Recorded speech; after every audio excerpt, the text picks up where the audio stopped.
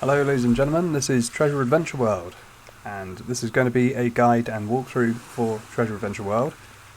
I'm going to be going through the game and picking up all of the collectibles, fighting all the bosses and enemies, passing all the quests, and eventually facing off against the final boss in what I hope is going to be a reasonably logical order. So if that's what you're in for, there are links in the description which will take you to various points through the video, sectioned off by what I'm actually picking up at the time. But without further ado, let's get into the world and get started. Okay, we're away. So the very first thing we have to do is receive our first quest. Our first side quest is given to us by this grandma up here. So visit Grandpa on the bluff. To do this we're going to need to find our hook because we have a little stump on the side of our arm. It's hidden in here. And we need to escape from this location and then we can make our way over to the bluff and then up to Grandpa. Inside the path up to Grandpa we've got a couple of secrets that I want to show you. There's one here underneath where you enter. And a bit further up we're also going to have an opportunity to get some specimens, although we don't really know what they are yet. In addition to that, there is another secret here before we actually reach the top, and a quick puzzle. A quick puzzle that involves you hitting a switch from the other side. Anyway, first we've got a secret under these spikes here.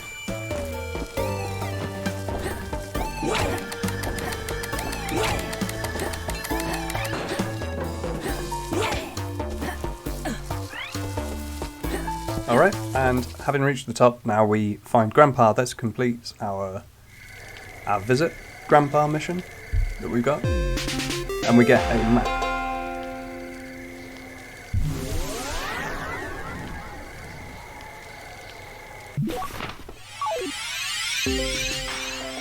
Okay, next step is to return home and get our next set of instructions. But first, I just want to show briefly these few coins here, and you can dive down there and get into the shop in order to steal this guy's chest, which he keeps down by the shop entrance here. Now that we've got our parrot companion, we can pick up the controls scroll here, which just obviously shows you the controls of the game, and we can pick up our second side quest from Matty. Matty needs a crystal. She gives you a clue as to the whereabouts of this crystal thing. We need to just come up here to this place here and get our parrot buddy to let us in.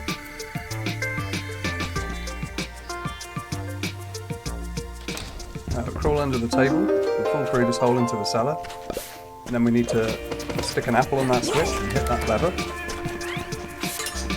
And then shepherd this crystal back to Matty, who's waiting on the dock.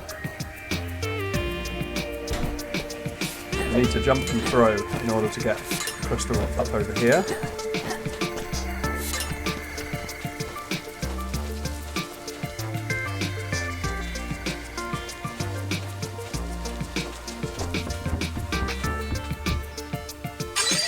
Okay, that completes that side quest, and we get a boat.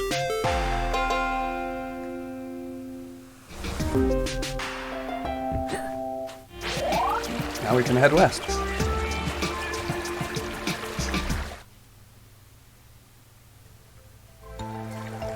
So, reaching any body of water that's not the island you start on, you get this NavPearl thing. That's our first NavPearl to the sail. So now we need to make it to land and wind our way up the tree. Or at least some of the way up the tree.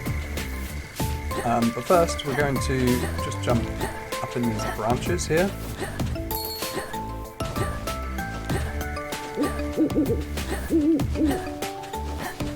And from this top one here you can jump down to just about there anyway.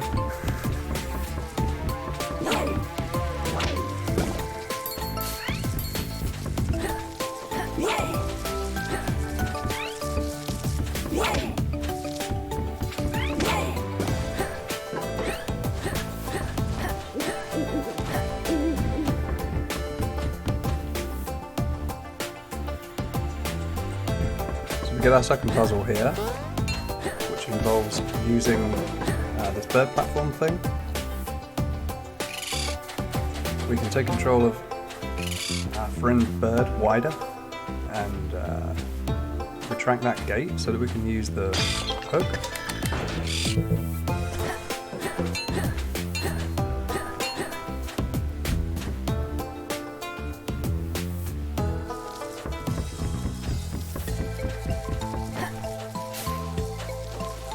These are brawny red spiders down here. It's worth killing a few now, just because really want to get 6 animal specimens before you reach a particular part in the story, and these red spiders are one of them.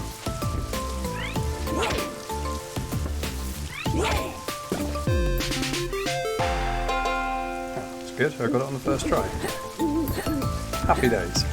Alright, we can also reach this chest fairly easily by swinging on vines.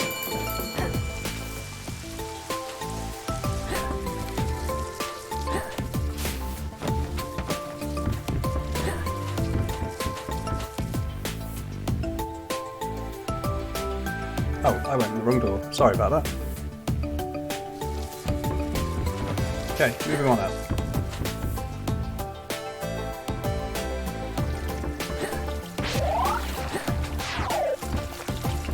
We've got here a room full of spiders that we can find ourselves over there, behind this mushroom. There's actually a secret passageway down here.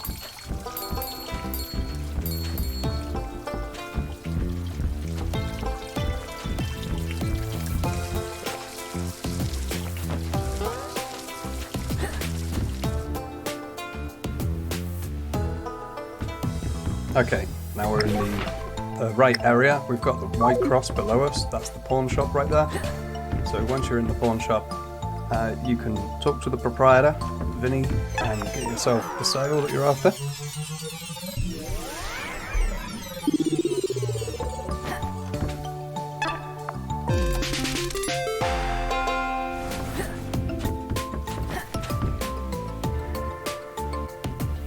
And at this point we get instructed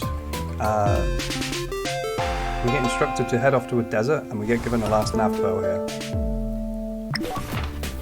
So we're going to head there forthwith. Okay, back in Cargale, things are definitely amiss. We've got spiders out in the day. And if you talk to Granny up there, she will actually tell you what's going on, or at least that there's something going on. This is an optional boss, although because we're doing 100% completion here, we'll obviously be looking to take the guy out, as well as buy this hat from the shop here.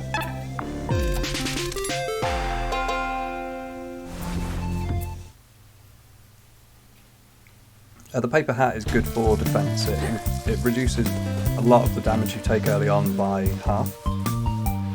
So, Mayor Guttridge's daughter is missing, which takes us into here, and where we couldn't previously go, down into this sewer right there.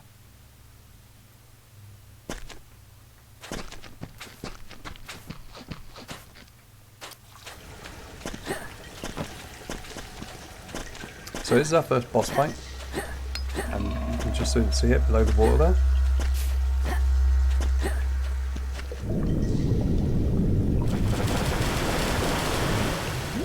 So right above where I'm standing now, there's a chain with water coming out, a bit of crack in the pipe. We need to get up to that ring, or those rings, and pull them down. And in order to do that, we're going to first have to dodge various attacks that this big fat monster thing is throwing at us. He'll grab us like that, and then we jump repeatedly to jump out of his mouth, and then we can, usually at least, find some kind of a hook to get us moving. Similarly here, standing next to the tentacle at the back, away from him is pretty good for a tactic, because like he barely hits anything.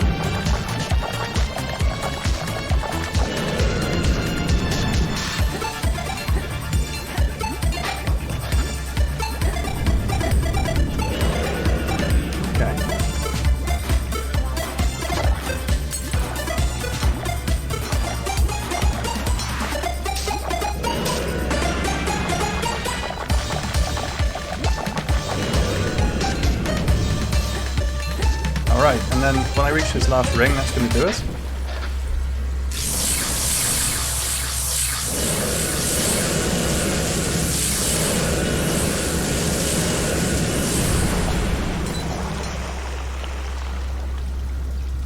That is the first boss done, and it also gets us a golden apple.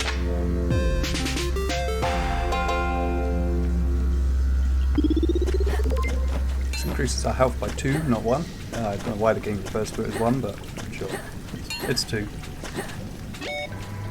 Anyway, we go back up here. This brings us out in the toilet in the middle of town, and then we can cruise on over to Mayor Goodrich to finish that quest. Before I do, there's a letter here which says the combination to open the chimney is 123531.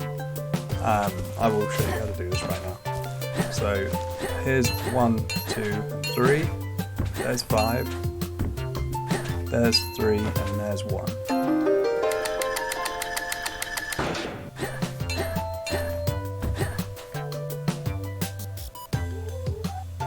This gets you into the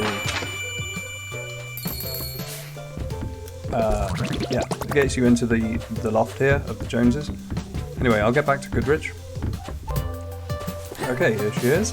And we don't actually get anything for this, we just complete the quest and then we can move on again.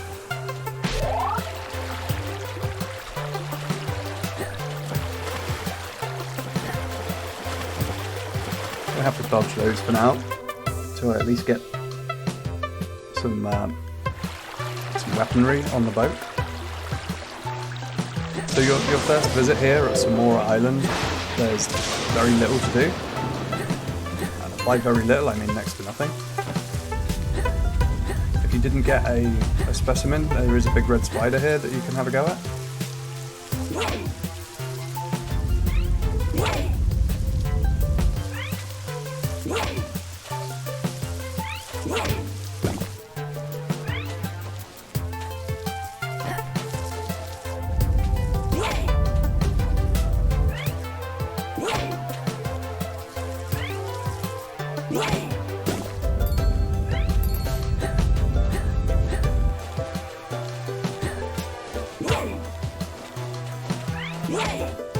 There's also a bee here, and we do need to kill a bee. That wasn't an intentional pun, incidentally. Up there is a save point that you can use.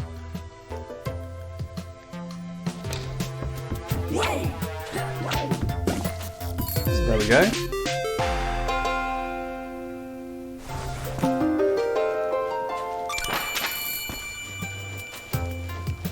So there's a secret right there. Maddie's got a quest for us, but we can't do anything with it just yet.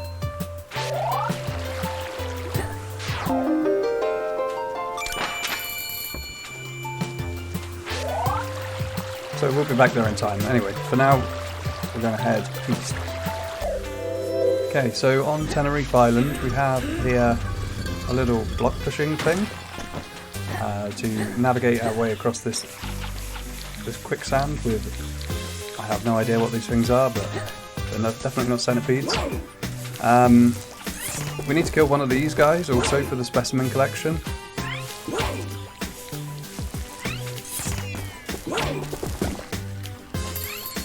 There's not very many of them, but they do drop their thing reasonably frequently, so it's not worth farming the one guy right there. He's difficult to get to.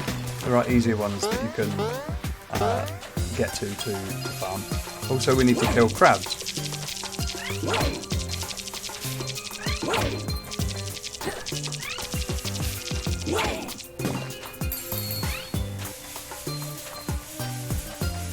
Okay, so this is the first incidence of Jack the cat. We get a side quest, Where in the World is Jack?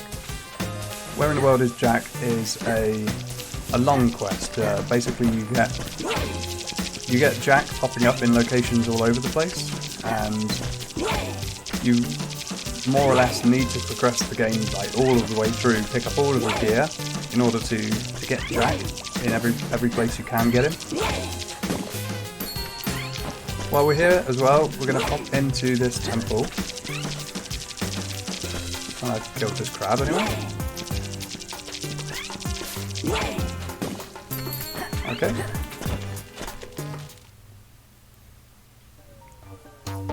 This temple is not exactly symmetrical, but there's two halves to it, running down the centre.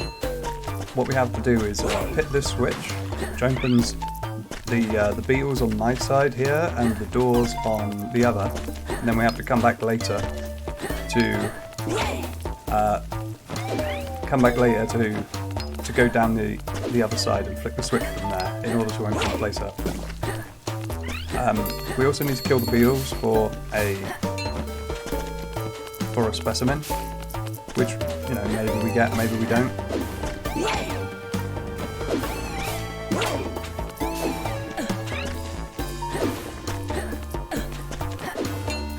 There are easier ones to kill than these, in fairness.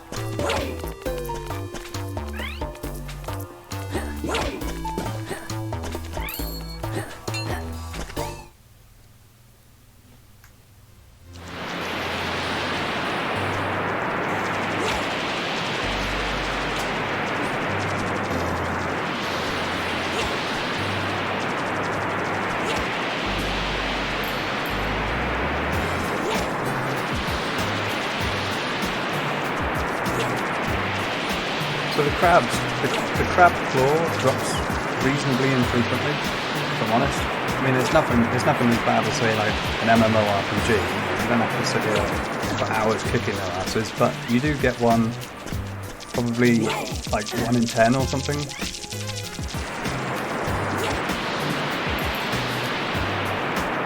And there aren't too many places where you encounter them.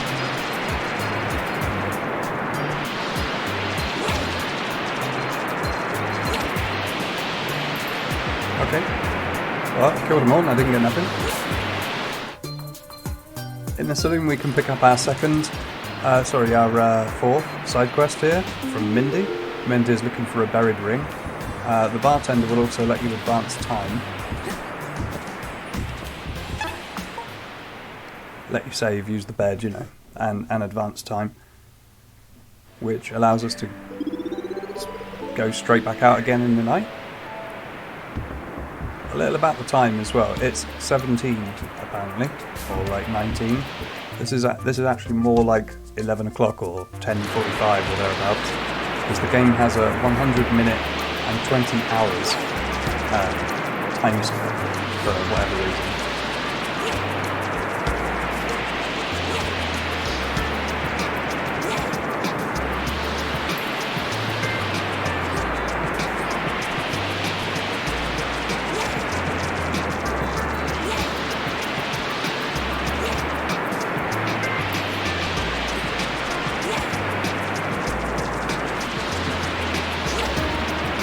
Scraps that we go out to get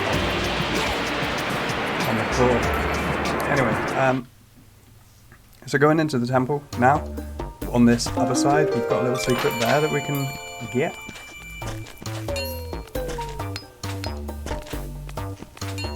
More beetles on this side, and another one of those things. So these two are particularly easy to kill off.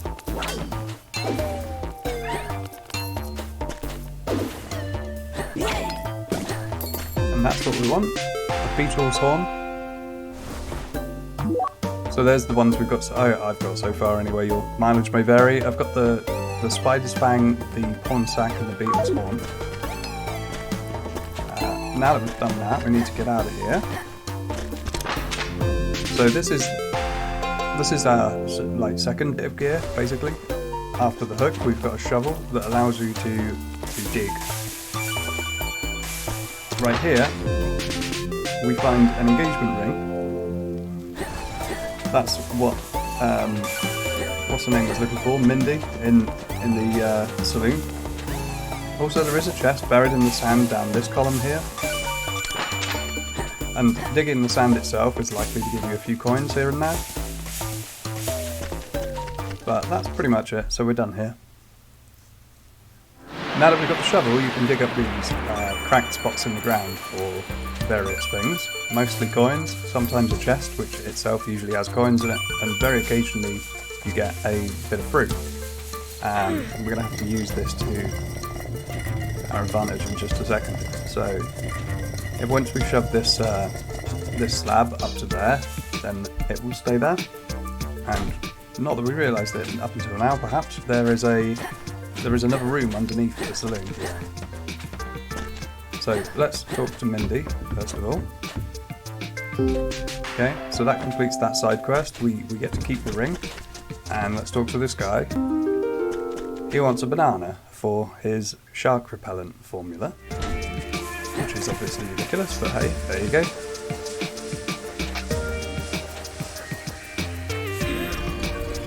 Okay, pushing that little slab out of the way allows you to get back up here without having to go through the saloon. And I'm afraid it's more crab time just for the minute.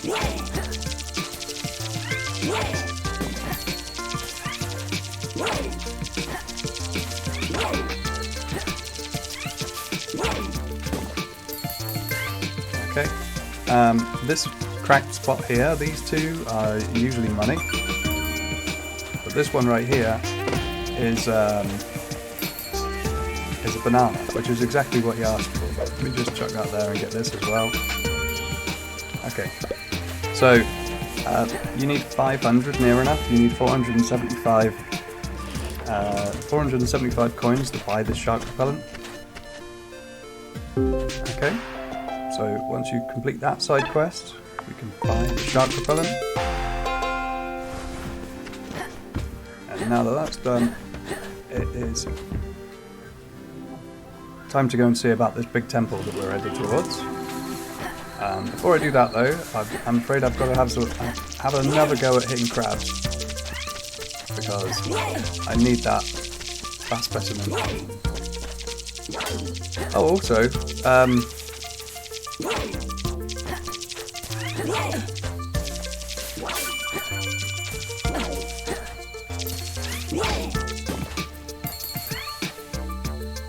there's a very suspicious looking slab there.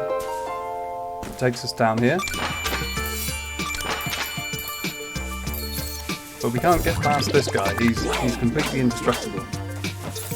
So for now I'm not going to be able to deal with that red chest.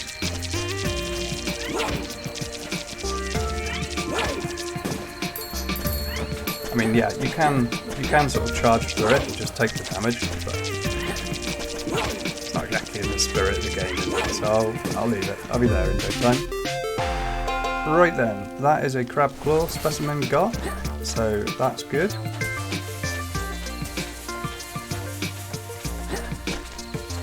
So what we're going to do now is head over this way past these two crabs to here. But before that, there is a secret hidden down here.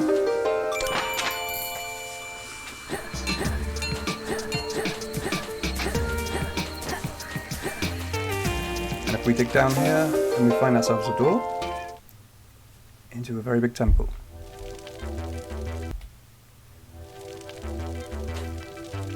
Okay, this is a large temple. First of all, we have to work out what we're doing here.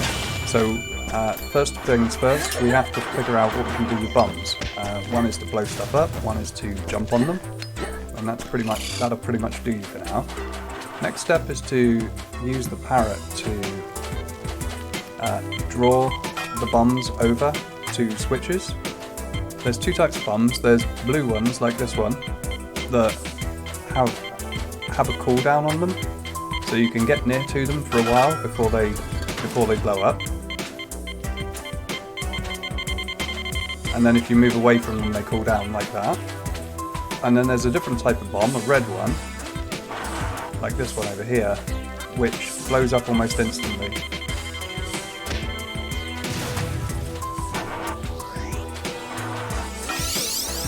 Which we can carry with wider. And we need to blow up that cog down there, so that comes across there.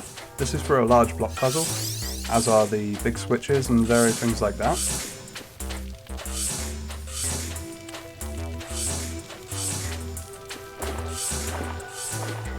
And the large block is up there, so first things first, we're going to have to draw this one. The trick here is to hover above it on one side and then dive down like that. That gives you enough distance away from the thing that you don't set it off. If you don't do that, there's a good chance that you'll actually set it off before it sort of follows you and you can get away from it. Once you've got it over to the switch, you can leave it be. That lowers some chains, and that's all we need to do with the parrot for now. Next step then is to climb the chains where we're gonna find a journal page number 1, which is over here somewhere.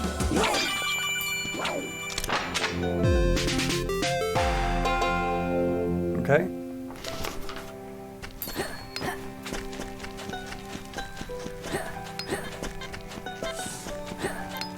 And next up,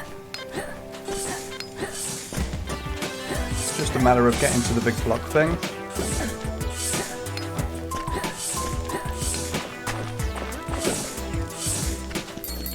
And then pushing it all the way back down to the bottom, so I'll see you at the bottom. Oh yeah, one more thing I completely forgot. Up here we've got a secret little stash. Anyway, I'll see you at the bottom. Okay, and now that the big block thing is at the bottom, it opens this door here, and we can find our way past this big blue slime thing.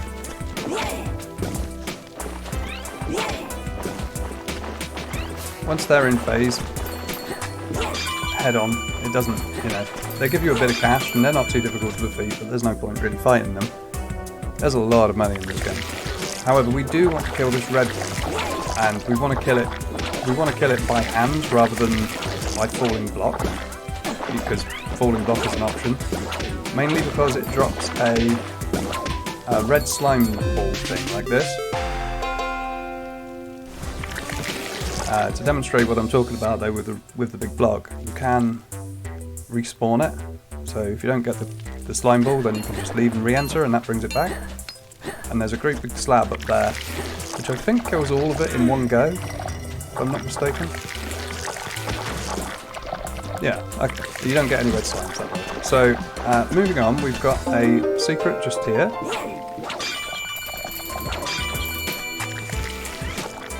And then we've got a blue bomb, which we need to bait over here.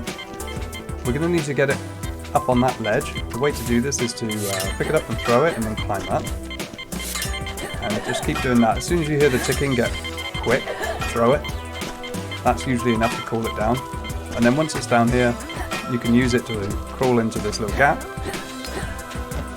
and make your way up to a golden daikon. I'm not sure if a golden whether a daikon is really a real thing or not. I suppose it probably is, but I've never heard of one. I've never seen one.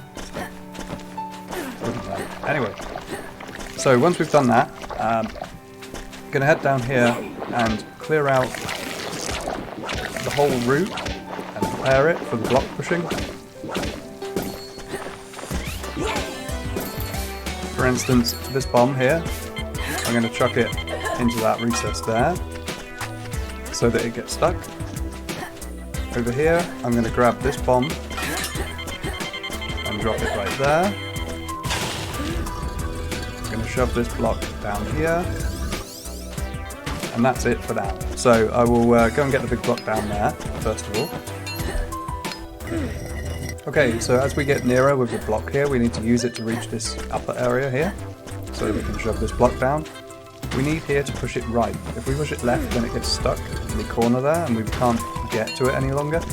And we need it for these spikes down here, so that I can push the block in safety and get some purchase on the ground, or at least on top of that, on top of the smaller blocks there. Once that's down, we can shove it to the left, and we'll see a big switch thing come into view now. The open gate on the left will close, and the one on the right will open.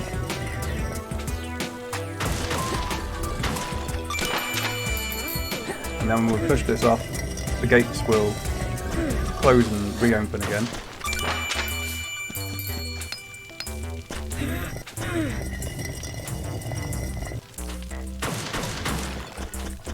And then we can go and face off against our first boss. Second boss, because we've already done the slime beast thing in cargo. So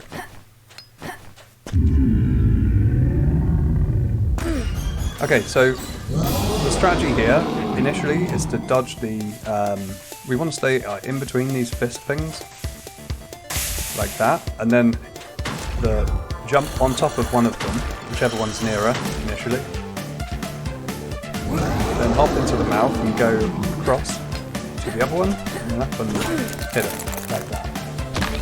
Now, if you hang around on a wide-ish area, then you should be able to bait that move there, and then you can get on top of the nearer fist like this. Go through the same motion and get a first hit on the other eye.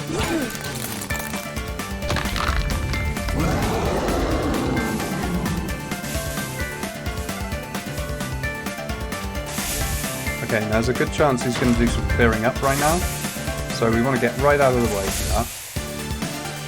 That should level the entire middle, apart from one block, which you'll want to dig, because if you don't, you could get trapped on it.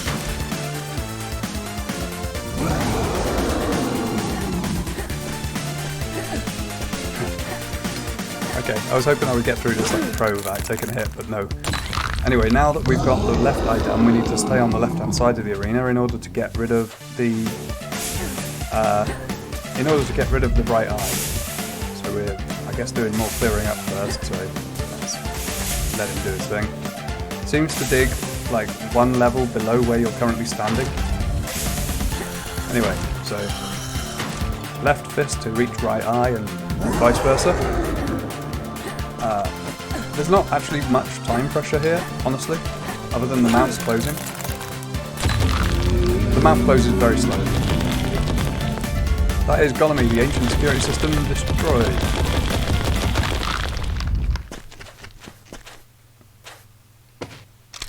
And we received the first of the treasures that we need in the game. It's the Orb of Revelation. Next, we are going to find ourselves in an underground room with lots of bananas. Lots of mushrooms. So, here is how you get the banana Numi, right here.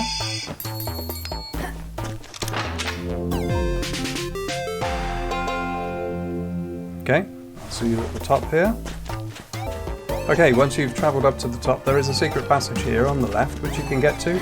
And also, doesn't do a good job of telling you, but if you press down and B, or just down even, you can drop down to get that chest there.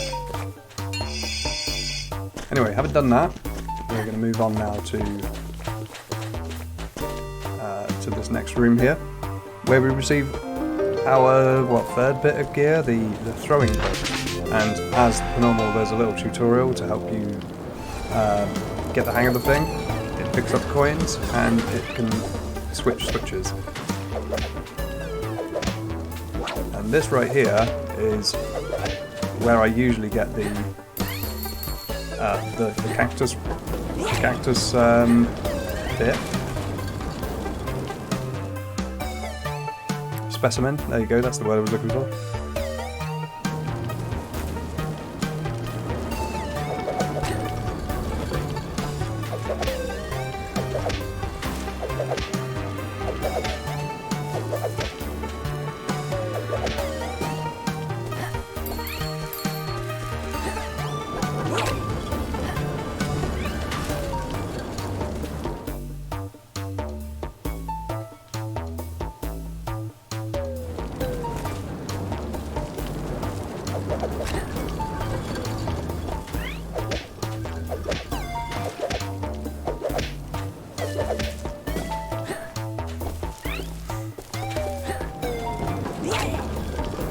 Yeah, there aren't really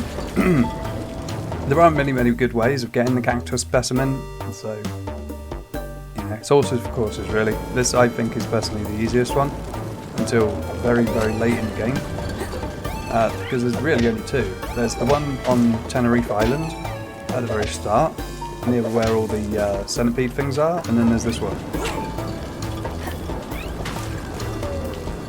So given that there's only two, and given that you don't actually see one anywhere else until like pretty much the last act of the game, you've got to get one of them. This may as well be the one.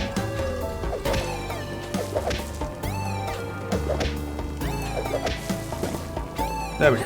So, Nopal, apparently. N-O-P-A-L. Again, I don't know that I've ever heard of a Nopal, but sure. Because I've already got the grab, I don't need to mess around with these.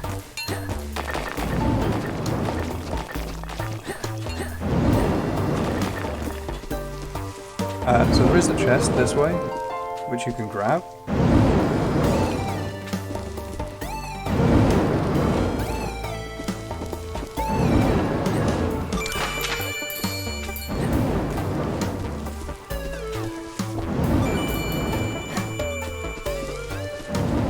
And this red chest, I will show you another little secret before I pick that up. So first of all, get yourself up here onto Collegial Island here,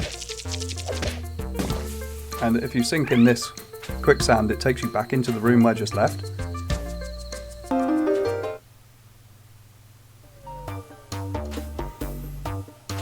Where we find a chest. I personally think that this chest and the red one are in the wrong places. They should be the other way around. There's even a hint that you get later in the game that tells you to check under the sands of the island that we're on. Anyway, that's NavPearl number whatever 3, I think. The cane. Actually, it might be 6. Thinking about it. There are a few coins that you can grab here as well. Up high on these sort of slate platforms.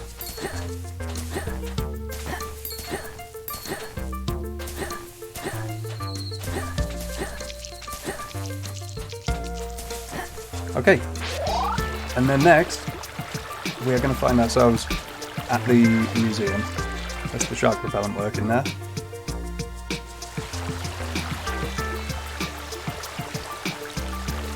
Once we reach the museum, we're going to have to do a couple of bits of story and flashback and so on, so I'll cut in when I'm heading into the temple down there, so that we can pick up the lockpick NavPearl and also the treasure detector.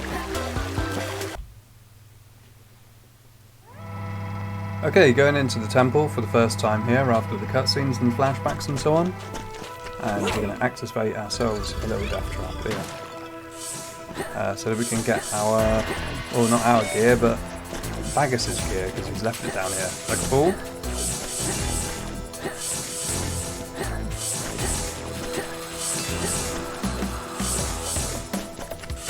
Okay, so the first thing is the NavPearl for Lockpick-Kit that we pick up here.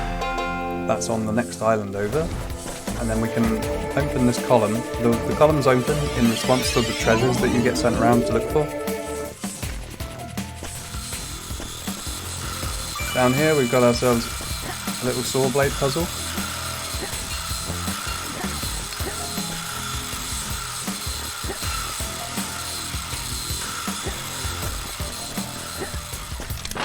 And then this thing which acts as a hot and cold compass type affair.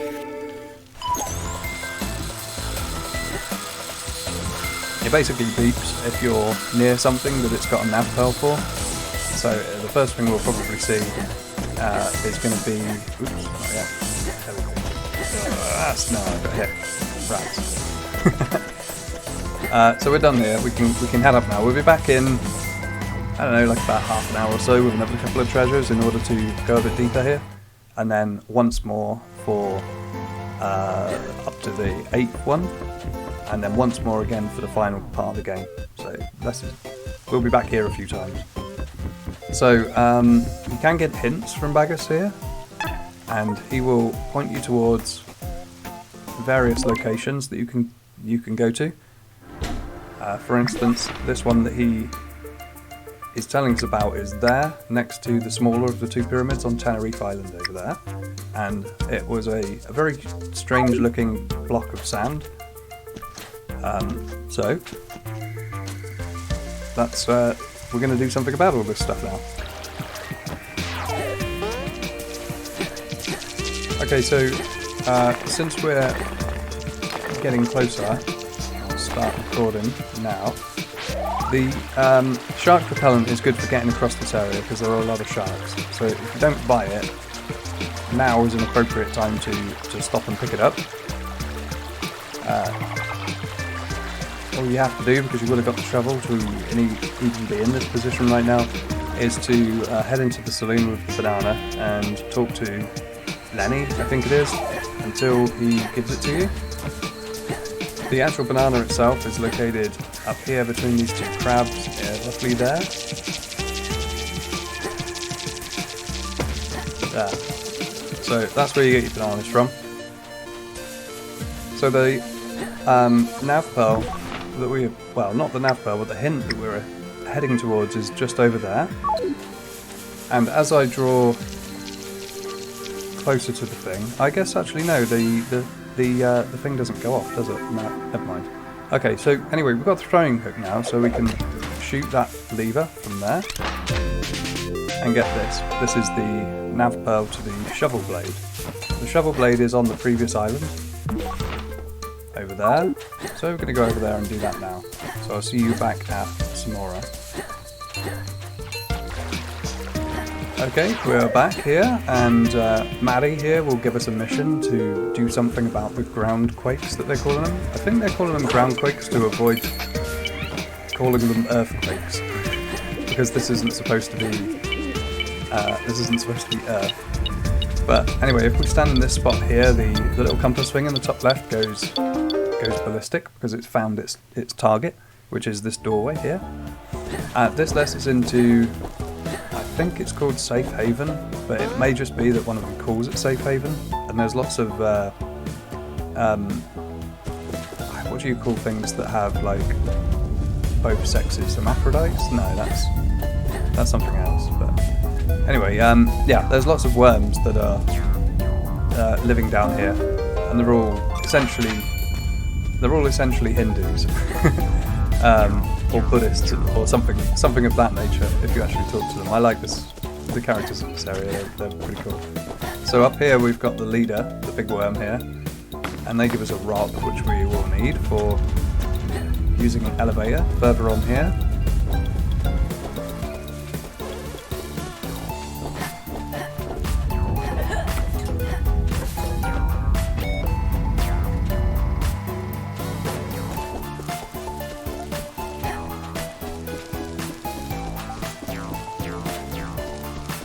And this worm in particular is a real grumpy bugger. So exploring the world is against the rules for safety. The outside walls cruel. The best way to achieve enlightenment is by keeping far from distractions rather than avoiding them, for instance. It's bad enough you came here a stranger, so like being hostile to strangers and then telling me to go away, so ostracizing. It's practically the embodiment of everything that you can't believe if you're a genuine Hindu or Buddhist or something like that. So anyway, we're over here. We get another little side quest here from this pill bug to look for money, and really this only serves to get us out of the room, so that the block that we just pushed in order to get here is reset, and we can push it in the other direction, like this. But since we're here, and this is 100% complete playthrough, then I will go through here and find Ollie's money. So there's a few straggling coins lying around. There's also these hedgehog things that you can't do anything about other than avoid at the moment. And to be fair, at no point in the game when you're actually up against these guys do you have any way of really dealing with them. So they're just a universal pain. Here you want to stand right on the edge and jump and throw and then follow it. Otherwise you'll drop it down and you'll have to go back through the area again. And then Ollie gives you an explosion of money, which is very nice. Thank you very much, Ollie. If you are short of money, incidentally, in this area, you can hit the green crystals in the roof. The fireflies like this one don't do anything for you, but there are a few things you can hit for a bit of extra cash, and that is practically everywhere. So for instance,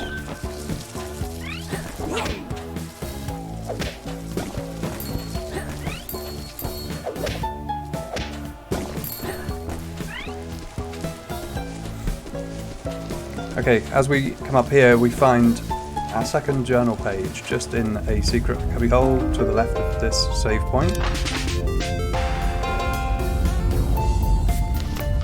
There we are. And we start getting a signal for the shovel blade, but it's not quite strong enough just now, and we have to go this way first.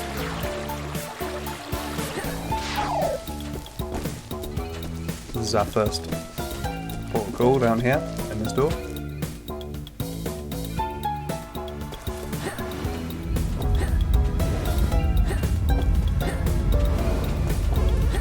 So first things first, jump over all the spikes, hit the switch.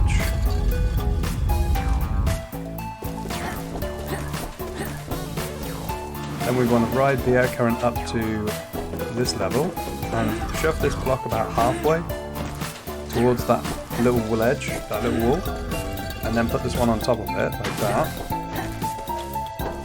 Then you're going to need to push this one a bit, come down here and push this one.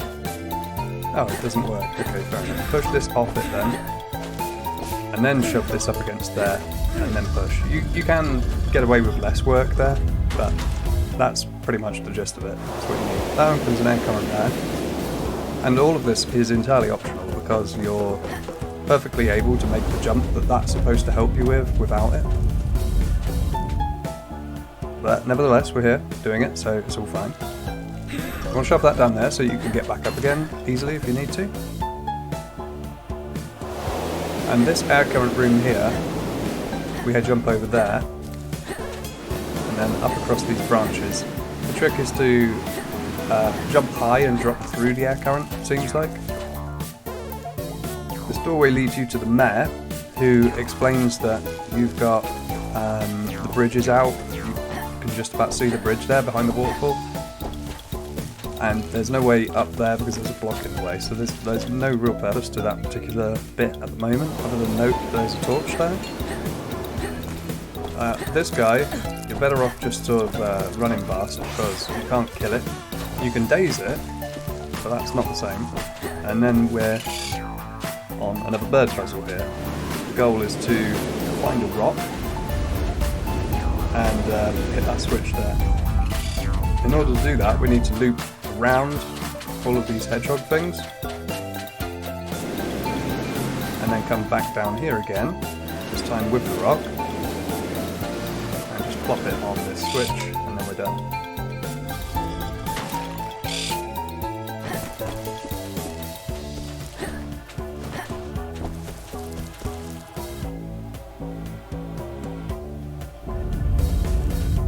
Okay, so if you drop down there, you can push this rock out of the way so that you can actually return from where the mayor is if you wish to, which is useful for access in the hat shop. Although technically speaking there's no hat in the hat shop, it's the quickest way.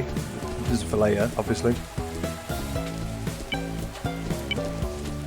Okay, so once we get through this crawl space and drop down here, then we see our first incidence of vines covering the way. But first of all, of course, we need to go into this pawn shop here and sort out this. So we've got over there a red chest covered by a door with switches, and there are several switches. So, also the silhouettes here drop cash if you want cash. So do one block at a time, because if you drop one block onto another one, then both of them will be immobile. The way to make this jump is from down there on this ledge. Then you can get up here and shove this block down. The route is reasonably important, honestly, for these blocks a lot of the time. If you go the wrong direction, then you end up having to start over again. They're not too complicated, but you do need to pay attention a little in order to just make sure you get it.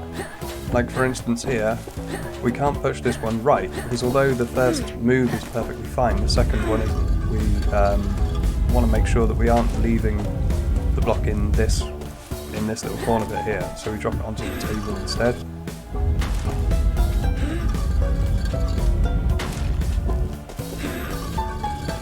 Okay, and with that we get access to the shovel blade.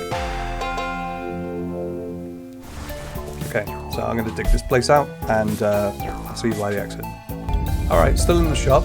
There's one more thing I forgot to mention, and that is down here there is a secret chest hidden away in amongst all of the other chests and whatnot that I've been digging up. There's a bit of fruit over there. But we're basically done here, so we can leave now. And at this stage we are prevented from really doing anything more. We can't get through there, we have no way of projecting fire in that direction. Also the bridge that we can't fix right now is connected to a windmill, which that idiot over there has installed to fix the bridge. So the last thing we can really do in Samora for now is to investigate this room, where a windmill is powered. The windmill is being powered by air. Sort of points to what we can maybe do later. So what we want to do here is climb down all the way to the bottom here, crawl out of that space there, and just make sure we can get back in without going through all of the caverns a second time. Just make life easier going forward. So come down out of this hole here, and this is going to put us on back outside in Samora. Beautiful. Next step then is to head back towards Numi. Alright, back at Numi Island. We are now on the hunt for whatever is over this way. One thing that we're headed for here is this Lockpick-Kit. We've got everything else thus far, and while it's true that we could have gone back to Cargale Island and AngelOak and probably found some use for the shovel, we'll be there, you know, in due course. Nothing is going to be leaving. First things first though, we have to deal with these two fools. These are Roelof and Lugus, a couple of cosplay pirates. Here's how you beat Roelof and Lugus. Just just sit here. And eventually they get bored and go away. Oh, I actually got hit. How about that? I had assumed that was a perfectly safe spot. I guess it's just a nearly perfectly safe spot. I'll take that anyway. Right. Once they're out of the way, we can get on with things and find ourselves the Lockpick-Kit, which is in a little sort of secret cubby hole on Sulphur Island here. You actually need it in order to progress past, in the same way as you needed the shovel in order to get past Tenery. So early on in the game, there's quite a lot of sort of progression gates that you need to pass through. Your Lockpick-Kit is up here, through there, and then again through there.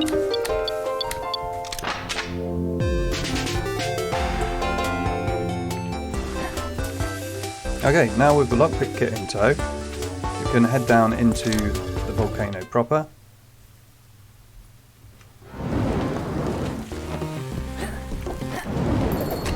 And I will attempt to do the pro move, but I think I'm probably going to fall off. I don't have that much luck with it, honestly. You need to get over there and under there. How about that? I did it. Excellent. There's a bat up here if you haven't got the bat wing specimen yet. And there's also a quick secret that we can grab here. Really throwing that star fruit at me. Here we're stuck, basically. We can't go up there just now, and we can't cross that sea of lava, so we are now up here anyhow, and there is something in here we can get to. So this is the location of the cannon NavPearl, just inside the base of Sulphur Island right here.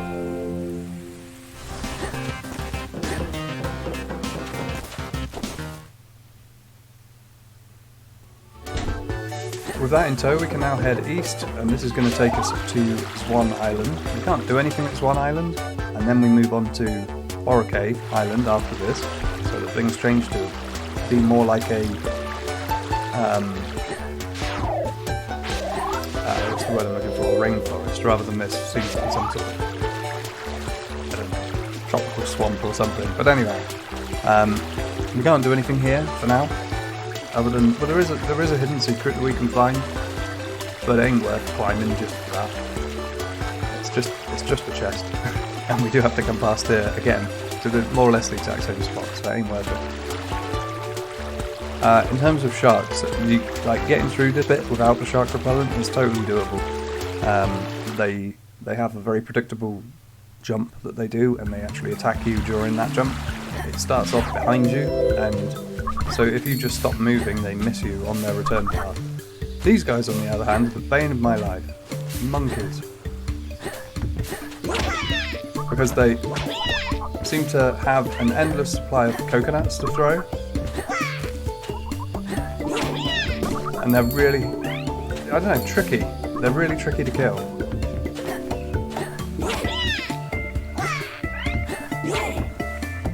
Like if they're not out of range, they seem sort of really good at throwing a coconut at just the right moment, just the moment that you're about to let fly with an attack, and so your attack just ends up hitting their coconut instead of them. These ones you can reach with the throwing hook, but again you've got the same problem of they move so quickly that good luck actually hitting them with it. And then they knock you off things. So yeah, they're very frustrating to fight, these two. Well, all of them are up here. All of the monkeys. Screw monkeys is the answer to this next section here. Screw monkeys. Well, don't screw monkeys. That's probably how we got some of our third world diseases, you know. Anyway, you can hit them with. You can hit their projectiles and you can hit them. But your hook thing goes so slowly that you can... Yes, there we go, right. So, on the floor, somewhere down here, or actually on that ledge up there, there is what I was after, which is the specimen related to the monkeys. It's the monkey's tail.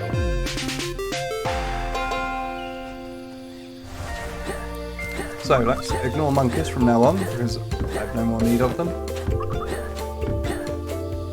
See if I can get this guy to attack before I commit to jumps. There we go. Alright, so that red chest up there is reasonably easy to pick up. You just jump your way up this lot here. And then on these ones. When you reach this high one, let it fall a bit and head to that one, and let this one fall a bit and head to this one. It makes the jumping easier. This is a NavPearl for one of the treasures, the ring. And once you pick that up, then when you come down to the forest floor, you can actually use this mushroom thing, which is sprouted now, in order to climb back up a bit easier, so you can kiss goodbye to all the monkeys. So for this bit, we've got here a treasure hidden in a huge volume of sand. It's around about there, and this is a cannon for the boat. There is also a chest in here somewhere. I think it's down this one here. But I can't quite remember. Maybe it's on the next one. Okay, maybe it's in this one then. There we go. I knew there was one there somewhere.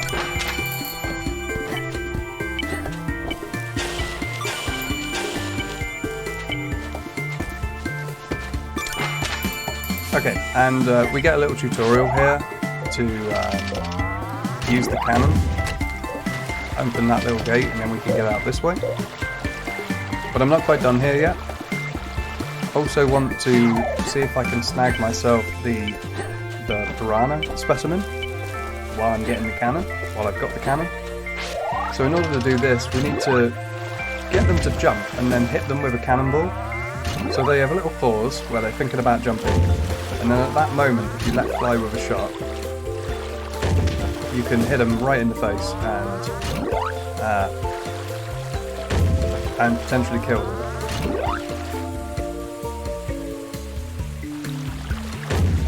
But this one seems to be a bit low, and so its jump isn't really breaking the flight of my cannonball, which sucks. But there you go. what can you do? Now that we've got the cannon, the other of the two mushrooms here is spawned, so that we can get up again.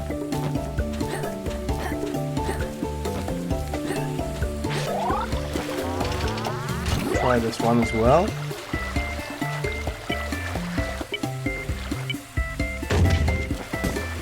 No, okay, fair enough. Eventually I'll get that specimen, and I'm going to have to keep shooting things until I do.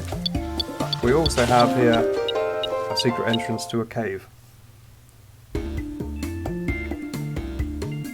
Okay, in the cave then, we've got a series of waterfalls, underground waterfalls. First, we're just going to signpost up here that there is a cave exit here, where you are blocked by Simon here, who doesn't like humans.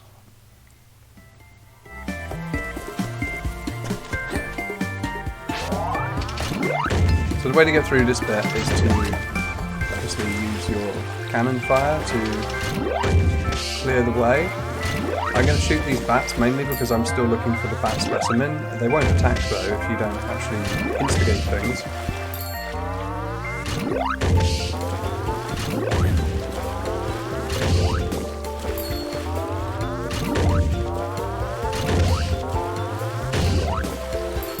Okay, looks like I didn't get one that time around.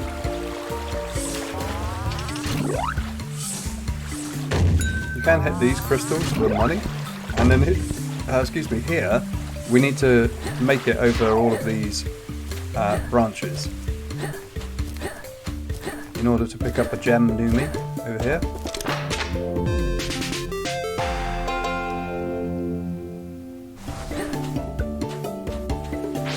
In this bit we get another chance to shoot piranha, so I'll be having a quick do at that.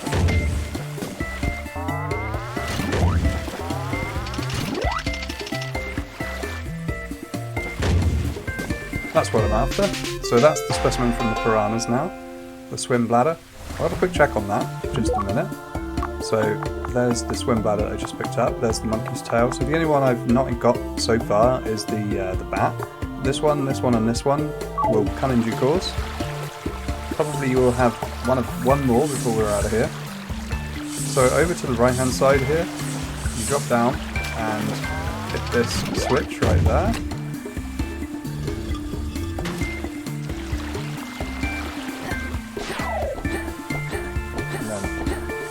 Up. Climb back and make your way across to here. Drop down here. Here's a technique for dealing with crabs, other than shaving, of course. And here's a technique for dealing with two crabs. There we go. Now this is a timed door, so you want to time your shot for when the pike moves up. So now,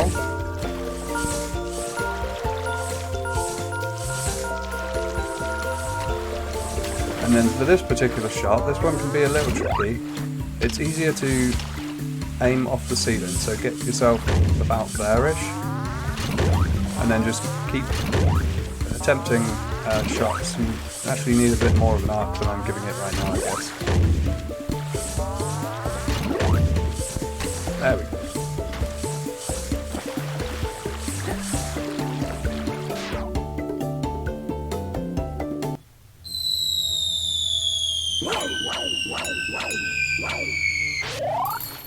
Okay, so we chat to this guy and we get another side quest. This is travel by portal. He opens this pink swirling or this purple swirling thing, and it will take you back to the cave entrance right back at the top of the waterfalls. You don't actually want to go through there, neither to go back there or to finish that side quest, because that won't actually do it anyway. This is some kind of snapping plant thing, and killing one of these will yield you another specimen, or rather, killing one of these may yield you another specimen. Not necessarily the case that you'll get it. That one's pretty easy to deal with. The next one over here is pretty tough to deal with. But first of all, I'm going to show you a secret down here there is a little elevator here, the use of which, if you happen to need to use it, will be pretty obvious. This one is much easier to take out with hookshot than anything else. And there's the specimen that we need, right there. So it's plant phlegm, apparently. Keep moving in this sort of a direction, hopping over these. There's nothing really of interest down below. And then when we get to here, we need to knock this barrel down. The first time we've had to use a barrel, but there are a few in the game. Up here we've got the Wakenda Numi.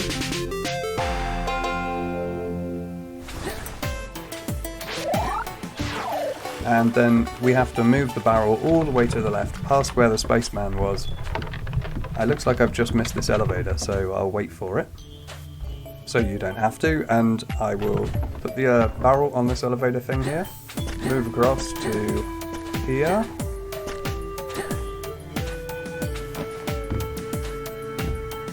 And, oh, that was close. In fact, I don't think that I'm going to lose that, I think. No, I just about got it back. Okay, fair enough. There's nothing special about getting across this bit, other than if the plant is still alive, then you have to dodge its shots. And similarly, that elevator there will help you if you fall off of this next swinging platform thing here. I don't think there's any way of actually balancing this at the top here. It's either falling off the edge or it's heading back down the slope. And then once you're over here, you can drop it into a little recess thing here and open this gate. Lastly, because this area is fairly difficult to deal with, it's worth pointing out that there are a couple of strawberries here. These will heal you for 4 bits of health if you need them. Heading further down,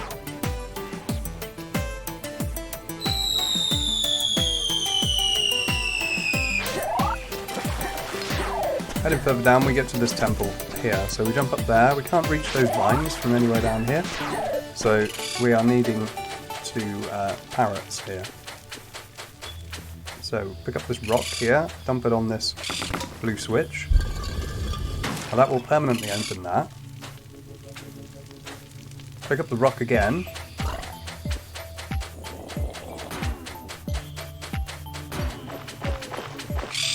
If you do get hit, like I just did, then your rock will fall and it will be wherever it was that you actually got hit. And we need to put it on that red switch there. Now for this area here, we have another green switch and loads of plants. There's a rock right there. So you're going to need to get past these pikes.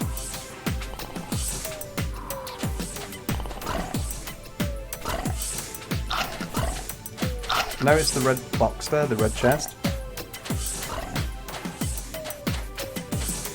Once that's done, you can drop the barrel, and then we're done with the bird, so we can head back to peep at this stage. Now we use the barrel to reach this ledge here that was previously unreachable, and we have to try and jump up to here.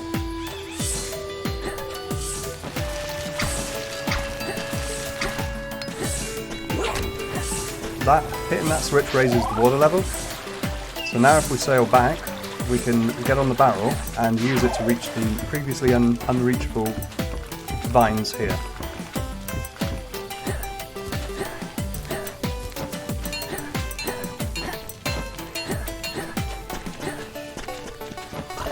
There's no reason to actually deal with any of these plants through here unless you're still looking for the plant phlegm. And when we get down here, we get ourselves a plant hat, and a plant hat makes plants ignore you, basically. So all of these guys, unless you actually jump on them, of course. So all of these guys are now passive; they're all asleep. This will come in handy a couple of places. Most definitely in here. Most definitely in a later section in this same area, and also when you go through the trial temple later in the game. Very handy in there. But other than that, not really much use. Still, it's got its place, and I was glad when I got it. Definitely. So last thing, get over to here.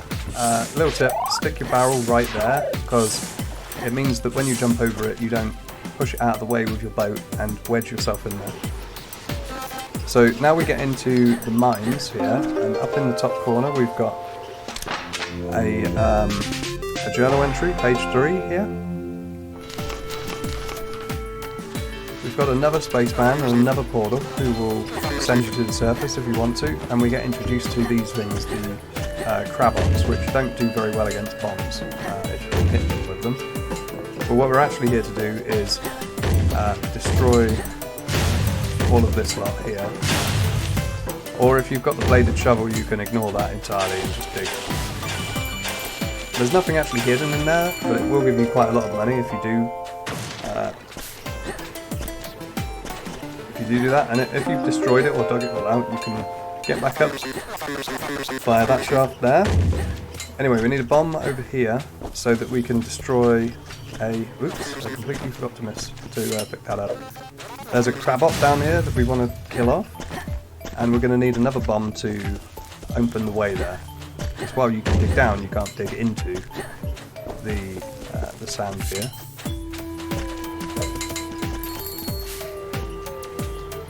That'll eventually go off and create a hole here. There we go. And then once we're in there, if you've already pushed the slab off, you can then push it further along to here.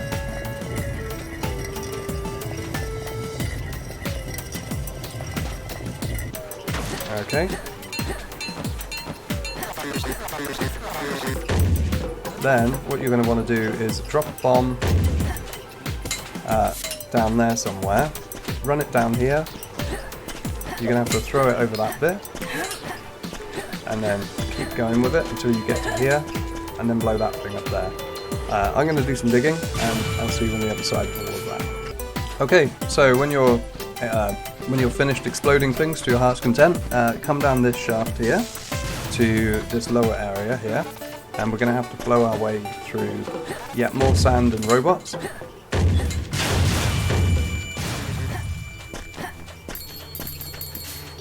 You actually need to use the cannon quite a lot here, so if you're an impatient sort of a person, then you can change the angle of your shots to give you a few options. Which one do I need? This one? There we go. And then this one? Okay, I've obviously gotten a bit carried away with the bombs here. I'm going to need a few more.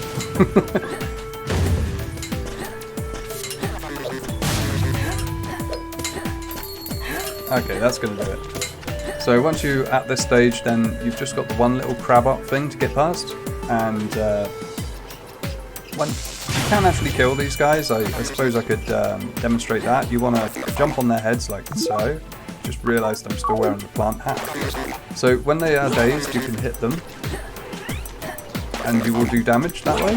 A couple of full power hits will get rid of them, and then you can find your way up to the save point and ready for the boss battle. Okay, a big empty room with not a lot in it. It can only mean one thing.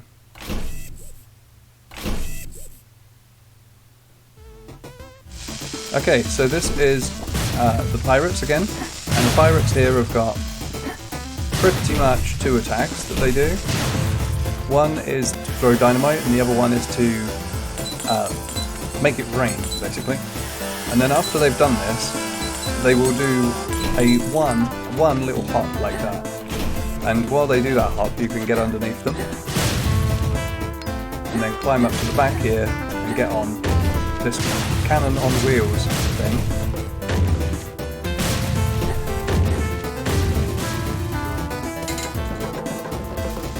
Okay, and then rinse and repeat. We have to hit them 3 times for this, and although the dynamite is reasonably easy to avoid, the stuff that comes down from the ceiling gets a little tougher as the fight goes on.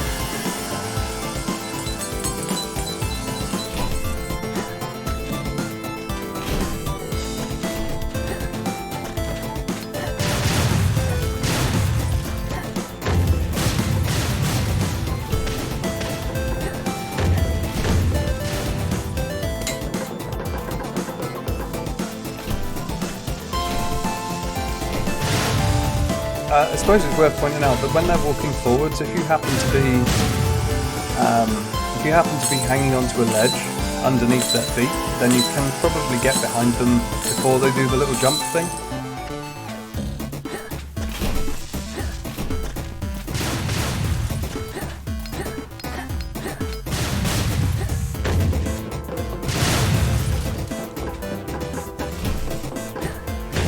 Okay, that's probably it. So there we go. So that's how you defeat these two. After this, we then climb up and find ourselves in a minecart area. So I'll get up there and we'll see what's there. Alright, so here we are. You can get a little money by hitting this stuff if you wish. And we receive the Gossamer Cane that we were heading for this whole time. It's pretty easy to lose track of what you're actually picking up, to be fair. So minecart, we can raise it up on stilts like that, and we can duck down inside it. So we've got 3 heights, and we can also jump while we're in the thing. And this is the moment when the plant hat really comes into its own, because during this area we are assailed by plants which seem to move along the screen with us. I guess what I'll do is I'll put this on first and show that happening, and then you can take my word for it that they don't trouble you.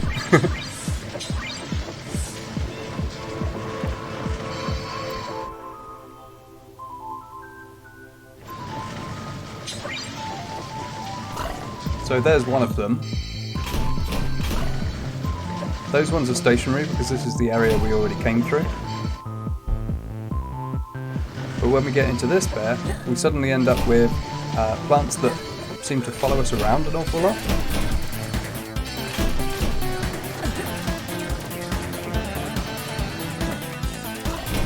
Like that one. As soon as you put the plant hat on, they seem to stop. And there is actually another one here somewhere. I may have already gone past it though, to be fair. That comes in from the bottom of the screen as well. Alright, that's it for plants. So put the paper hat back on. And in this next stream you can get a little health back if you've lost any. If you hit this one fully extended, and then if you lower down and jump into that one, then if you raise the minecart up and jump into that one, and then just crouch down for that one, then you can pick up some health on your way out here.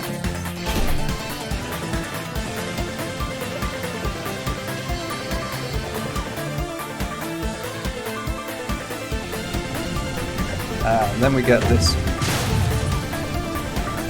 sort of weird section. I don't really count this as a boss. It's just silly. They typically only hit you once. So take that for what it's worth.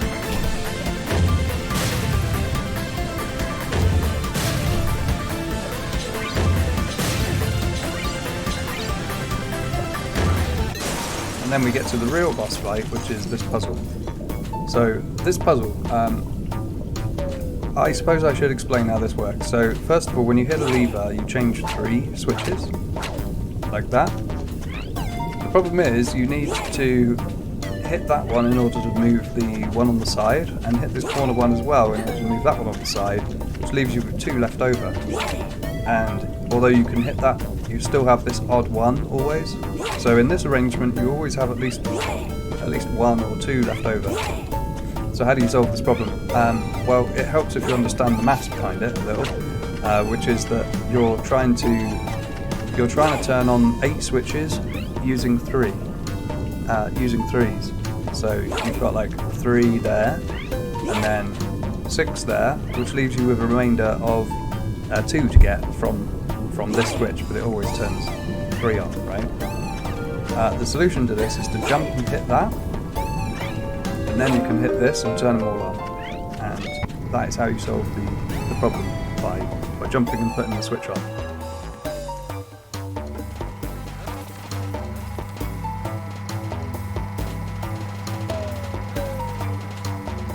In this next section here, we need to turn the lights on.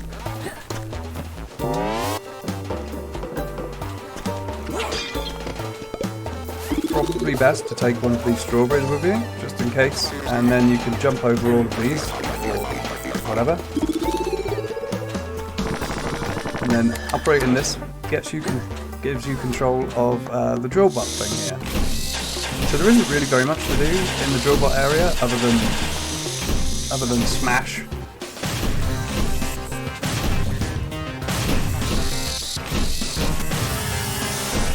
Like that. Although there is one thing which you'll want to be picking up, and that's in this next area here. Let's see how we get up there. It's basically just carve yourself a hole going upwards, generally.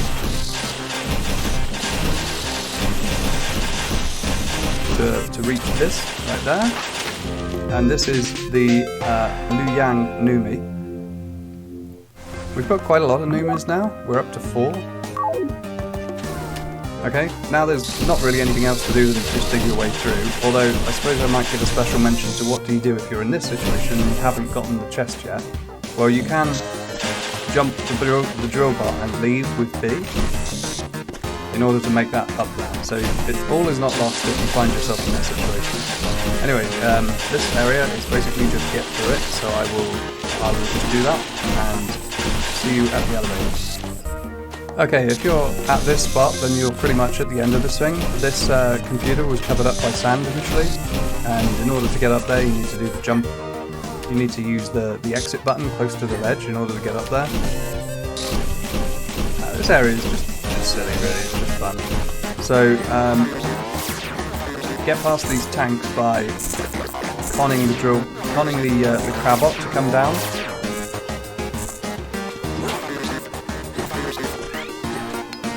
And then you're slightly less molested. You can actually stand on top of the tanks perfectly fine, so that's one potential option to get through that area. Once you've activated that computer, you're good to go.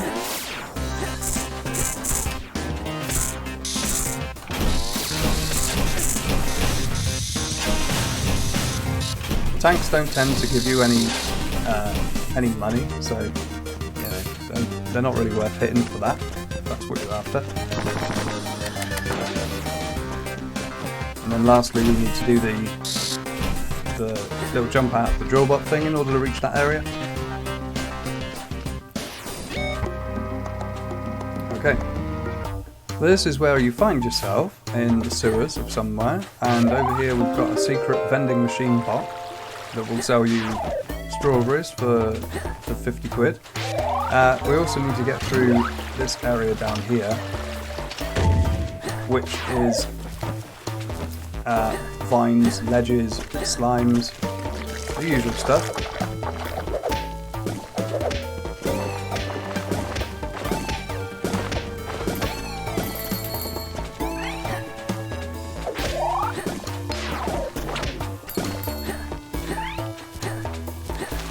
This particular ledge here, I don't like at all. I usually get knocked off by at least the green one.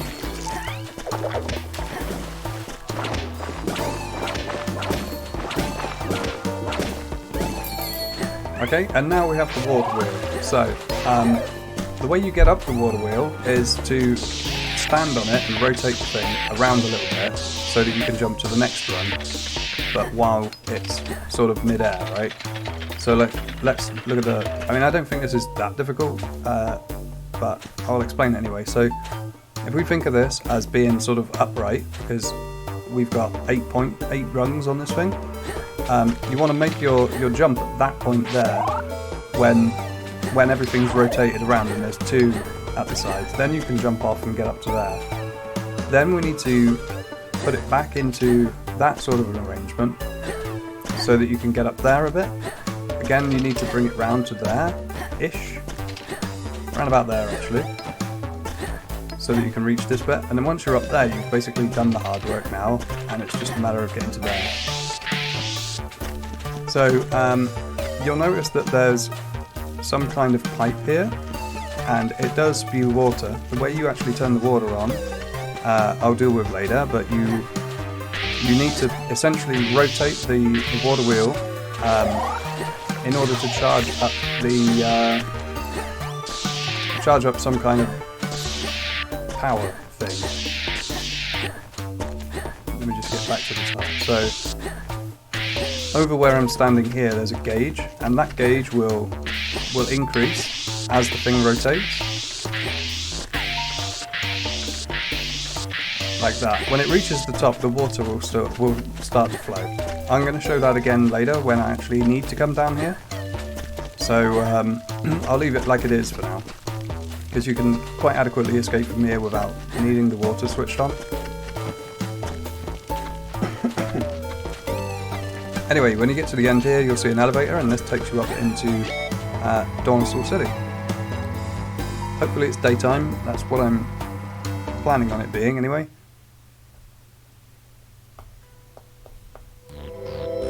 Alrighty. So, welcome to Dornosaur City. It's a big old place. Reasonably big anyway. So, first port of call to get ourselves some bearings. Over here on the west hand side we've got one of those swirling portal things that we can't use. And some guy called Eric who knows James, who stole our hook at the beginning of the game. But in here we've got the pawn shop, and this guy will give us a quest to collect Numis. He will give us a reward for 6 Numis and 12 Numis. There are 8 left, so I'll be coming back here at some point soon to get the first reward. There's a homeless guy you can give money to. This guy does nothing for you really. This apartment building allows you to save your game for free, and there's a robot there that sells you lockpicks for 50 coins a piece.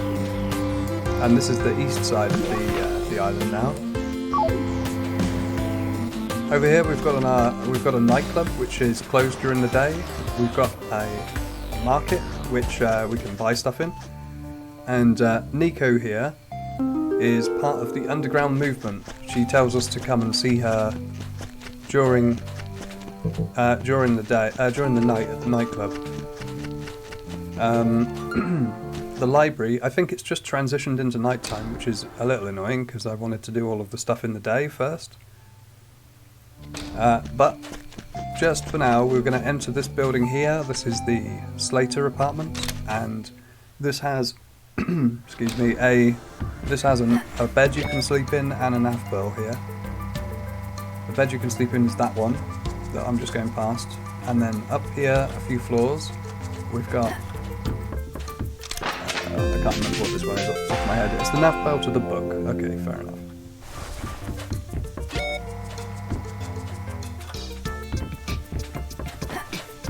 Okay, so I'm going to need to sleep until it's daytime. Oh, it's daytime. Fantastic. Okay, so leaving this building then, I want to check out the library now that it's going to be open and stuff, to get the mission off of this lady here. So that is to collect scrolls. There are scrolls around in the game that are sort of gibberish until you've spoken to her, and then because I haven't yet found out whatever is there in between the jungle where we were previously and where we are now, I'm going to go over here and discover this island.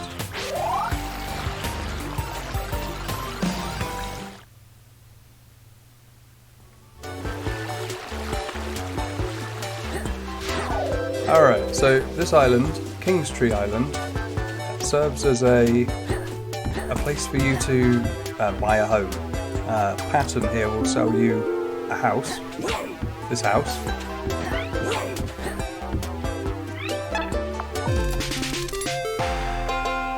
So there we go, I've now bought a house. Here it is. At the moment it's a dusty, cobweb-ridden mess.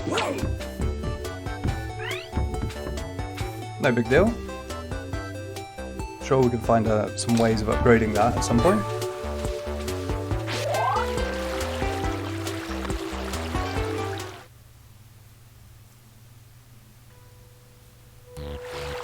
Okay, so back in Dornosaur City, we want to head to Globocore here. Globocore is the game's big evil company, because it doesn't seem like any game's complete without a big evil company. On the first floor here, we've got this chap over here, and this is Eunice. He is the guy who was engaged to Mindy back in Tenerife, but he works at Globocore and hates it. He's given us a concert ticket to the nightclub, so now we can get into the nightclub when it's night time.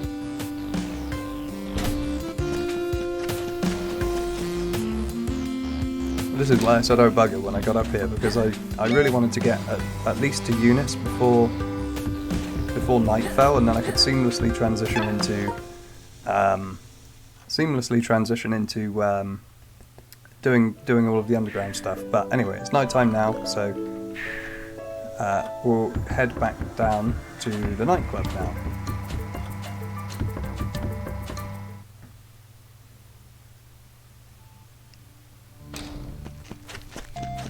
Okay, during the night, you're locked out of Globocore there.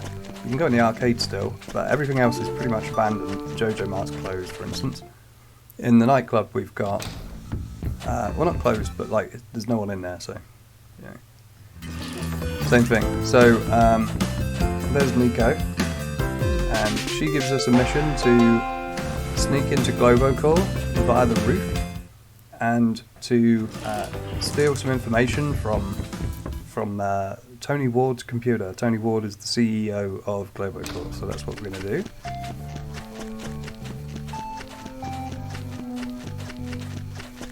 The way to get up there is a little tricky, I suppose. Probably about the trickiest platform in it up to this point. So you've got to jump from cloud to cloud here. The clouds sort of let you fall through them, and while you can jump at sort of like reasonably I think you've only got to have your head in it, but eventually it will dump you out and let you fall. So you've basically got to jump while you're in there. Once you've gone cloud to cloud up to the roof, then you can go into this vent here, and then we're inside the vents of Globocore.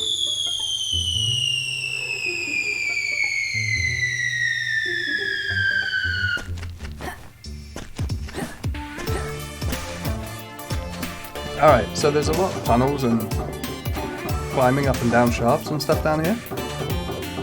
There's also hedgehogs, my mortal enemy.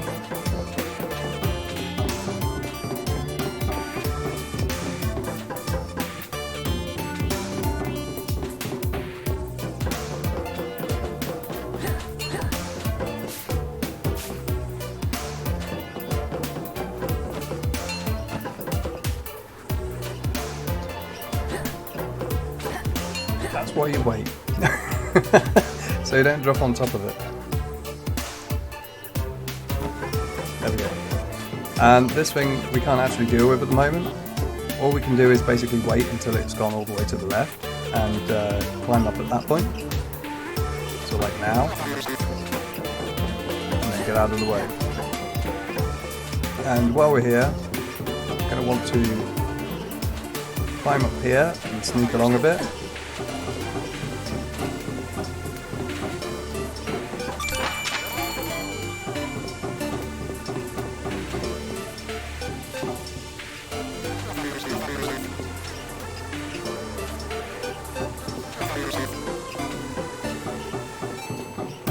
Okay, now after this, this is the page 4 of the journal, Bagus's journal here. And that one. I'm going to head back to that vent on the right hand side. And through this vent here, we've got ourselves another red chest, this time with a key card in it, that enables us to get free roam of the building. Where previously we couldn't open these doors, the red ones, when we approach now they turn green, which means that we've got access to all of the previously locked doors.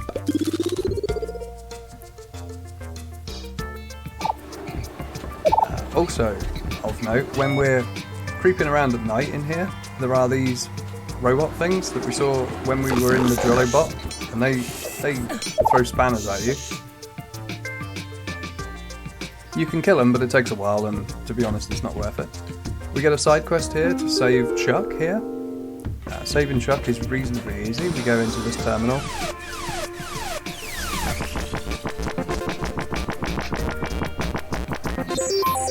There we go.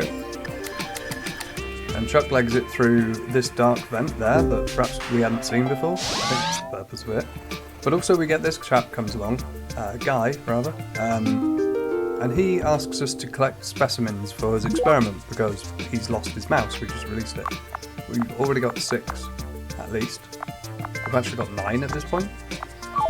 So when we speak to him again, he's going to give us a Globocore cap. And this is going to make us invisible to robots, more or less. So this one that previously was aggressive towards me is now no longer aggressive. This extends to the Crabots as well, the armoured ones especially. So for instance, that one down there on the left, with the cap on, I can now run straight past it without taking any damage at all. So this is basically the plant hat, but for robots. It doesn't work with tanks, and it doesn't work with anything that I've already shot, with my hook or whatever. Anyway, now we have to get past a tunnel of hedgehogs.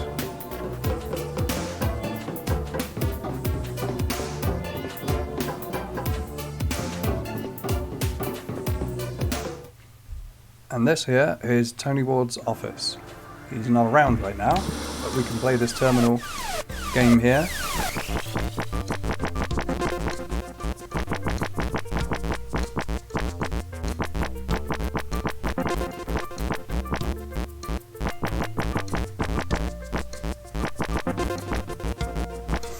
And this is how you get the information for Nico for the underground movement. So that's what we're doing here. So now the data-stick is going to turn into an encrypted data-stick, right? But while we're here, we'll grab the red chest here. It's got a NavPearls with the Sword of Vim. And we're done at the CEO's office. If you come here during the day, which is totally possible, you can actually see him just sat there, doing whatever he's doing. So, now that that's done, we can leave via this top vent here, and this actually puts us like just below the roof line. We're pretty stuck up there, honestly, so just drop down. And now when we go back to the nightclub, we can turn in the encrypted data-stick to Nico.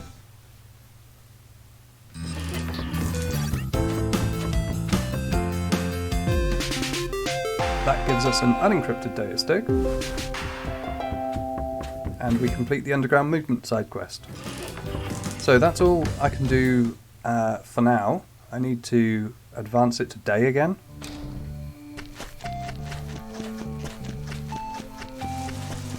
So I'll do that and then we'll be back again. Okay, it's now daytime and I'm going to head back into Globocore via the top entrance here to speak to one of the band, because we have another side mission to do, which is to break up the band. That one there. This guy is one of the band we need to break up, and he's suspicious of the company he works for's motives, so we trade him the data that we stole in exchange for a therapy voucher that entitles us to one free session of therapy. The therapist lives in the Jojo Mart, and the therapist will take you on it through a hypnotic trance into your past, which looks like a black and white level with a sort of inverted mechanic. So we'll just get through this quickly. It's a little obnoxious, I think, personally. This level. The platforms disappear slowly, so you've got to wait around for the source to disappear, or else you fall up into the screen, which is fine for that one. But there's one of these platforms that disappears, this one here, and you need to wait, and then hit that at the last minute in order to get through it. And then we've just got a few smallish platforms. go in that portal there.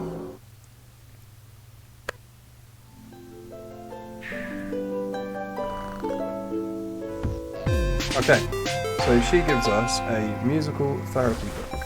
Just check on my money, but 400, that's not going to get what I want, so I'm going to have to come back later and get the other stuff in here. So we're out of there. Now we head this way and we're looking for the skateboarding girl, I think.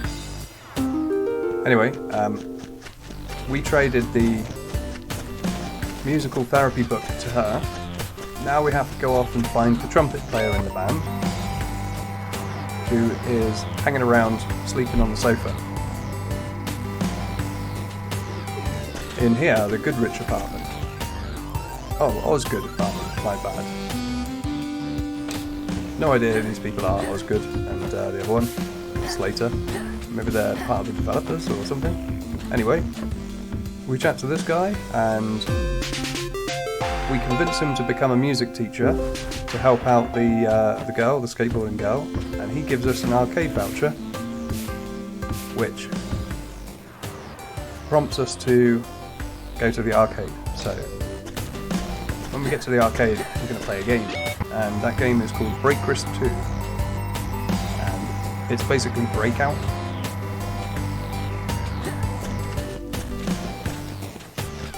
At this stage also, we've completed the prerequisites for Break Up the Band, so I can turn that in. But first of all, I'm going to do this game. I'm going to skip doing the I'm going to skip the explanation of the first and second levels, because in order to collect the prize here, I need to complete the last level. So I will cut in then. So once you've completed levels 1 and 2, then you can hit level 3 here. The game itself is, as I said, Breakout essentially, but you control the character. The strategy I think that's most useful is to leave a line of green gems at the bottom and get the ball bouncing over the top. You can get stuck on the sides a little bit, like I'm getting stuck here. And if you hit the ball into the wall, it seems to gain a bit more momentum than it would do otherwise. And in terms of like how the game's actually scored, you get up to a combo of 3 that you like just continue using. So your best bet really is to obviously keep the thing high. You want your combo to always be 3 if possible, so that you triple all of your scores. And to prioritise getting the ball moving side to side, I actually failed that, so I'm going to have to redo this.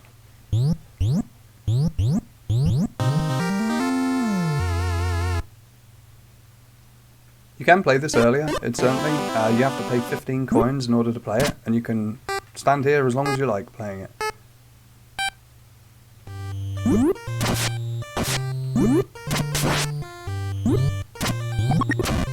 So yeah, this power up is brilliant. It's the it goes through everything power up, which means that you can wipe out quite a lot of the gems in one go. The other ones you get are there's a multi-ball, there's a make your character bigger. I think that's it. That's the only 3 I've ever seen.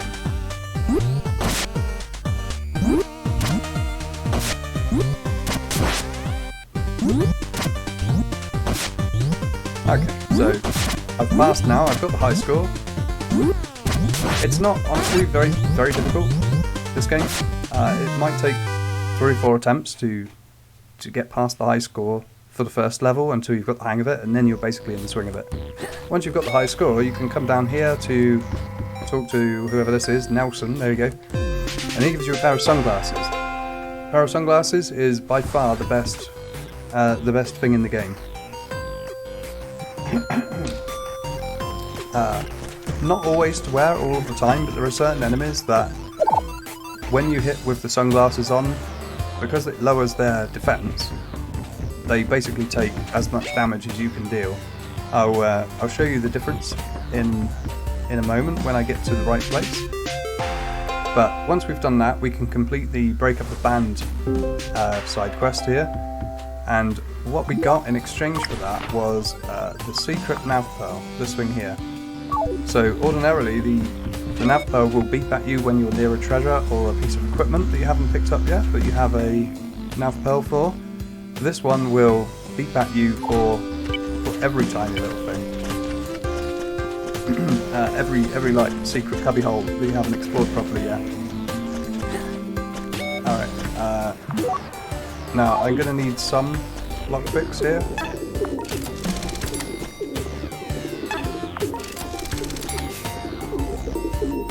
That'll probably do for the rest of the game now, just buying those extra 3 there.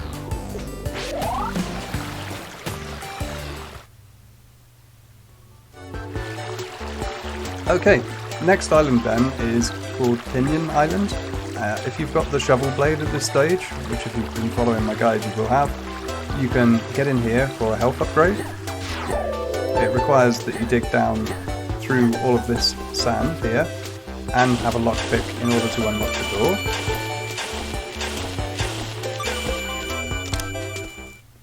door. Inside we've got a puzzle which reminds me an awful lot of Tomb Raider. Because we've got, for starters, a switch puzzle which is like reasonably easy to figure out what to do initially. But before we get carried away, there's a secret up here on this branch which is silhouetted, and then in this wall here. Anyway, back on with the main puzzle, we can now crawl through here in order to reach this switch. Then we stand on this one, shoot the switch again, and push that rock off while we're on it. Line it up there so that we can crawl through there and get to this switch. This lowers the water level.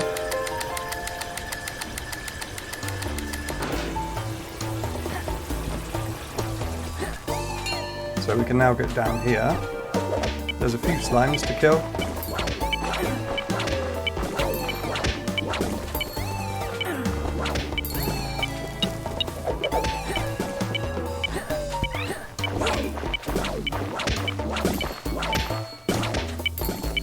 Okay, that's that done. There's a red chest here with a golden strawberry in it. This will increase our health by another 2.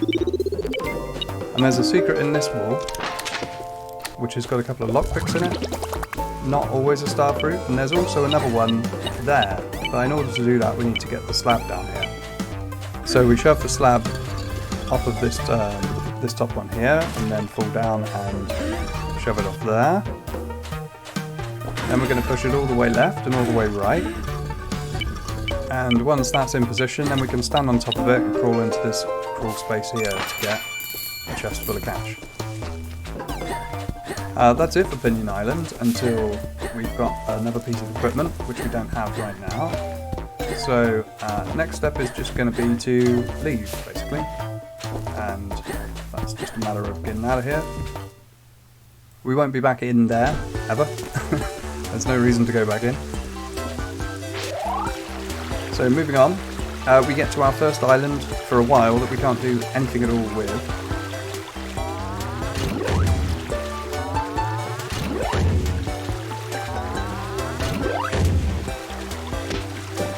There we go.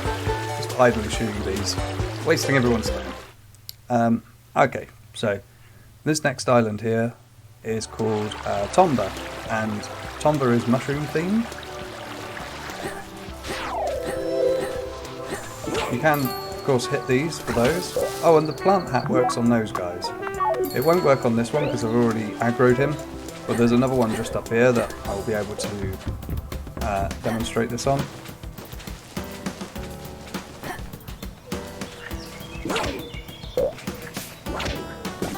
They don't actually do anything for you, these ones.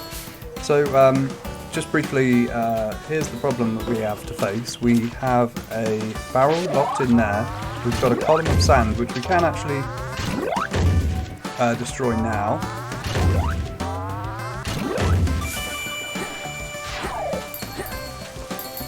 But there's more vines there that we can't do anything with. So until we can do something about vines, we're not going anywhere here.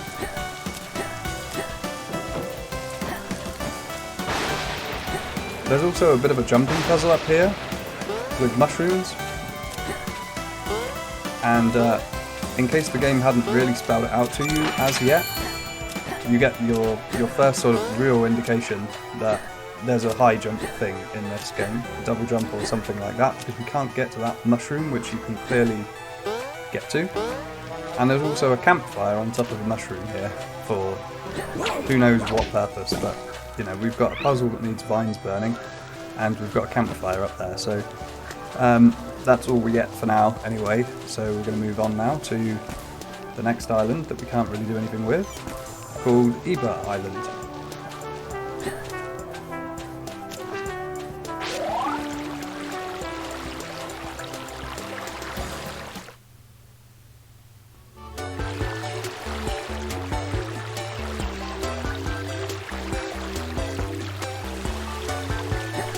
Okay, so Ibra Island is this tiny island with a giant tree on it, and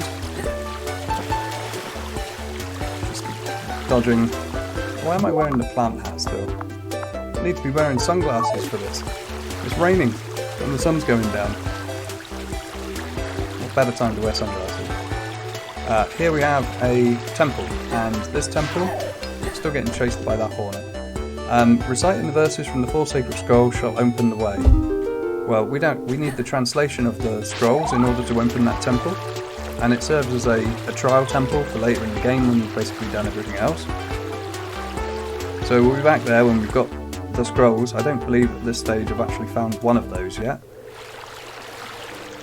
And so moving on to the east, we find our way to Poveglia. I don't speak any Italian, but I imagine the name of this, well, look here. Poveglia. The only way I can pronounce that makes any sense is Poveglia. Anyway, Poveglia has a closed S-Mart shop here, where there's a couple of books you can read. One up here. There's a save bed there if you wish, and there's a cellar as well, which has another one of the books. There are a few of those around.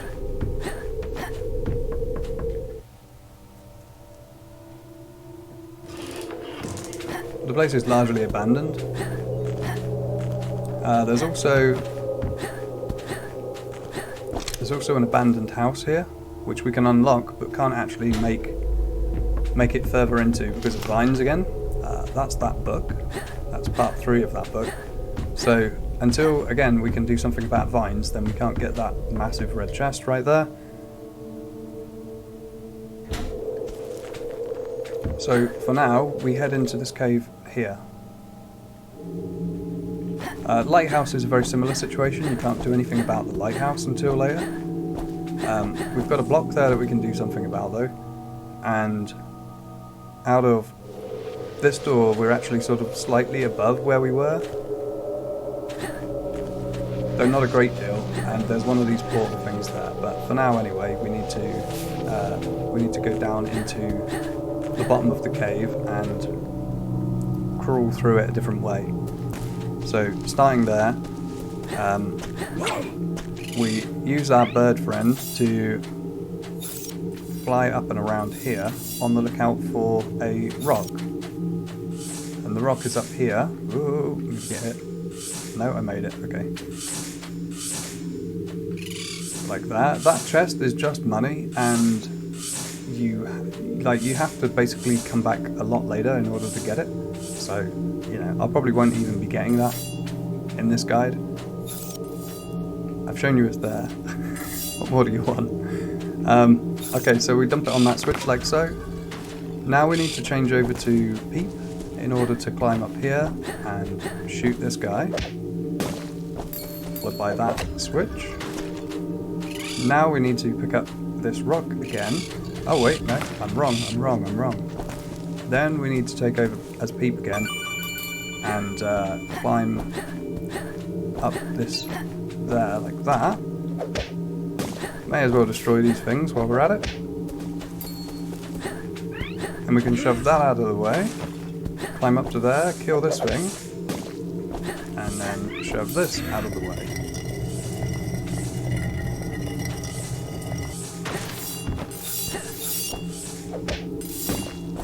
Okay, and now there's another switch that needs a rock, so we have to head all the way back down again.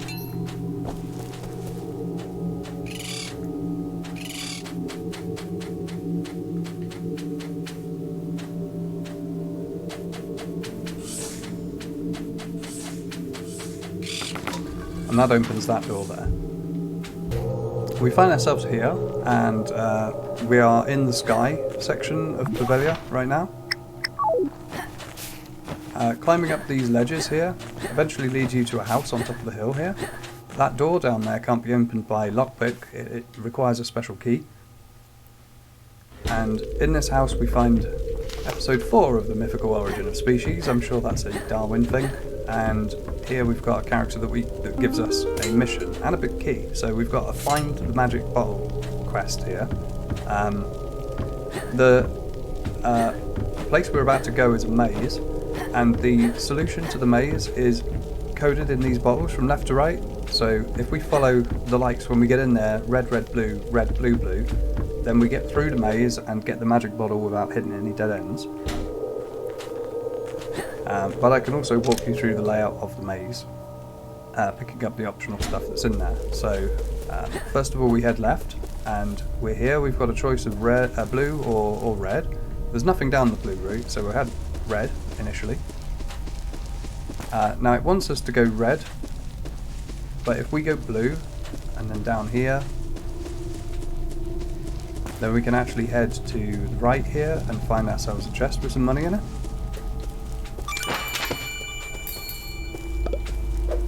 Don't actually need a staff route, I'm already full on health. So we crawl back again, head back up the blue that we came down from, and then this time we'll go right for this option here. Go down for the blue. Now at this stage it was red, red, blue, red, blue, blue. If you go left here for blue, then you can pick up a solitary coin, such as this. So here we are. Oh, there it is. One whole coin. Anyway, back here along the red route here, we've got now a blue up and a red down. If we go up for blue, and this actually loops around in a sort of U shape, or an inverted U shape. It eventually comes quite low down here. Head left. Then we're presented with our last option. If you go red here, and you go up and then left, around a sort of L-shaped pit that's all hidden in the dark, and then all the way to the left, then you can pick up the other chest here. Crawl back and head down the blue way, and you find the magic bottle, which in fairness we've been waiting for all game so far. And like, I guess you would leave it until near the end of your first way around in order to give you this thing. It's great though, it's by far the best thing in the game. So here we are, magic bottle.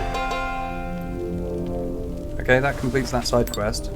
The magic bottle enables you to capture things, and in this case fire, so that we can burn vines. So this opens up a whole world of possibilities now, because we've been waiting for this particular ability for an awful long time. So if we head back up now we can speak to the NPC in here again, Estil, but really what we're interested in is capturing a bottle of wind here from this island in the sky that's been held up by vents. Get yourself into the entrance, and welcome to the catacombs. So this is there's two things hidden in here, which I'm going to get before we get busy getting skeletons. There's one here.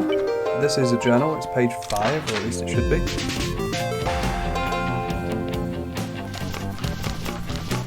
There we go. So these skeleton things, they work a little bit like the security bots in Globocore. They throw things at you and then they charge at you. And obviously this whole area you're being pestered by the big menacing hand thing. So It's not a fun area, honestly. You can find yourself getting really beaten up in here. There are a couple of other secret things that we want to get to. For instance, over there's a red chest that we definitely can't reach from this side. So I'm going to work on that first before anything else. Which means getting past this guy. That'll be me.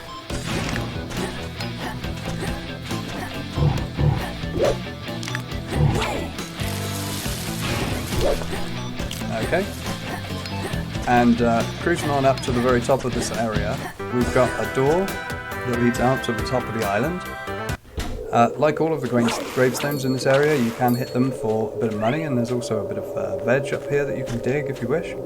But there's, more importantly, on the west side, an entrance back in. And this takes us to the red chest that we saw from the outside. Golden carrot, increasing our health by 2. Okay, demonstration time. Sunglasses. Sunglasses are great. That's the name of this demonstration. So there's one hit. There's the second hit. And that guy is destroyed. And we can capture its soul and leave it about there. Now if I try and kill this one without sunglasses and with defense instead, I'll show you the difference. Like, to leave it consistent, I'll make sure that I'm hitting him with full power. I think I actually didn't then. Okay, I guess I'm going to sacrifice this particular guy and work on a different one.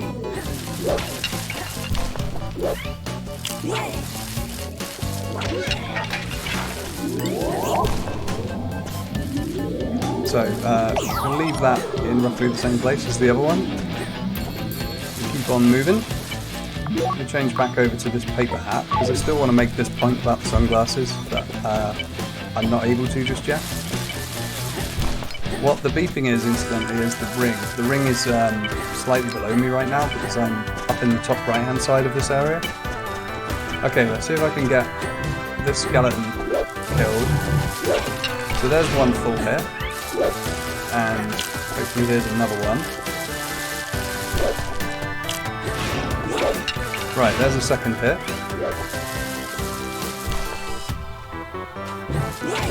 There's a third hit. And there's a fourth hit. So it literally takes twice as much effort to dispose of that guy. Yeah, it takes twice as much effort to dispose of that guy without sunglasses. So obviously, we're going to put the sunglasses on. I'm not sure whether this is commentary on the use of sunglasses, or how to defeat, like, horrible demon skeleton things. But regardless, sunglasses is the way to do it. So maybe all those goth games are right after all, you know? We're going to need to transport these souls. There's also a bit of a hidden area there where you can get a little help if you need some. There's one last skeleton, I believe, up here. Oh no, I already got it.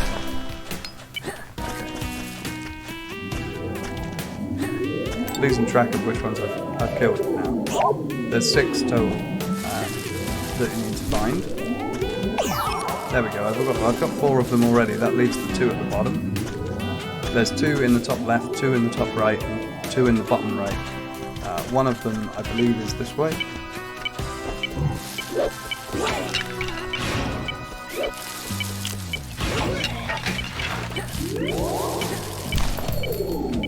Okay. Also worth noting, the skeletons will repel your throwing hook, so it ain't worth trying that. I'll show you what I mean. They just sort of flick it out of the way. You can hit them if they're getting ready to throw, but if they're not getting ready to throw, then you're stuck with the one choice.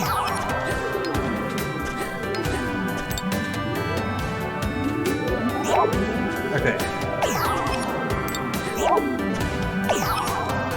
So, now we're in a position to head to the exit, and demonstrate what the strategy is with the boss here. Still on the track of the ring. First, I just want to sort of show off. So here we've got all of the souls of the skeletons that have been released, and they're attracted to the bottle. So you can just drag them all here in one go like this. But they do take a while to sort themselves out.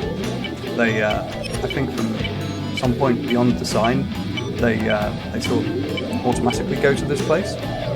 So now they're all in their right pedestals. They open that door for you. So I'll be able to get into the boss room and fight that. Okay, there they go.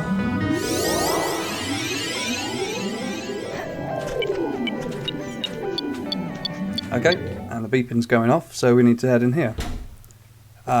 Do not need or do not want sunglasses for this bit at all. If you've got the crown already, which I haven't shown yet, but if you've got the crown, then this is a reasonable place to use it because you've got a lot of projectiles coming down at you. Also, if you've got the pot, you can use that. That's a good option here as well. But if you're not really sure what you're after, then go with Old Faithful, the paper hat. So you see the dragon's model over here. We've got his right arm. When his right arm goes into the ground, it means he's preparing the claw hand thing that's been chasing you around this whole time.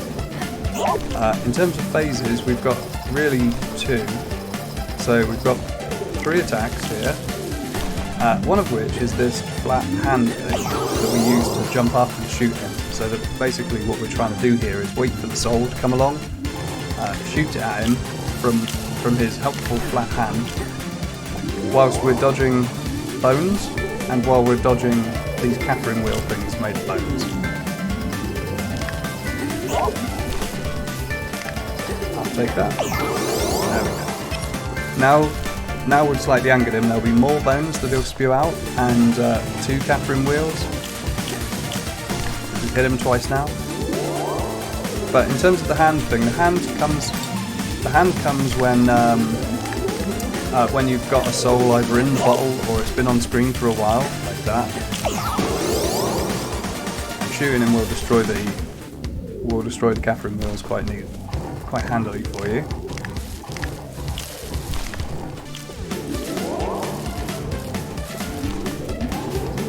I haven't actually spoken very much about the previous iteration of this game, the Treasure Adventure game, mainly because it's dull talking about that particular thing. But there is one. I mean, this is one of the bosses that's been given quite a lot. Like this boss is really easy in this version, where in the previous one it's just like bullet hell. You know, you've got the hand still coming out of the ground. You've got like way more bones flying across the screen trying to hit you. And the Catherine wheel things that he threw are they just go out in a straight line rather than an arc like they do here. So they cross the screen. You've got to try and work out where to stand to avoid the pair of them hitting you at the same time. Regardless, we have the Temporal Ring now, so we are done in this area. And now we can go back and speak to Estelle again, who is turned into a ghost, and she says blah blah, yes, I'm a ghost, I've been keeping the big Kakum thing in the air all this time. Good for you, Sonny, thank you very much for sorting it out. If we drift off the side here, then we can probably make the oh, that's good. I'm probably going to crash at this moment, so I'll reload the game. Okay, and back, and that big blue sort of box thing, I suppose, is in front of that building. Maybe it's like the information the game uses to render it. But regardless, I've learnt through bitter experience that if I persist, as soon as I try and load a different area, the game just crashes. So I just reload at that point as soon as I see one of them. Right, so we've got a Jack location here.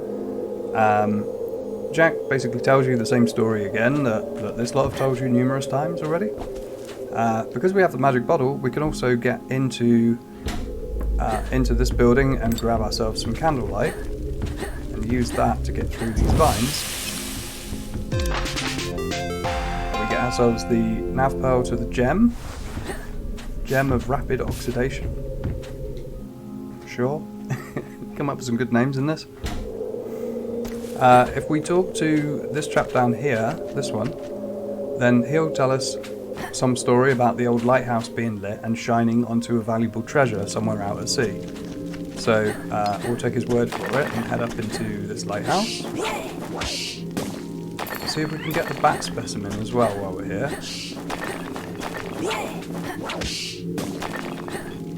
Oh, there it is. Okay, good. Right, so there's the bat wing. Good stuff. And there's 3 of these bats in here. Once they're gone, we get to the top and see what we're really up against here, which is we've got a chain here and a glass sort of beaker upside down on top of a torch that's not lit, and we've got this switch here. So this is a timed puzzle. What we need to do is get a bottle of fire up here within the time limit. In order to do this, the best route I found is to hug the left wall and wait for one of the things to break. So I'll show you that right now. So we just stand on this one, and then we can drop all the way down to there. Then it's just a matter of climbing back up again. And when you get to the top, you're going to need to aim up, because it's above you. And that does that. So now the lighthouse is lit. We can leave, and because it's night as well, we should be able to see the beam shining out to sea there, like that. It actually lands over here, and we don't have the ability to dive into the sea as of yet, so we'll leave that one for now. Also, while we're down here, let's go to the S-Mart here and buy ourselves a animal mask rather. This will allow us to get through, to get past the rhino back in Boracay. And one last thing that we need to do here is to do this quick mission here. We need to lower the drawbridge. The drawbridge to the castle to the right is actually up at the moment, and that's the switch for it. And before we can get to the switch, we need to get past this pink tongue.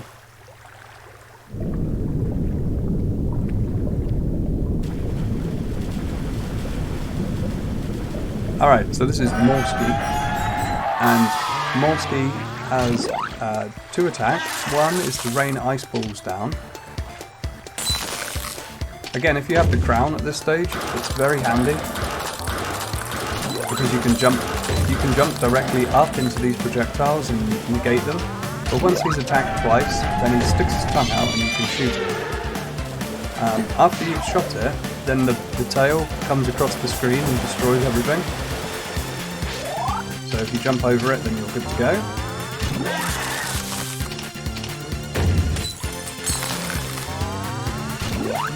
He also has a sort of a laser beam move, which I'm sure we'll see in just a moment. But first I've got to hit him a second time before he does that.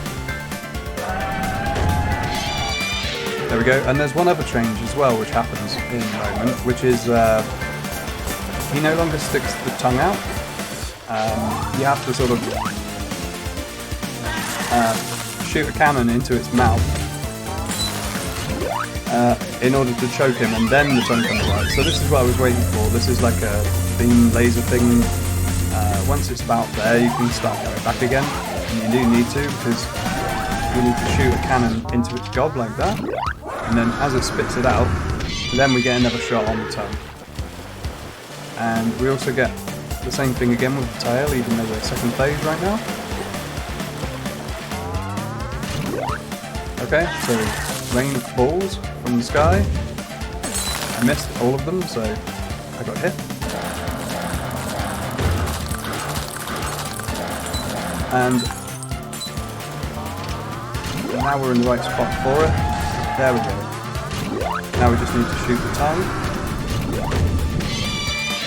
And that's it. Morsky is no more.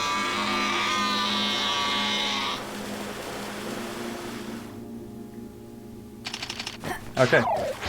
So it's not strictly a reward for this, but you can now shoot the switch and get access to the top. So in order to get back up there, we actually need to go through the cave again, like so. Okay, and then when you arrive at the top, then you can head right here. There's a weird like bat thing floating around. The whole area is now populated with these ghosts, presumably the spirits from the catacombs. So keep on moving. And this is the last island we find, Jacko Island, which is home to King Boone. Now, King Boone has got a mission for us, ghost busting. Okay, so what we have to do here is turn all the lights on in order to rid ourselves of these ghosts that are flying around. They can be a little tricky to deal with, honestly, because they track you through the wall and just sort of circle around. Your best option here is to let the parrot do the work. Mainly because the parrot doesn't take damage, it just gets its progress reset. So you can save yourself a lot of effort by using the bird to do this.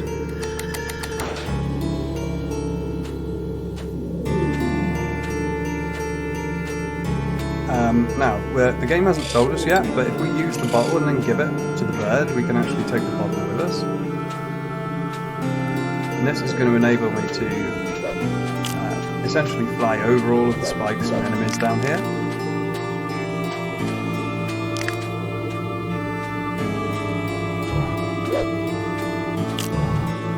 Okay.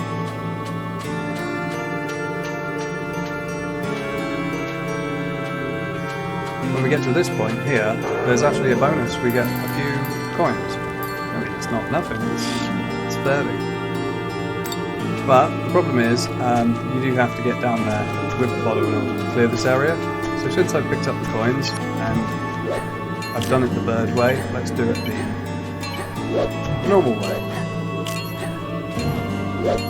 Also, although it was barely detectable, we did have, just a minute ago, the beeping of the secret area, right? NavPearls for the secret areas. And that happens because this particular area, literally this level, shares the map with a different one. So that secret area is on the other level, not this one.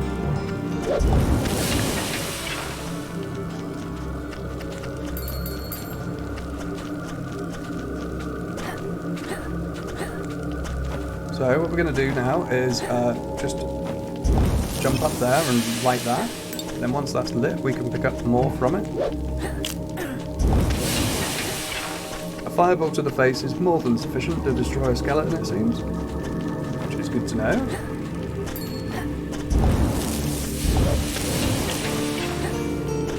And so we need to carry the fireball up here. Now this is where you're more likely to take damage because the ghosts will be roaming around and it's quite easy to get sort of hit by them at this stage because we need to get there. Once we've lit that last torch there, then they disappear from this area. Now we have to go into the main castle again and take out not the ghosts, but we need to take out the what do you call it? Not take out, that's why I'm getting stuck, I'm using the wrong word. We need to light the fires, right? There are 5. There's 2 there, there's 1 there. There's also the 5th book up there, the Origin of Species one, if you're interested in that. And down here we have to light that torch there, and then come back up for another bottle full of it. And you can see what a nightmare this is, especially if you're low on health. That gets us access then to the dungeon on the right hand side. Also, when we talk to the King Boone again, we'll clear this particular mission here. So ghost busting's done, that side quest is done. And he's promised us something valuable, which is down here. First we have to climb up, because we need to get the rock in order to progress. What am I doing taking damage there? Just go that way.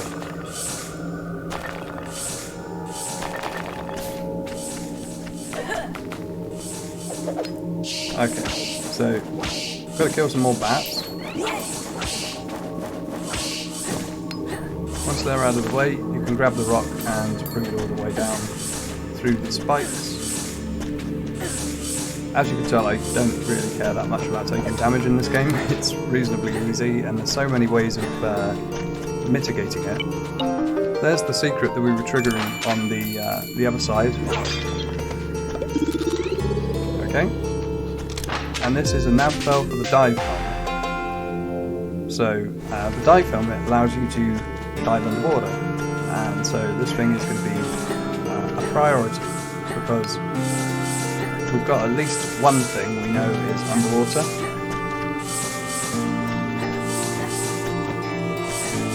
But it's not the end of it. There's a few more things we can pick up here. There's one more NavPearl for a piece of equipment, this one here, which we don't know about yet. And there's plenty more to pick up yet. So it's not the last bit of gear, but it is kind of the last bit of gear. Like there's only really one other bit of gear that you need for anything in particular. So we've got everything we need from here. There's one more place in proximity. That is this big castle thing. You can get lockpicks just outside the door. I bought some back in Dornatal, so I don't need them. And we've got more hedgehogs. My mortal enemies. You have to leap this one in order to wait for the bubble to come.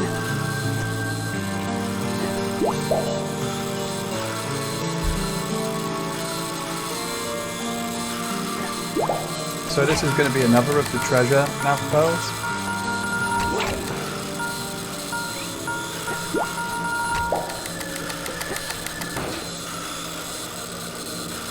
And there's not really a good way of getting up here without taking a lot of damage. So you might as well just aim for a shot when you think you're going to make the jump and go for it, because like chances are good that you're actually going to get hit anyway.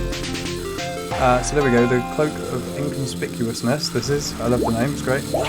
And now we've got a different problem, which is getting out of the way of all of the various things that were doing us harm on the way up, whilst getting caught in bubbles. It's a weird thing. You use them to get up, and then you sort of try to avoid them to get down. So heading right this time,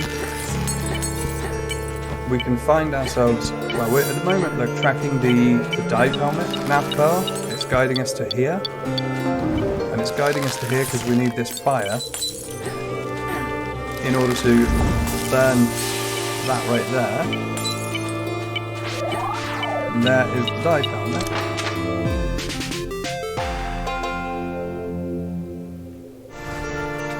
Okay, now we can dive into the water. Our job down here is to shove this rock out of the way, this piece of ice out of the way. I don't know how it got trapped there, but it did. And once it's up, then we can use it to jump back up and to escape. You don't need the dive helmet on in order to dive. You can dive with any hat, and it will just put the dive helmet on instead. Okay, and then right at the top here, and over to the right, with one more thing that we want to get. This is something that you could have got really early in the game if you'd come here. And that is the cat Numi. So apparently we need to get this appraised. Say apparently, but of course we do. But if you come here early on, and by the way, what I'm talking about is this is where you start, this is where you go second, and you can actually get here as soon as you've got the sail, so like 20 minutes into the game. And you can get to the right hand edge of this cliff face here, but you can't make this jump because that mushroom doesn't exist at that time. So, now that we're done with that, there's one more thing which I need to cover before we leave this area, and that is fast travel. Ever since we picked up the pot, we've had the ability to fast travel by picking up these portals in the bottle, like that, and then when we shoot them out, it actually creates a big portal, and we can jump in the big portal, and then we get chucked into this sort of portal space here, right? We complete the quest to travel by portal, and now we can run along the profile of the islands like this, and just basically go anywhere we like. The world is open to us, and we have the ability to go anywhere we like, anytime. For instance, if I go to Dornisal City, I believe I've now got enough Numis to trade in that I could probably get the first reward for that, right? So you just appear by one of the portals that already exists in the world, and you can recapture it, move around again. So let's chat to this guy. 1, 2, 3, 4, 5. Oh, okay, fair enough. Perhaps not then. Anyhow, so that's obviously not enough. We've also got this beeping sound here, so we could go down there and attack the Sword of Vim if we so choose. And just a quick progress check here. Alrighty, so the important bit of progress I think I want to reflect on right now is that I've got 3 treasures. So what I'm going to do, rather than get the Numi, which doesn't, it doesn't get you anything particularly good, honestly, and you still need to go back when you've got the 12. What I'm going to do now is I'm going to head to the museum and get myself a few items from down in the temple there.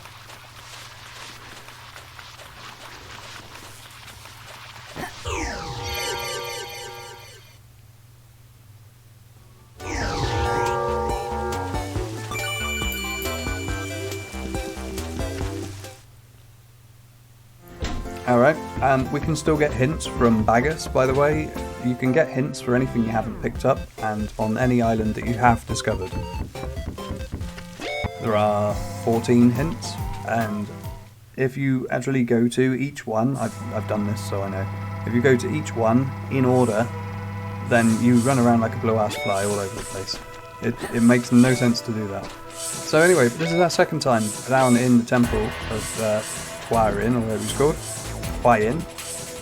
So the elevator only stops there, but later on during this process we're going to be able to travel a bit further down here.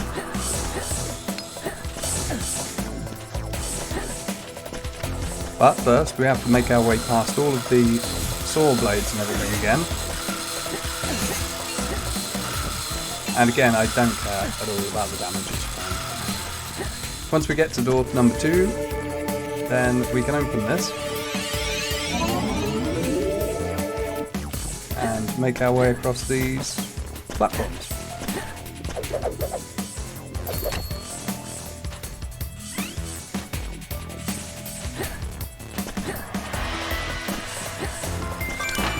So you don't really get a lot for getting 2, other than you can get the elevator down a bit easier in the future.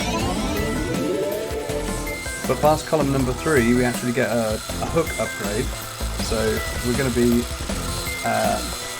grabbing that right there. So I don't care about these saw blades, I also don't want to just die and have to do it again. That's us now. We can actually go down here and see the next level of this down. We can't make it anywhere at the moment. We're prevented from going by needing another 4 things. So now we just have to ride the elevator all the way back up to the top, and we're not going to be here for quite a while yet. Okay, back on the surface. The next thing I'm going to do for now is go to AngelOak Island. We're going to AngelOak Island because in AngelOak Island there are a couple of missions that we weren't able to do at all at the beginning, and now we've got the equipment to do them. And since it's one of the first places we went, it seems like an appropriate place to head to. So AngelOak Island is this one with a big tree, and here we are.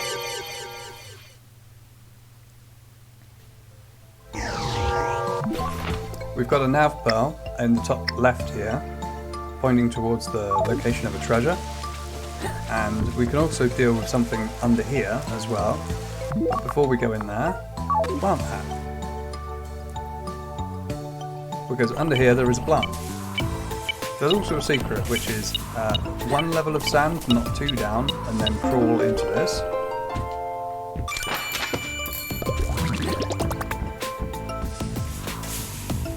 And then further along here, we actually get ourselves a Numi, one of the coins. In fairness, this is probably the one I thought I'd already picked up when I went to Dornosaur a minute ago. But regardless, anyway, we've got it now.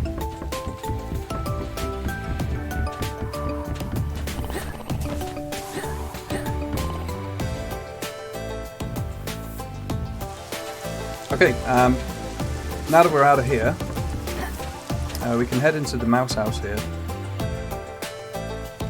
and get this side quest here. This is Sick Mouse in the House. This one in the bottom right hand corner is ill because of all the green sludge that's leaking from the ceiling and wants medicine.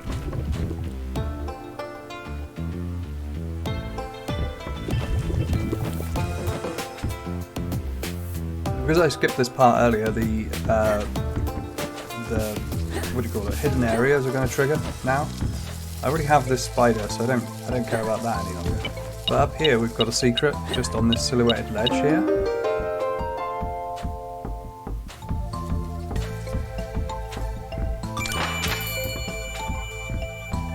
And the majority of the hidden chests are money, honestly. Like, there's so much money in this game.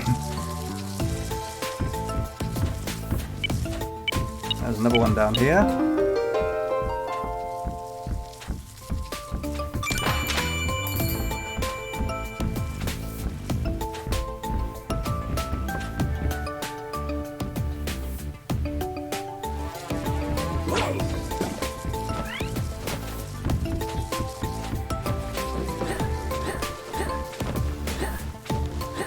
Okay, and we're going to have to go back through this area, even though we've cleared it the one time.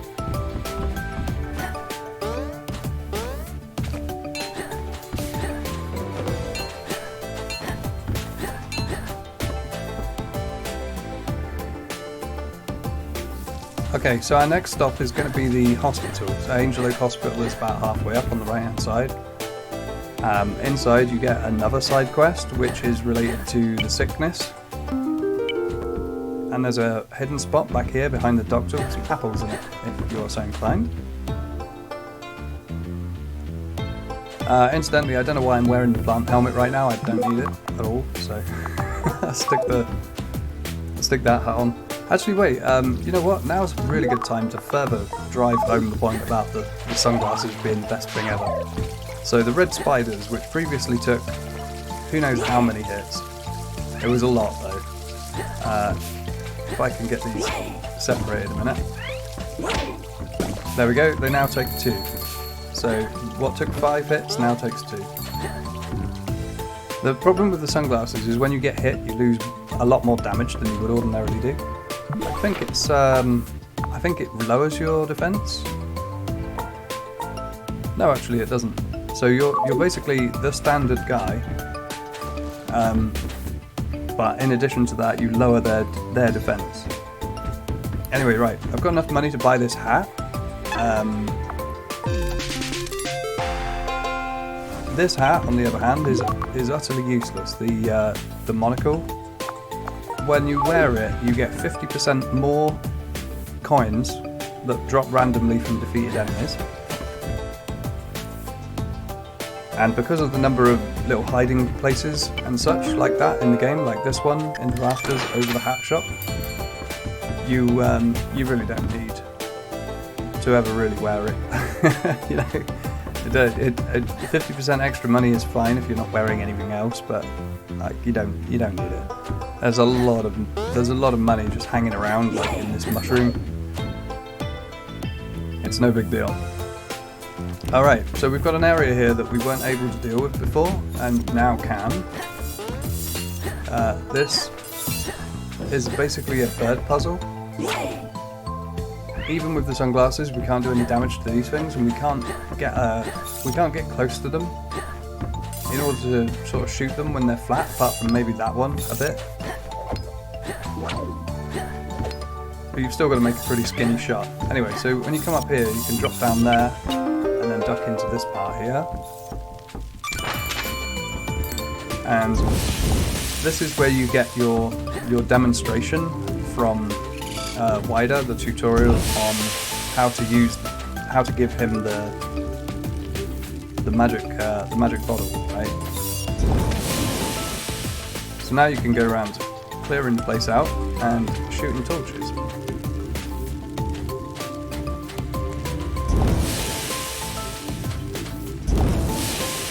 You don't need to kill them all, honestly. There are way fewer torches than there are actually reasons to use the fire. Like, as long as you get this one here, and that one up there, and then there's one more down here somewhere that you need to get, which is a bit of a weird shot, because you have to sort of loose the bottle in between the stump over on the left there and the top of the ledge. So now once that's done, then we're good to go now. Also, these green mushrooms also have coins in them. So make your way back.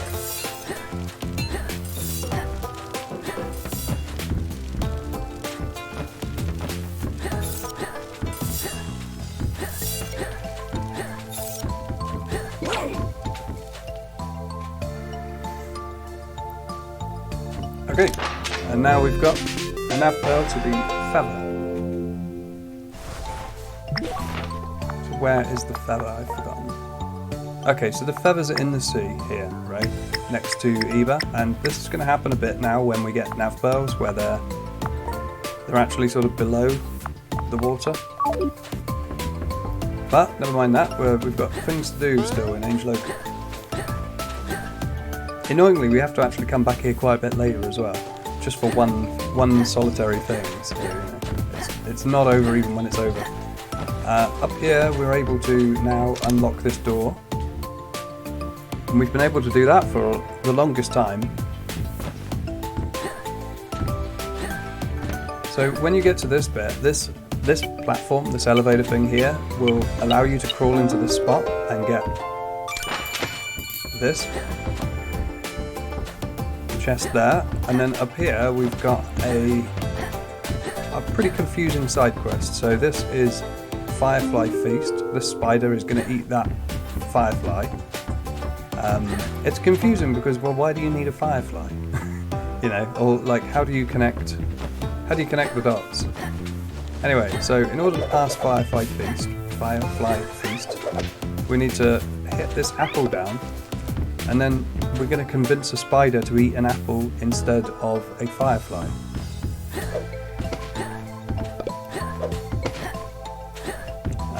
Yeah, so anyway, that's a thing that happens. So here we go.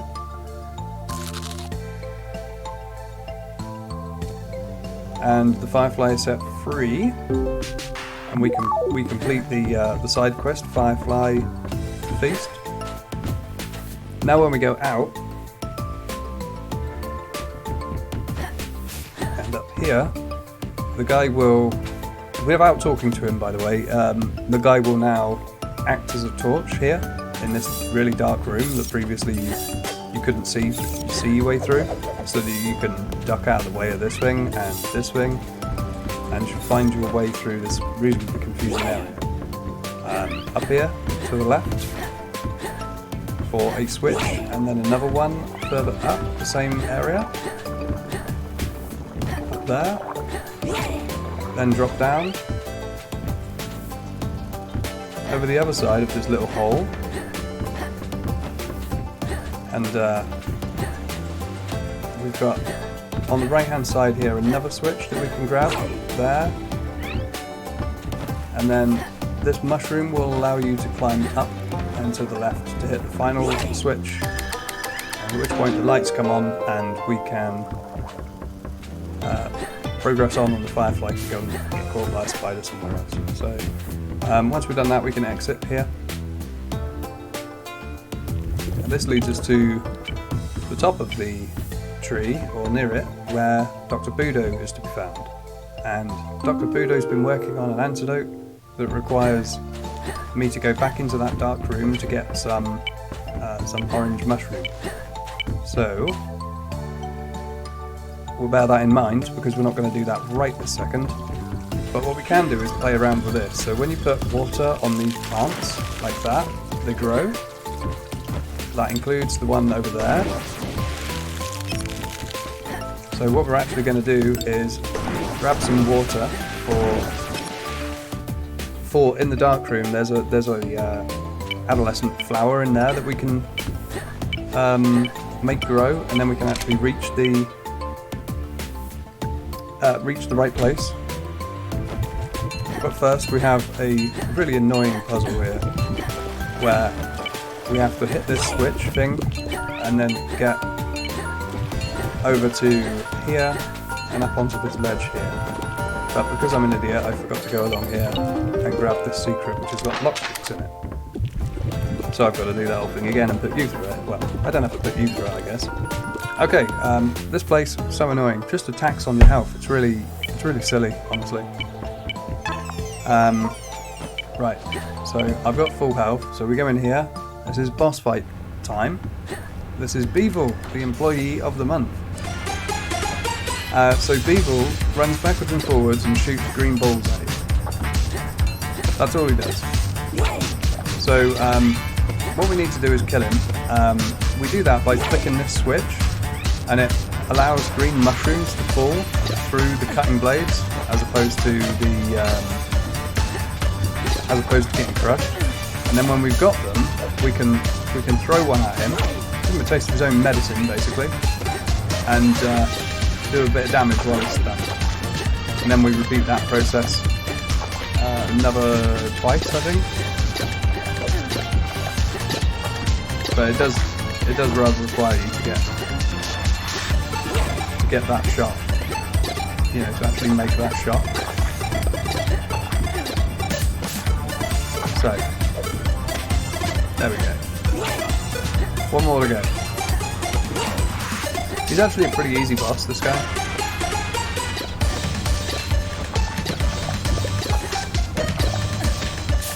Okay, as soon as he's stunned, we can get a hit in on him. So also, you may have noticed in the bottom left hand corner there's a submerged chest, which we can't get to at the moment. Down there. And the water level rises a little bit, but it's not particularly bad. It's, you know, it rises up to about the level of the bottom of that shaft. And now we need to run across the conveyor belt and get in with another of these. And then hit it.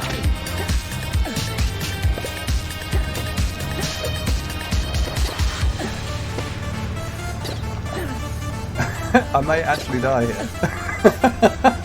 He's timing his shots really well, what can I say? Okay, here we go. Go off. Right then.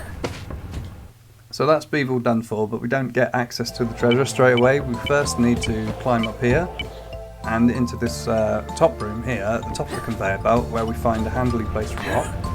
We can lob that onto the conveyor belt and it will find its way down to crush this machine. And now all of the green goo drains all the way down the tree, the whole thing. So we have saved the tree. There's no more green goo anywhere. Okay, so now that we've done that, we also get access to the chest.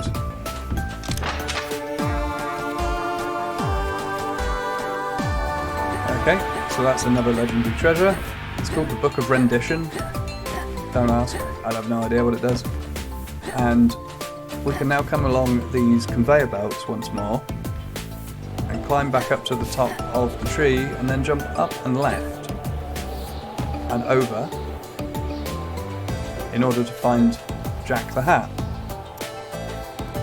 So once we keep finding Jack the Hat, then eventually, or Jack the Cat rather, sorry, then we will eventually be able to get a hat off of him. So Jack the Cat has a hat that we need. The explorer's hat. It's pretty decent. It lowers your defense though, that's the only thing. So you take more damage than you would otherwise do. Right, so we've got a bottle of water here, and with a bottle of water we can go back into this previously dark room and find the flower that grows hidden down here. Now we can get up to this orange mushroom and we can trade it in, trade in the spores from this thing with Dr. Budo for some medicine, and then we can run that medicine back to the sick NPCs in the tree, and that is how you complete this particular side quest. So he gives you a pink bottle this time. The easiest way to get to the hospital, I find, is to go up and back through the previously dark room. The easiest way to get to the mouse house is actually just straight down the left-hand side of the tree.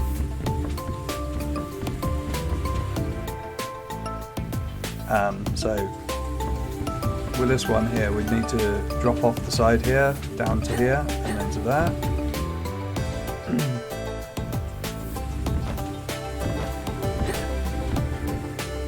Okay, so that gets them medicine. That is the AngelOak Ailment complete.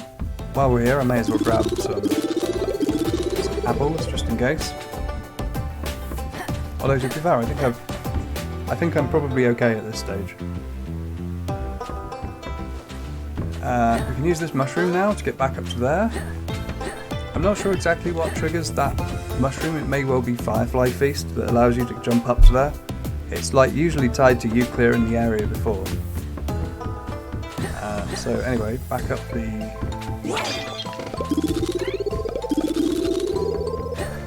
Alright, back up to Dr. Budo again. And this is going to be it now for AngelOak for a good while.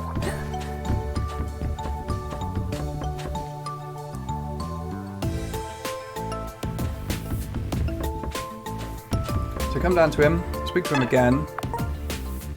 Now he gives you a bottle of medicine and we can head off the side here.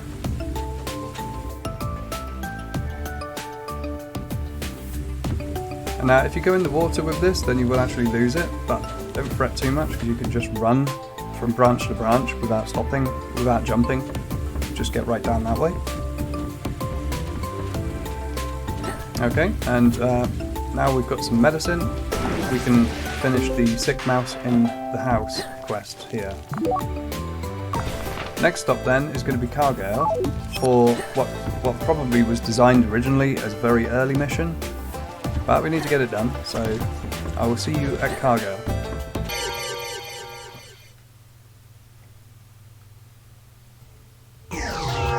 Okay, so this is the first place you come, and now of course because we've got the shovel blade we can clear these spots on the floor of their contents. I mean that one you can dig up earlier. The reason I'm even thinking about digging right now is because that's what we're about to do.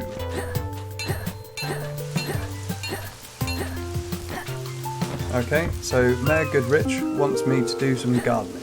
This means I have to dig up this plant and chuck it in this basket. Don't think that's going to count.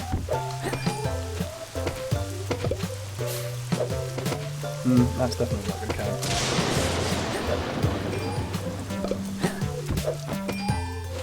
Okay, now I've done that, she showers us in gold.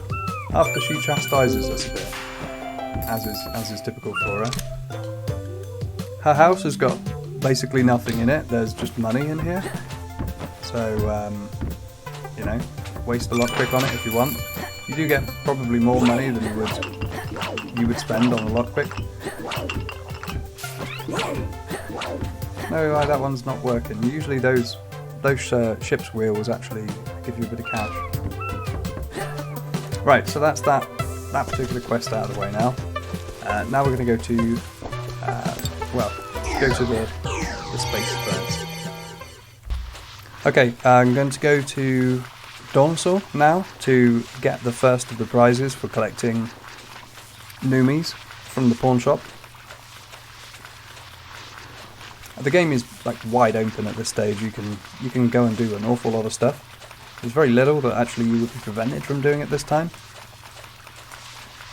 So my choice has really been governed by what order the journals come in, what order the hints that you get from Bagus come in, what sort of makes sense if some of that doesn't, and you know, because sometimes they'll direct you to go this way and that way, backwards and forwards to different islands for no reason.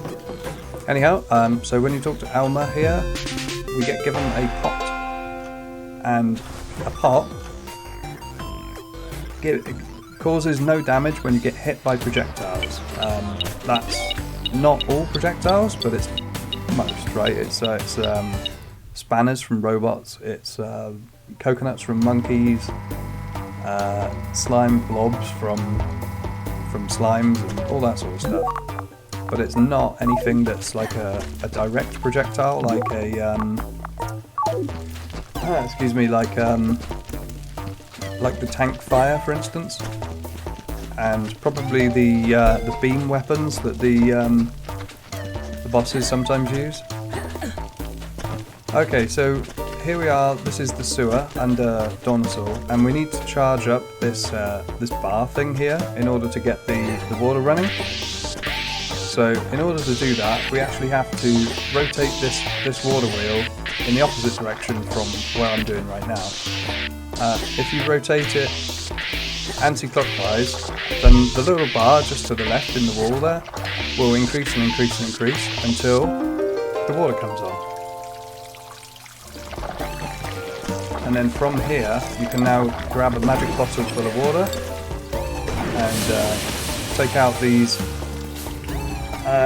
these flame wisp things, who will also have a specimen for you.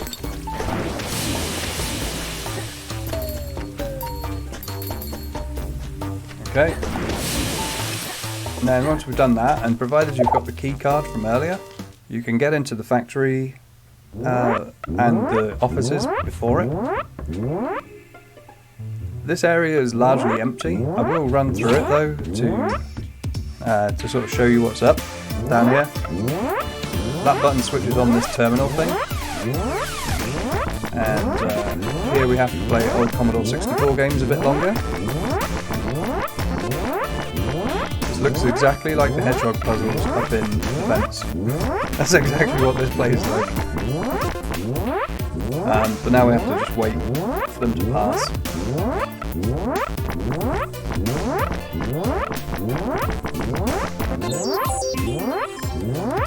Okay, so that opens that.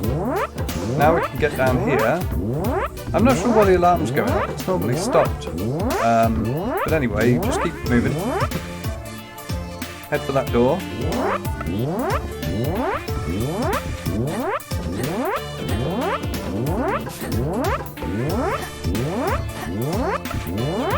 I've actually got to wait for the alarm to stop, so I will just do that. There we go. So this puzzle introduces doors that you can't go through. I can't move up and down at the moment because it's like a one-way thing, which means that you're stuck once you've entered one of these spots. You can only go in one direction. So the route through this is basically just anti-clockwise, clockwise rather, around the outside there. I think I took too long. Is that what happened?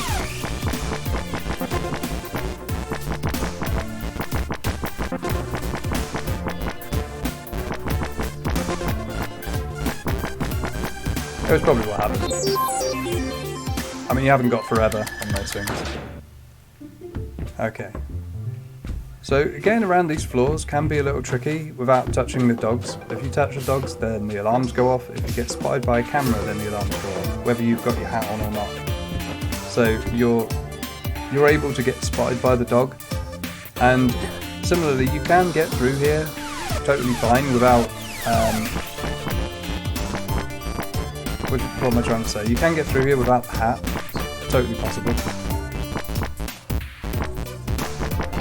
Okay, good bit of Frogger there.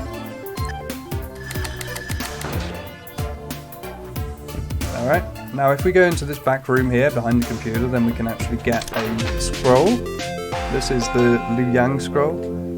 so that's the first of those that we've picked up. There are 4 total, and that's the first one I've seen so far in this playthrough.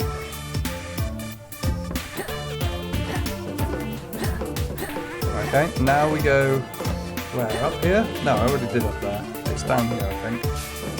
Got to get through there.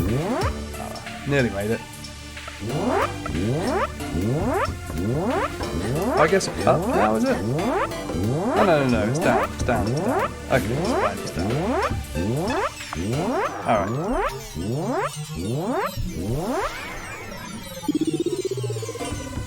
Right, we're done there. So now we're going to go through the factory. There is barely anything in the factory. There's a bit of a conveyor system. I'm not even sure it's worth putting in the video for for sort of, you know, showing you how to progress through this area, because it's literally just open lockers, avoid tanks, wear your hat, you know, jump over this guy, or if you feel like it, put sunglasses on and wreck boats. Yeah, anyway, right, so I'm going to get to the bottom of this bit because there's nothing here.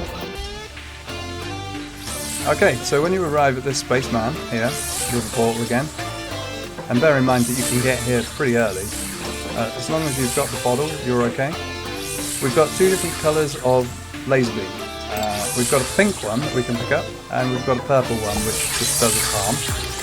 And if you capture the pink one, you can operate the switches like that one there. The pink ones are always overhead. So we have a switch there that we need to collect some pink laser from. This stuff works pretty good on these robots as well. So even though I'm wearing the hat and I wouldn't be taking any damage from these guys, provided I can get past them, shooting them with this laser, you know, it's more effective, honestly. So I'll just clear it. I forgot to go and get the lockers. I'll go and check if there's anything good in them. It's probably not though. It's probably just money and apples or something like that. 1 coin. Wow. This game turned into Skyrim. So there is a red chest, and there's a vent into that tiny little room, and that's the only way in. So we need to remember that. You can actually look at the profile of the vent puzzles here. There's all sorts of pipes all over the place. So anyway, I'll show you how you go through vents. So starting off with this T section right here, you can enter this one, and then climb your way up to where that chest room is. So all the way to the left and then up. Now you get to this bit where there's 2 vertical shafts and there's a few cross sections that looks a bit like an exclamation mark. If you get on top of that exclamation mark and then jump across to the left, you can climb up a bit further and enter the room through the vent. This takes you to the room with this chest in, which I've forgotten what the contents is right now. Oh, there's a golden banana. Fantastic. That's 2 extra health points right there. Now we have to backtrack a little bit, and we actually want to be basically where we were anyway, because there's nowhere else we can get to for now. So if you followed that route, you'll either come out at the T section or possibly over there on the left underneath that switch. What we now need to do is find a route through the vents with some electricity in a magic bottle so that we can operate that switch. And so what we have to do in this bit is dodge cannon fire and laser beams simultaneously, which I'm totally failing to do. So I'm just going to spam and run through the lot. Run through the lot of it. I don't care anymore.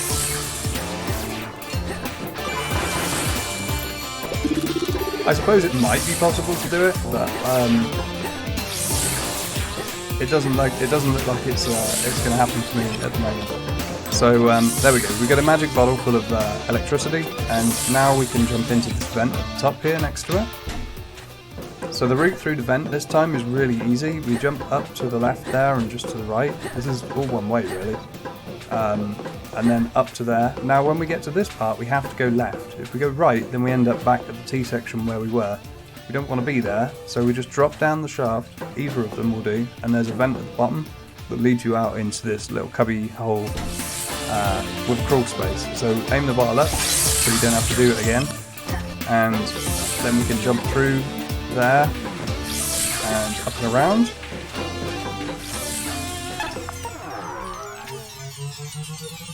Alright, I'm going to take a save here just so I can get the health points back, because I did get pretty wrecked in that area by that cannon. Also hat. Not going to make a great deal of difference in this section, but better to have it on than not. And it's Roelof and Lugus again. Now this is the one and only mission boss fight, basically, where you have the bird. What you have to do is trigger these switches by having Roelof and Lugus here swing their laser beams into it. Laser beams, electricity. I'm going to keep changing the name of this. And then up in the top left here, there's a conveyor belt with bombs on it. So we need to pick one up and attempt to fly it over the capsule and drop it on there. This I find a little tricky, honestly, because you've got to try and see them and then drop it in such a way as it hits them whilst avoiding the beams. Once you've hit them once, then they use short beams and move faster. And the third phase, they actually change again. They move a hell of a lot slower, but they've got a great big long laser beam coming out at that time instead. And I always change direction when the conveyor belt opens, so you can sort of use that a little to predict where they're going. There's something about this area that just, like, it doesn't feel like you move fast enough in it. Whoa, there we go. Right, so now it's going to be huge giant things like that. As I'm demonstrating quite well here, every time they hit you, you take you in the cage, like Pete in the cage actually takes damage every time the parrot gets hit. Alright, that should probably do it. And this is by far the trickiest one. But there we go. So that's how you defeat that boss.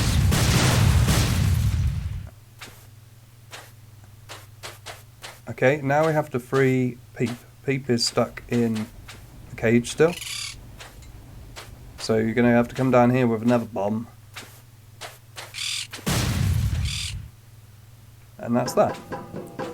This used to be part of the same boss. They were part of a different boss as well, like two sides of it. Anyway, now we're in an area with glowing pink cogs, which is populated by more robots that ignore you if you're the janitor, so we'll pretend to be the janitor again. And up in the top left of this area there is... Oops.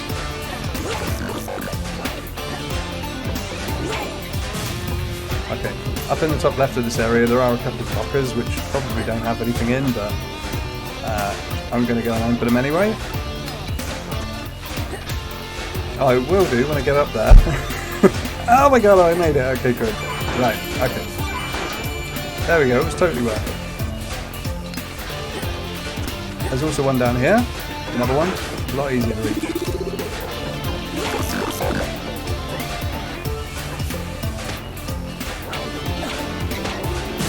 Probably should have killed him before I ate the banana. Anyway, the carrot. Now that I've done that, I have no need for the hat for the moment. Okay, so this is how you do it. So you go from one cog to the next, and then you'd want to jump on this one that goes up and down here like this. When this one gets near the top, you can jump and reach that ring, and then you want to hit the ledge and jump to the other ring. And now you're going to need to jump on this cog and get through this bit with the lightning or the beam or whatever. Grab a bottle full of electricity and then jump down to hit this cog here again, and basically walk your bottle of electricity down until you see the switch. that opens that door there. Now you have to retrace your steps a little bit. So ring to ledge and then ring to ledge again. And climb up here. We're not quite done with this gimmick yet, so we need to do a couple more of these switches before we're done. There's one here on these pistons, which you just sort of walk across like this, and then when we get to here, we can just chow like that, open the door, and there's one secret area just to the right of the door, which I doubt anybody ever misses, honestly, because it's weird looking. Okay.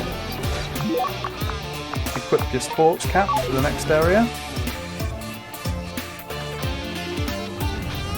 By mistake, ignore that. You don't need to equip your hat for the next area. Okay, so what we're going to need to do here is get this block with a bit of conductive pipe in it down to this gap down here, right? So the way you do this is you put it on the cogs and move it backwards and forwards. There's also a little secret area there. There's a lot of people eating carrots in this place. So, when you shove this onto this cog, it will stick there on the right, and this switch changes the direction of all of the cogs. So you want to change the direction of all of the cogs again, so that when you push it onto this one, it will actually take, and as soon as it does take, you need to run up to the switch again in order to change it. Or otherwise the block will run into the beam there, and then once more so that it's waiting for you down there, and leave the cogs in this configuration because you also need to be able to push it, which is much more difficult if the cog's going the other way.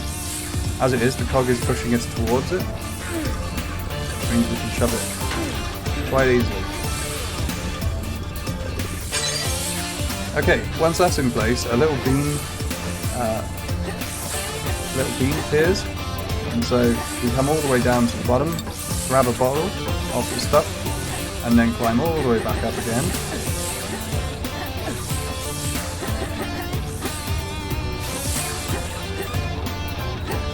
All the way back up again to here, and shoot that switch. Then we're on to round number 2.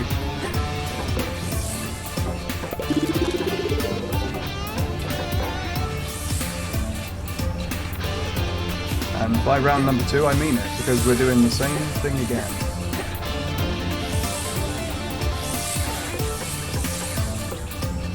But this time much harder. But first we have to get past these cogs, which again are practically impossible to avoid, so don't sweat it. So here we've got another push thing, right? And we've got to guide this one through this sea of cogs and in between all of these laser blasts. So timing it off of the first, the very highest of these beams, right? When it comes on, flick the switch down. So now. And then you have to change direction. Looks like I went too early. Hang on a minute. Let's give it half a second. So now. So you change direction again here, then change direction, and again, and again, and again, and again, and then again there, and that puts it in the right place. Now we can cruise on down there, but first, this tank is a real pain, so I'm going to kill it.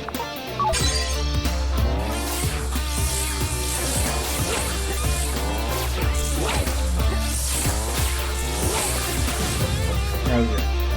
Okay, so now that the tank's gone, we can unmolested get this thing into the connection point here. Climb back up there to grab ourselves a bottle of lightning or whatever it is.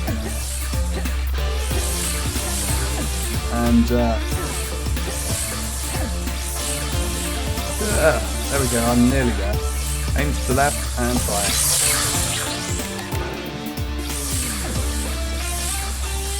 Okay. Don the old sports cap for this next part.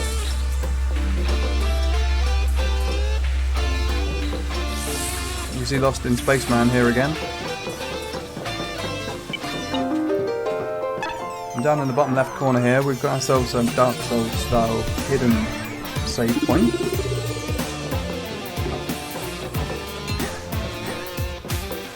Up here, we've got an elevator shaft, which, because we're wearing the hat, is very easy.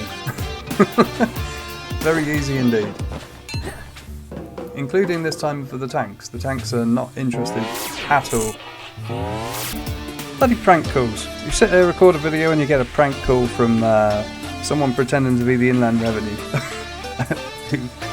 who was warning me that if I didn't give them all the information I had to, then they were going to take me to jail or something silly like that. I mean, come on. Honestly, these robocallers are getting worse. They're getting less creative. Alright, back in the game. So we are here now with the Paper Hound. This is how the game goes. Just changing between Paper Hat and other things. And we have the boss fight against the mainframe. So, the boss fight against the mainframe is a bit of a pain, honestly. The mainframe games aren't too bad, like this one here. But one thing that does suck about this is when it comes to the laser beam part, and you've got to avoid the laser beams that come across the screen, it can be very troublesome to actually avoid taking any damage at all. Admittedly, I'm not the best at avoiding taking damage. Okay, that's fine. I just paused there because that red bug thing may have gone left, at which point my looping around to get it would have caused problems. So, what I have to do is get to the other 3 terminals. This is Tony Ward, by the way.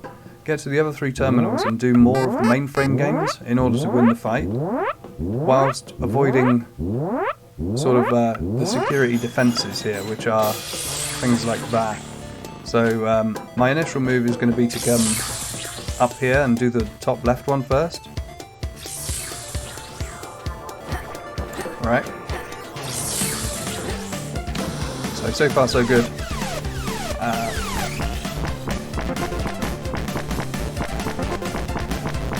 So with this mainframe game you want to get low at this point here and cross over, and then as these two pass each other you want to get between them then.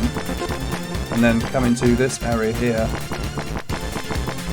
Give each of the things too wide, just in case. And don't go for this one until you definitely can get it.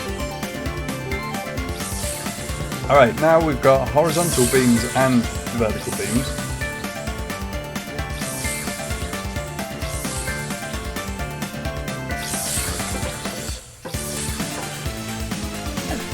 Yeah, and like I said, I can't avoid these things for whatever reason. I just like walk into them all the time. So now we've got Pac-Man. I mean, I'm sure it's generic Pac-Man. It's not actually Pac-Man in this game. Would have got like a slightly different layout, but they've even though they've like made a generic Pac-Man and they've not alluded to it, there's still the bit in the middle where the ghosts recover.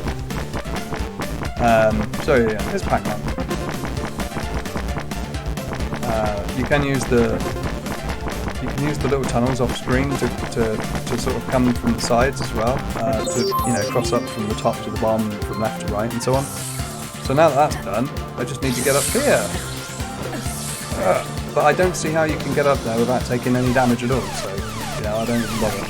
What's the problem is though, if you fail one of these, then you get knocked off and you have to start over. Like here, for instance, that thing went in the wrong direction for me, so now I've got to go back around, all the way around the outside again. Hope that thing changes direction in time for me to get there, or otherwise I'm going to have to climb back up there again past all the beams, and this can just be a random thing, right? Nearly done though. So there we go, I think this is it. Now I've completed the mainframe. Good. In the previous game, the this boss fight and the two pirates in a pod boss fight was the same thing, so that it's like interspersed. Anyway, we get the Sword of Vim treasure for our troubles here.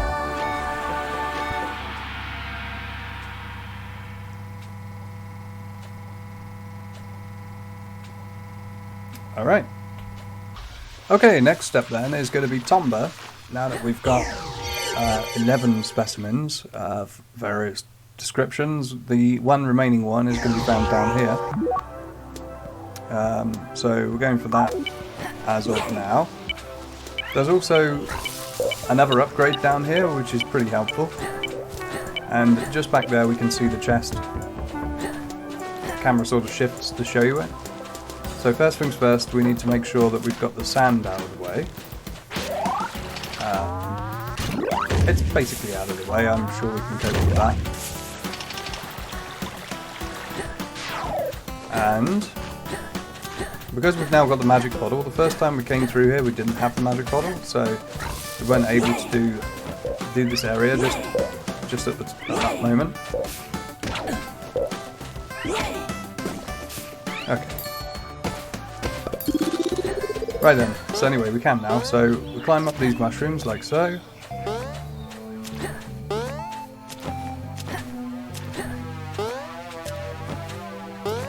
Get over here.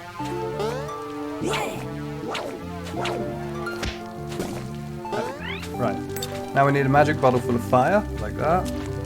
And we can come down here to the gap here and light this torch down there. Then we want to burn that vine there so that we can use the barrel, and we need the barrel in order to get across the water with the magic bottle. So we just walked out across there. Nearly fell off the thing there. And now we can enter this cave.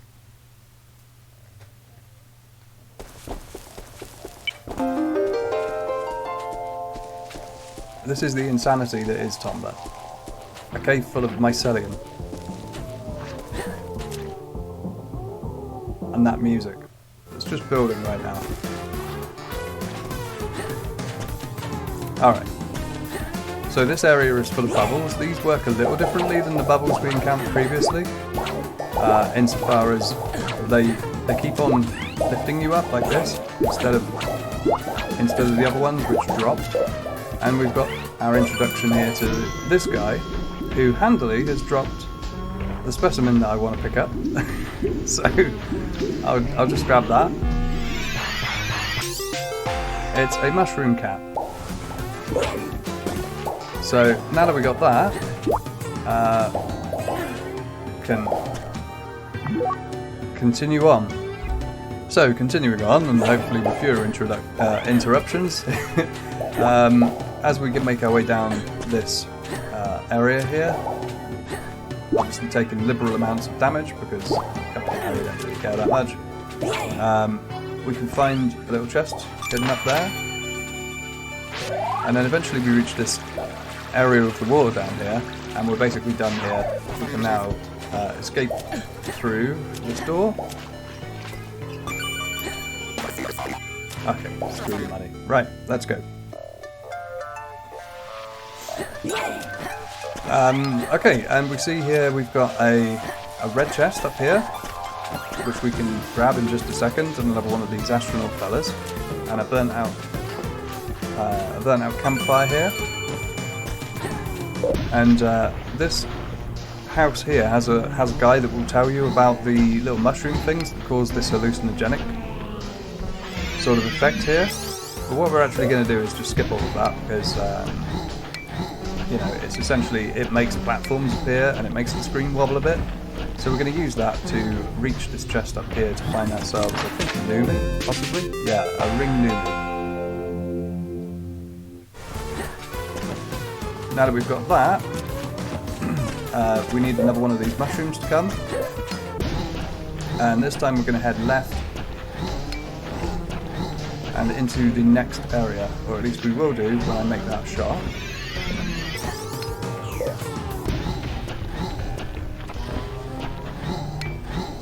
Okay, try not to get too carried away on the jump there. There we go, right. So through this door, we meet, I forget what the names are, it's something like Bletch and somebody else. Bleatus, yeah, Bleatus and somebody else. They're like the mushroom area's warriors. And we also meet Gogondo. Gogondo likes smoke.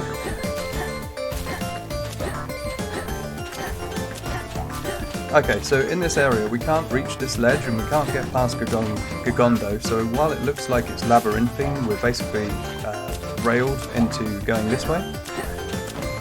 Our first stop is going to be excuse me, our first stop is going to be a little house in the bottom left here, but to get there we need to make our way across these high columns, like this. There we go. And when we eventually get down to here, we can find ourselves a room to save in.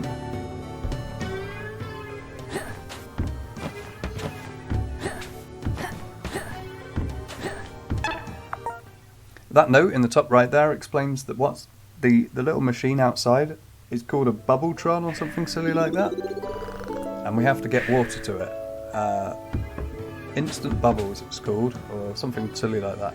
So what we need to do is continue on our merry way down to the bottom right now, where we're going to get ourselves another piece of gear. This time we're going to get ourselves a pair of jump boots, and jump boots are your I need to jump higher upgrade. It's going to open quite a lot of opportunities for us elsewhere. So a lot of the stuff that seems like it's out of sequence so far in this playthrough is going to make sense now, because there's a good number of reasons, a good number of things that we should have got earlier that I didn't get because I didn't have the jump boots and I didn't want to have to go back there in order to get them. For instance, the volcano. The volcano has got an area that has a place where you use the jump boots to get up to get up there. Can I make it past this bee? Yes. All right, there we go. So jump boots. Okay, and we're locked in this area again, as is becoming pretty common with this game. Until we can escape, we have to use the jump boots in order to do that, and then we can crawl out of here, and we are back to this area with Gogondo. And now that we've got the jump boots, we can actually make it up to there. Where we find ourselves a water source, and a hidden chest is up here. It's not got anything much in it, just money as normal. That used to be something else, but they changed it at some point. It used to be like a journal page. But anyhow, so with the water now in hand, we can just drop down here now, because there's a way back up further along here. This mushroom spawns as soon as you get the jump boots anyway, I think. Or maybe you have to go in this room, but anyway, so we feed this water and eventually it will start producing bubbles, and then there's a bit of a light shaft here which we can float up. This leads us to a secret, which is Bagus's Journal Entry 6. And it's just in this right hand wall before these spikes on the right here.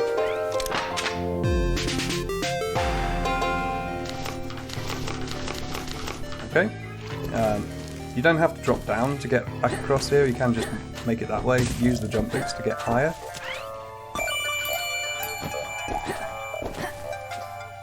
And now we're in this sort of upper portion here. We can see that we've got more platforms, but this time we've got fire. So what we're going to do here is a character in the house over there explains that if you burn the mushrooms, then they produce a smoke which is a longer lasting effect. That smoke there, which we can bottle. And so what I recommend to help you get up this part is loose your smoke that you caught in the bottle and then jump into it for that part. That gives you a little bit more time to climb.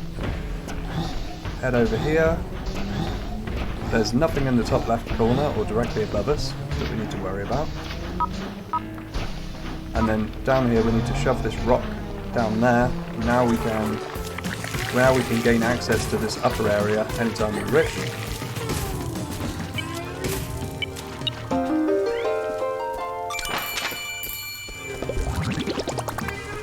So yeah, another hidden excuse me, another hidden area, and more importantly we've got a fire source that we can bring with.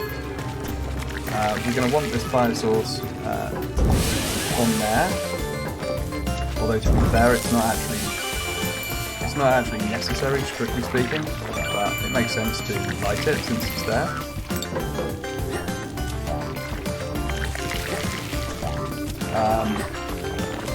And through this door, back to where Wakenda is, we can light another bonfire,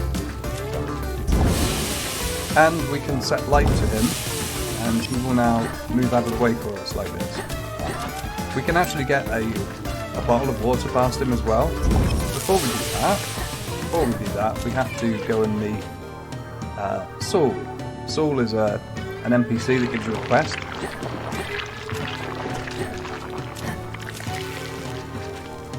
So there's another one of those mushrooms down here. But in here we get a side quest from Saul here, who explains that we need to get water for him. So that's what we're going to do.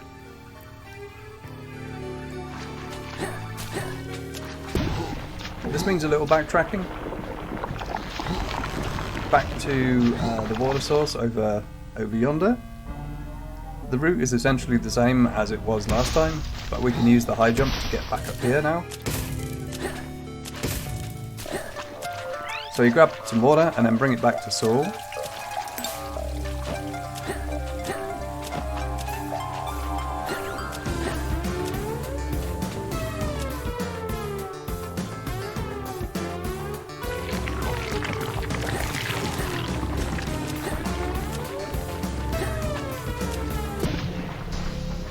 You're actually going to have to wait for the effects to wear off before you can speak to him. And also, it's worth noting, don't spray him with water, you just need to talk to him. If you spray him, you just have to go and get more. So you can talk to him. And that completes the side quest, and as a reward, he will take you into the second dream sequence, or the first, depending on whether you've already done the one in Dornosol or not. The reward for completing this one is golden cherries, I believe, or something like that.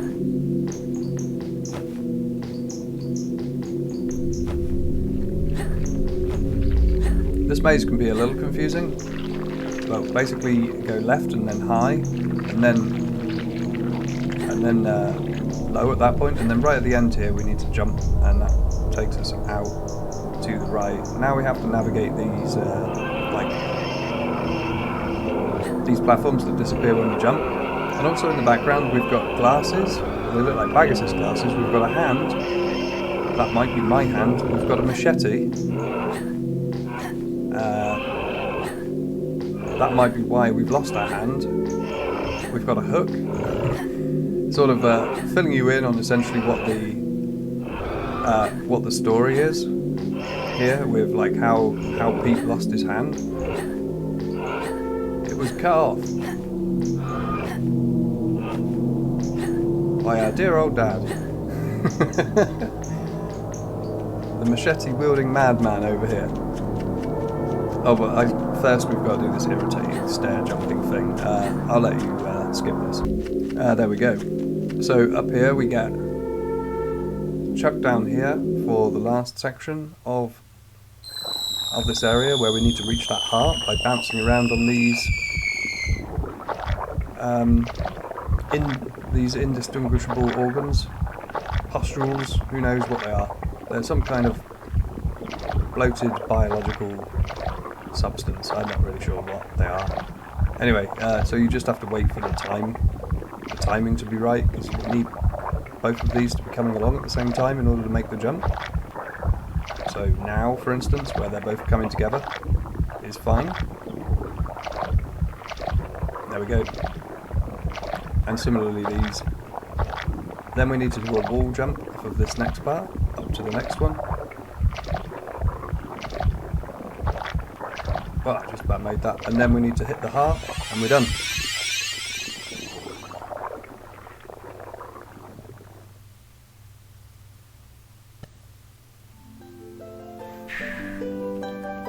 Alright, now when we talk to Saul, we get awarded golden cherries. Or golden cherry, only one of them.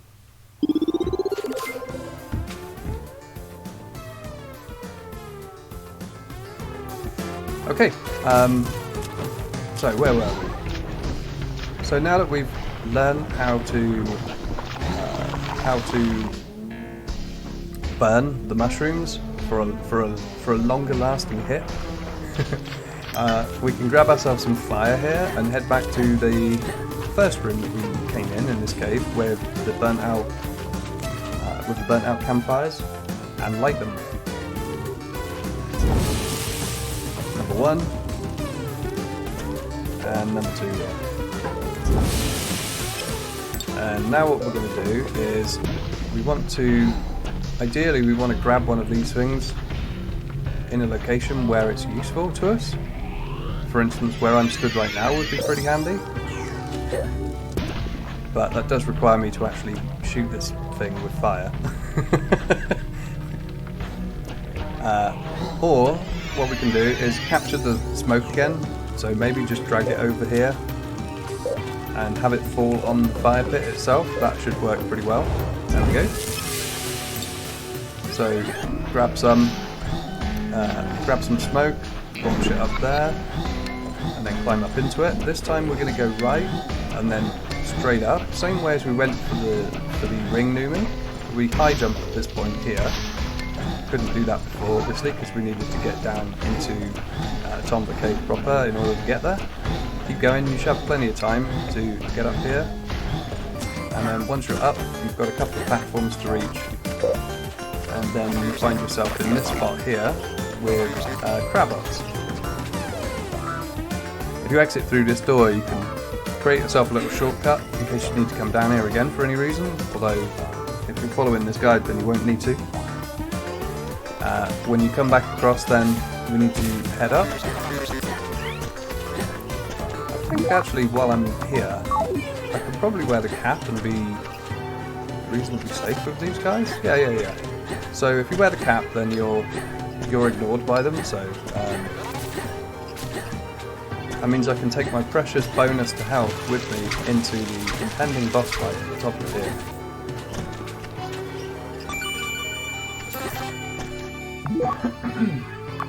Okay, for this boss fight, you're probably going to want to switch hat.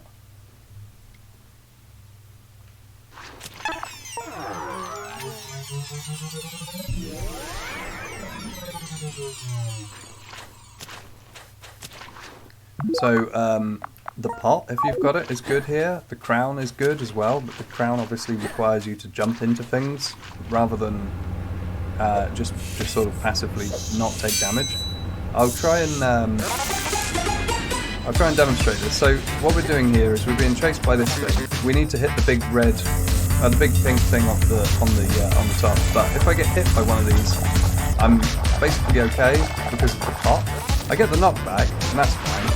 Anyway, if we duck in one of these little cubby holes and jump out, I actually got stuck there because I've gone too far back. But basically, yeah, what we're trying to do here is get this thing coming towards us, dive into one of the holes, and in response it will lower its arms and put some sort of feelers out to try and flush you out of your foxhole like that. While it's doing that, we can jump up and hit it on the top. But after you've done it twice, then it adapts to your strategy. And at this point, we are basically waiting for Bleatus and whatever the woman was called to come along and help us out.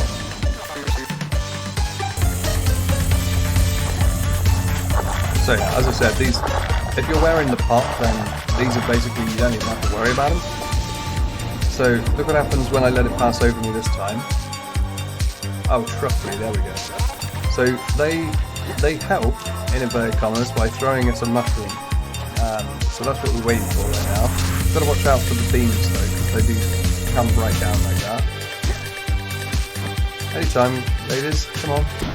There we go, right, so they chuck these, and there's these invisible platforms all around. Then we can jump down on top of the crab up and give it a whack. Now we're waiting for round 2 to be complete. It can be a little tricky staying ahead of the crab up, especially when you're trying to jump up 2 steps vertically to, like now for instance.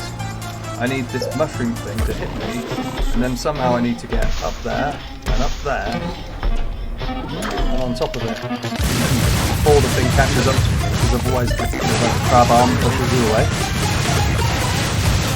But that's crab up dealt with, and that is a boss fight. This leads me to a route out of this area. They say they're going to see you again, but I've never found them, so they obviously don't bother. I can't find them anywhere in Tomba, and they don't appear in any cutscene or anything, so they're gone. That's them done. So anyway, we find ourselves here, and this is actually sort of underneath Tomba Island here.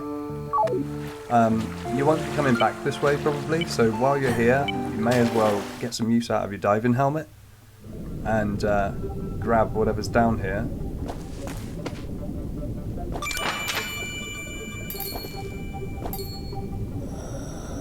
I haven't shown the diving helmet off particularly much at so far. It's locked, the screen is locked, so when you use the diving helmet you can't swim along the ocean floor, you can only just go straight down.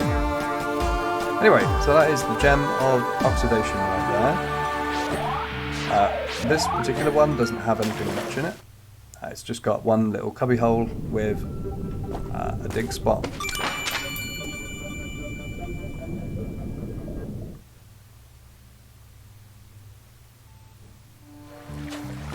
Okay, and having done that, we can now shove this block out and escape back to Tomba Island. Okay, so we're nearly done here. There is just 2 more things that we need to do. First of which is to see what is up the tall mushrooms, now that we have access to them. Let's just put the plant hat on, so that I don't have to deal with this plant over here.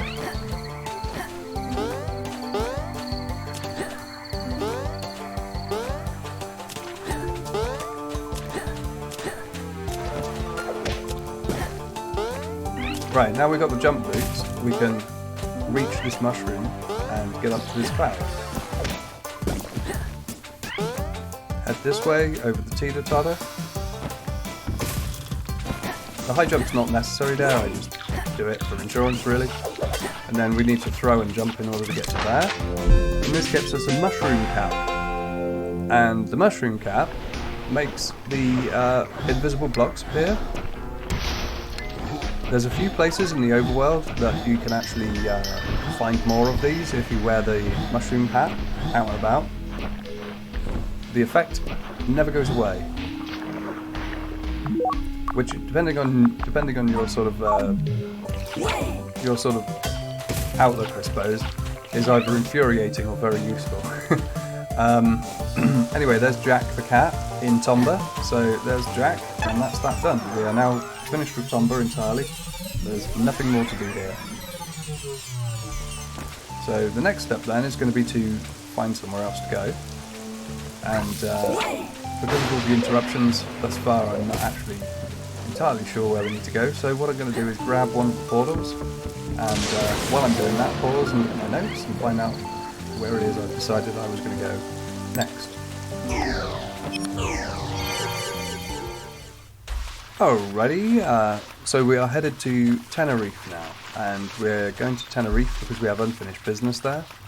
Then we're going to be coming back to Boracay by way of other places. Most importantly though, we are now heading to Tenerife to climb the Big Pyramid, because previously there's a Big Pyramid that we weren't able to get up. It was described as the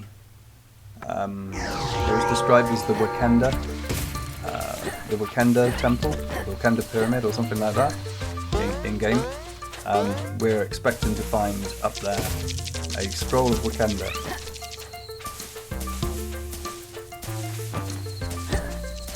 So, not this pyramid, that's the small one, but the big one. Can I make that jump, do you think? No, okay, fine. So we still have to go the mug's way up this little crack here.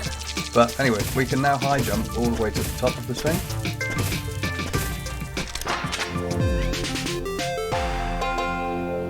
There we go, one mysterious scroll. And in terms of what's up these places, it's worth always chucking on the hat, the mushroom cap, in order to see if there's anything up here. Just because, you know, you've got it and there's things here, why not?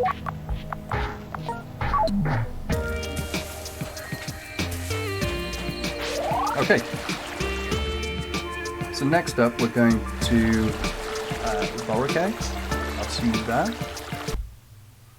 Alrighty, so here we are, arriving in Voltaic Island here, and what we're actually going to do now is con our way past the rhino that was guarding the upper route through this cave here. This is a matter of getting onto this teeter-totter thing and jumping up there, and heading through this door, and yeah, we're gonna abuse this guy's trust. So, don't come any closer, human, he says. Well, if I change right in front of you... hey there, friends! And there we go, side quest complete.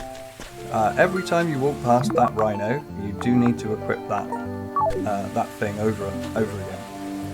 And I suppose the game imagines that you're going to keep it on for this section, but no, we're not.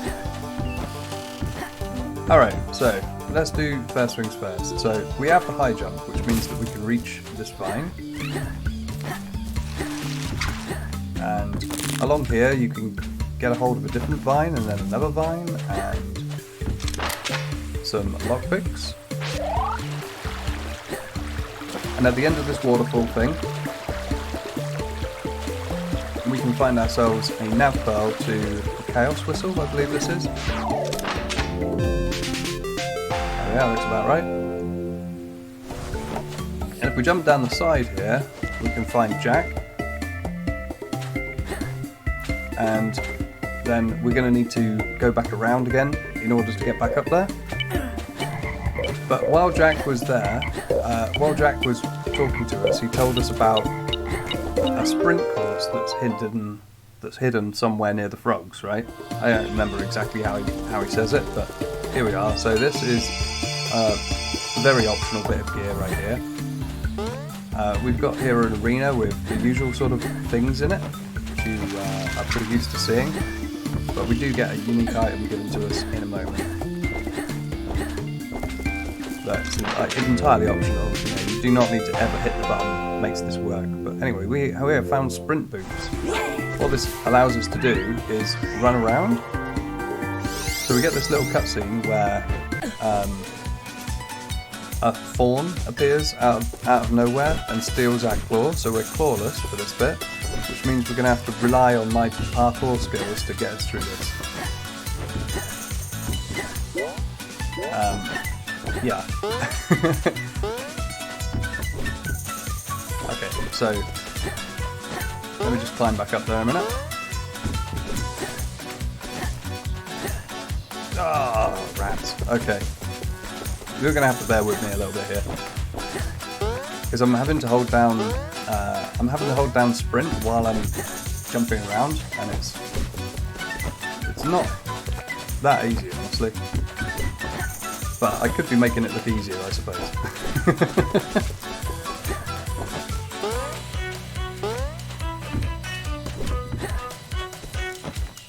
Oh my god. What can you do? Just laugh awkwardly and then try again, right? Okay, let's take it slow. No, that doesn't work either. I think actually I need to just jump those normally. So I'll just jump these normally here, like this. Or maybe I'll get a run up off the end of this thing. There we go, that's what I'm going to do. That worked. Okay. should be okay for me, I believe. Just navigating that first bit that's tricky. And as far as like not taking damage goes, I'm not even going to bother. So I'm going to get my useless ass back up there, and I'll see you in a mo. Well, I got back up there, and the bugger ran off again. I guess I was waiting. I guess he was waiting too long. So he's going to make me do all of this again.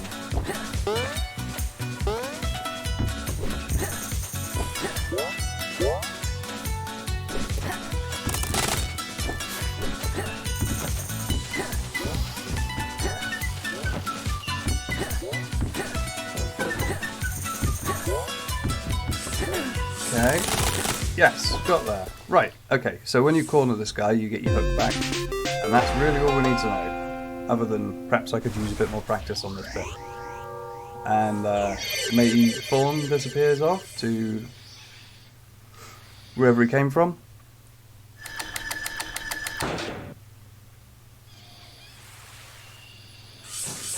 Right, so that's it. So now I've got the sprint boots forever. They don't come in useful at all. They don't come in useful at all. Other than perhaps they speed up getting across the island if you can be bothered to hold down the button to do it. Useful in the portal area, I guess. And actually, to be fair, pretty useful in the fight that the final boss fight. Useful for sort of getting around quickly and getting out of the way of bosses quickly. But you do have it uses the same button as attack, so it's because of that you constantly sort of hitting into the wind before you actually start running, and it takes a little while to sort of get up to speed as well. It's not brilliant, obviously, but it's better than nothing, I guess. Still, I've got unused buttons on this joypad that button could be linked to. What am I complaining about? I'm just bitter that it took me so many attempts to get through that thing, and I recorded the whole episode. All right. So anyway, we're up into Boracay now, so I can stop pretending to be a monkey again. This plant you need in order to access higher areas. So the first step is to talk to Gregor here. He turns on the water for you, and then given that we've got some water now, we can actually shove it along here and get up higher when we want to. But first of all, we're going to go into the inn and speak to Cinder, who is some kind of a koala or whatever that is. Alright. They want flour so that they can bake something. Very good. We're being halted in our progress by this drawbridge thing that's up right now. And what we're heading for is right there.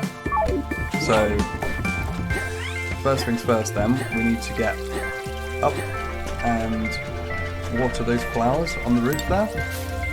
So in order to do that, we need to jump up like this, and hopefully we can get both at once.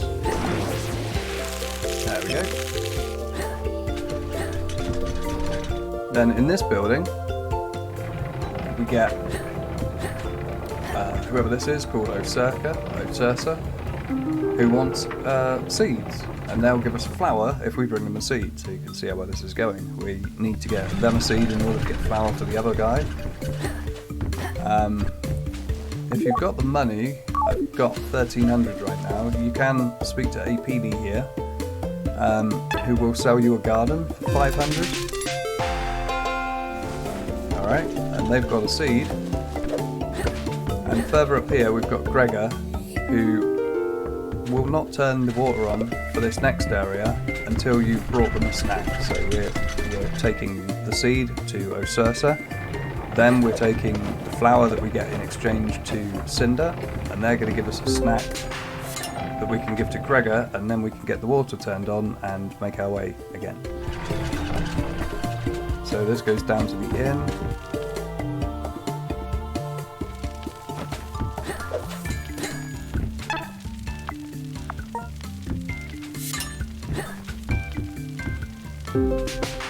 There we go, and now we get some cupcake or some nonsense, which we're going to need to get back up. the same way we came before.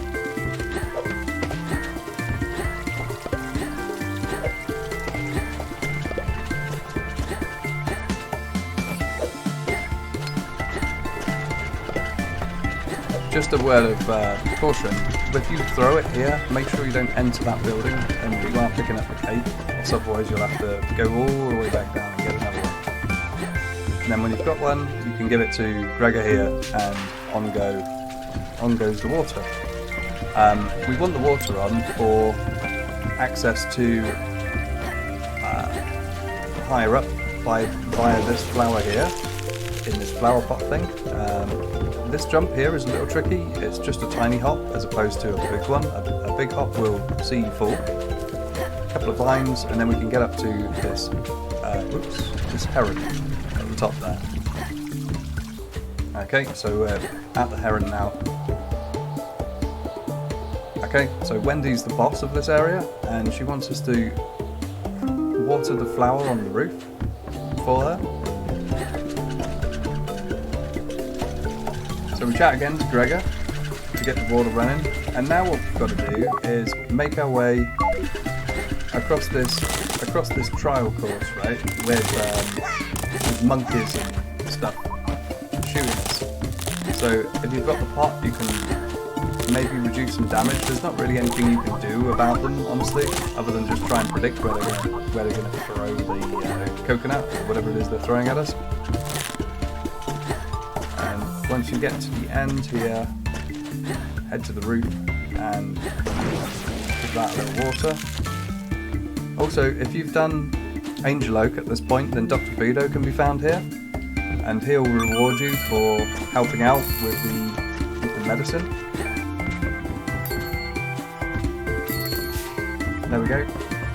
And now we can talk to Wendy, and she'll lower the drawbridge for us that allows us to get access to the next bit so that we can go and get the treasure we're after. There isn't very much in Wendy's house, especially not on the bottom floor. You really want to be up here if you could go in at all.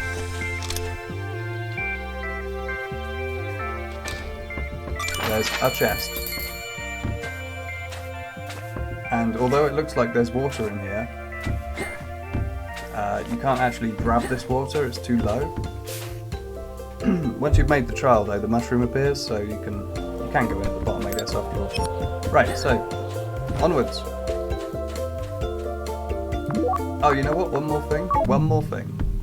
Okay, if you come back to Wendy's place, and you run the trial again, but this time without a bottle of water in your hand, and this mushroom cap thing equipped, then when you get over this way somewhere, there is some invisible blocks in the sky that you can use to reach a chest that is otherwise completely inaccessible to you.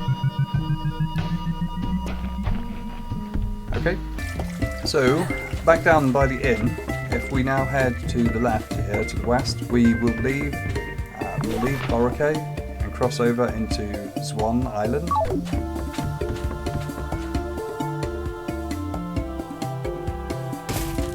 Where we will find a house, and this house has like one of the most memorable parts in it. There's a caterpillar thing here that gives us a magic spell. This magic spell will hang around our heads while we're in this area above Swan Island, all of this area here.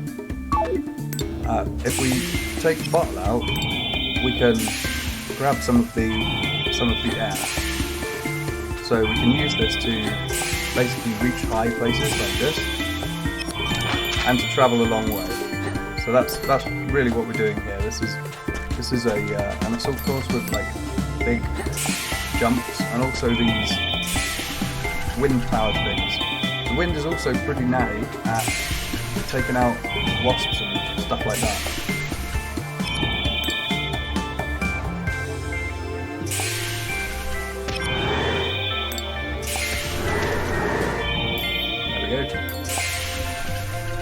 It doesn't really matter which direction you chuck the wind in. The windmill will always respond in exactly the same way. Okay, when we get up here, jump on over to there, and we get frogs. Now, if you are minded to, and you're set up just right, you can take the frogs out the hard way, which is to sort of hit them. And you should be able to kill them if you've got sunglasses and a hook upgrade, and you can actually aim. Then you can do that. Or your alternative is to essentially give them a bit of room and just move each side. So sort of try and predict where the safe part of the platform is going to be before you get there. Speaking of safe, let's put the helmet on, because we're going to need that in just a moment for this next section. Alright, one more thing, if you are short on health, then you can get up here for pretty much a one-shot deal to grab some of this food. Now we've got to deal with monkeys. Personally, I find the easiest way to get past these guys is to essentially run. Not even worry about them, because I think they'll do more damage the longer you hang around. Once you're past them, you want to be jumping from sort of post to post like this. Try and do all your moving on the way up so that you've got plenty of time to find your way down. And then when you reach this safe platform right here, you'll notice that the bamboo above is thinner than the bamboo below you. This is because it's a hard barrier. It also is the place that you want to zoom up there and find Jack again. So there's Jack again, and then down here we've got the treasure that we're after.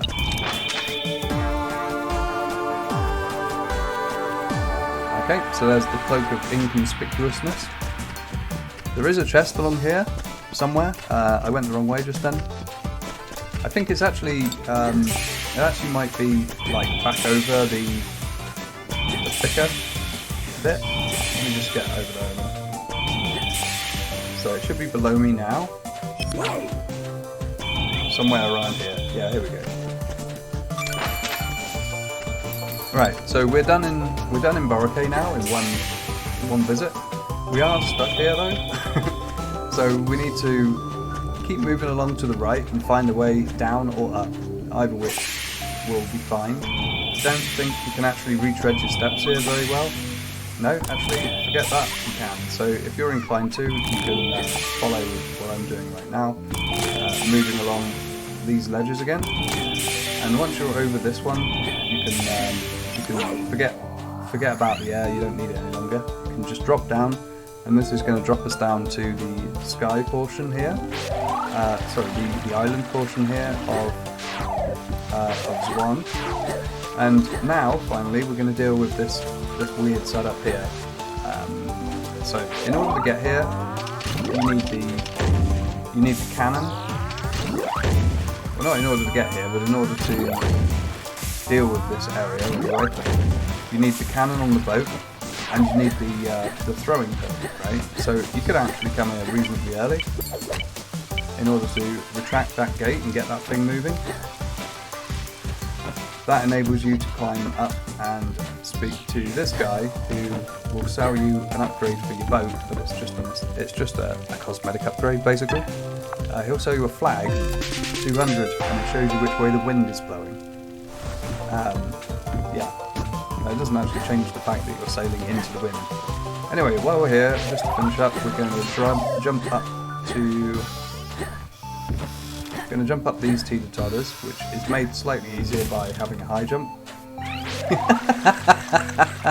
Oh my god, what a curse, eh? You can tell I'm voicing this as I record it, right? I hope so. Okay, so there we go. We'll do it the hard way, which was conversely easier.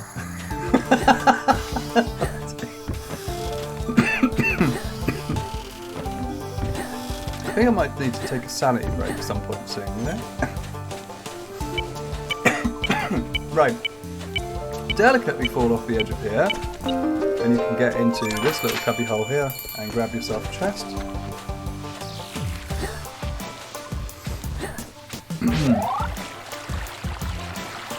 Okay. Right then, now that we've done all of the stuff in Swan, we're going to head off back to Samora. We haven't been to Samora in ages and ages and ages. This is the place with the earthquakes where Maddie's got her thing set up. Pretty near to the start, honestly. It's like the first island over to the east.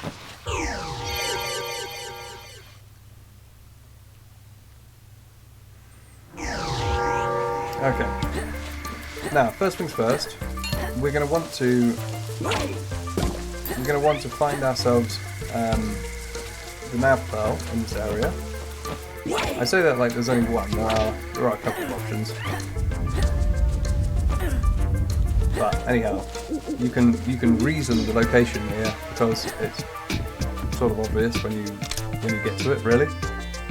Inside this warehouse, there is a little cheeky puzzle where you jump on that switch and then jump on the boat as it's moving up, and then grab this crystal that you used earlier in the game, or possibly one like it. Come up here for a chest.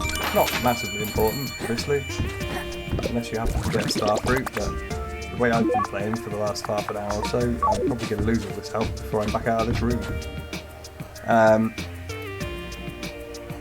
Anyway, so what we're here for is this. So this boat thing, we can't jump up to there.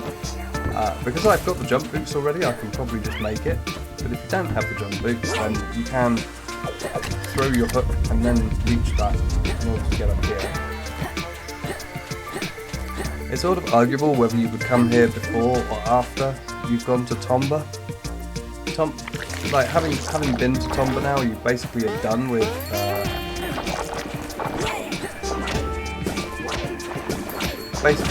running around. Like every island you go to, you can get everything from, more or less.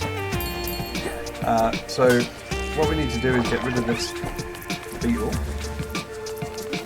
And this one honestly is a little tricky to get a handle on, because you need to sort of bait them into that. You're always too close.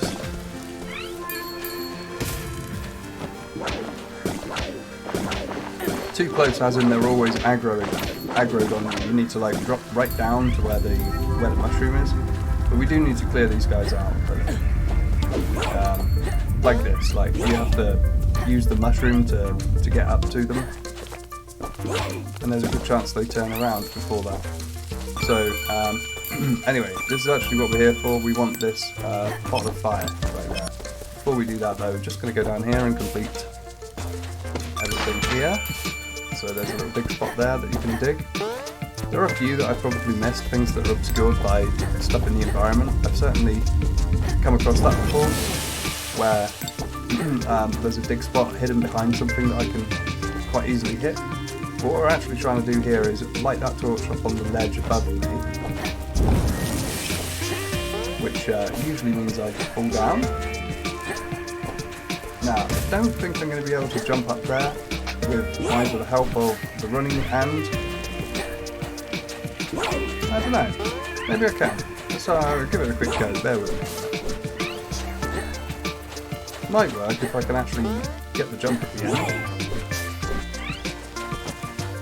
No, okay, right. Anyway, if you don't have all that equipment, this is the way to go anyway.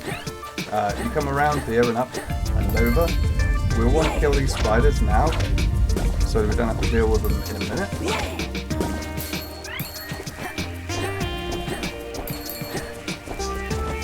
And then further up here, again this is an area with the silhouetted mushrooms that drop coins for you. At this stage you are looking for that. I believe this is the scroll, yeah. So we've got another gibberish scroll to deal with. And this is really how I've set this up until this point. So we're collecting scrolls right now. We've already got 3 of them, I think. So the last one, which we're going to get after this, is down in the temple in Numi. But first things first, eh? So what we're actually up to now is bringing fire, and the reason we're bringing fire is because in the past the exit of here, we need to burn a vine. We did see it from the exit, but I kind of rushed out of there, so I may have missed it. and it was a long while ago, if you happen to be watching this sequentially. So, there is the last torch that we need to light here. The door is down there, and out to the left we've got a vine covering a chest here, which leads us to the, well, it's up top basically. The echo mirror is that one there on top, so we're going to go and find our way through the thick mountain and up top.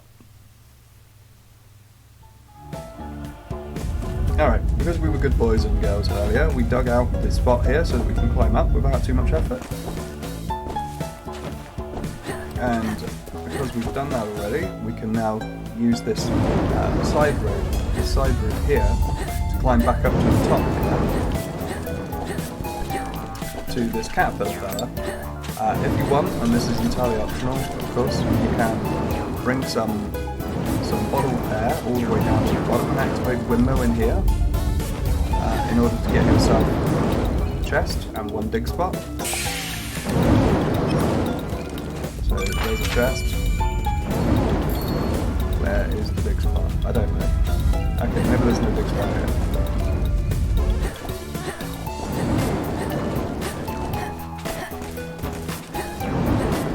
But anyway, what we're actually here to do is pick up some air here, and we want to take this out of this door and lower the bridge that goes across this area, this bridge right here.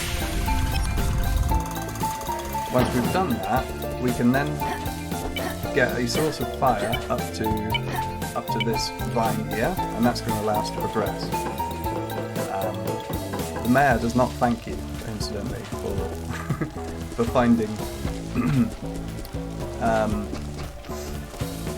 does not thank you for sorting out his problems there, lowering the bridge, because he was complaining about that earlier. Anyway, what we can do down here though is we can drop down all the way to there-ish, I think. Oh no, I may have gone too far. Hang on a minute, let me get some bottle air here. That's what I want. So I want some fire from there, so that I can bring it out here and use it on the door to the hat shop.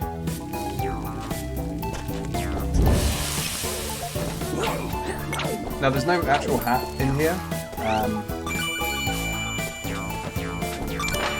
but it is obviously neat being able to get at these things. Okay, right. So now I'm just trying to think actually, it's probably not worth going through that air tunnel there, so forget that. Let's head left, and we'll use the way we worked hard to get earlier, which is just up here, up through the caterpillar part again. You can't pick up this fire because you have to, like the way the bottle works is you have to have something overhead to pick up. Certain things like air are fine, you can pick those up vertically, but if it does damage to you, like the lasers in the factory, fire here, or whatever else, then you need to do it the hard way, by finding a source that's safe, essentially. Grab some fire, and you can jump up and above the pawn shop, and get yourself into this bit here.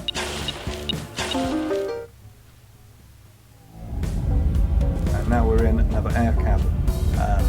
So, you want to deal with this lower block first, because otherwise they'll be next to each other and you won't be able to push either of them. And then get the other one down to the other switch.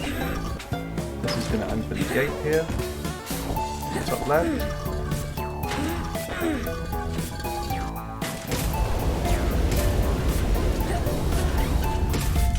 Okay, and what we're going to want here is some of this air to reach this bit here. Then we're going to want to jump up to there, shove this brick down, and push it along a little.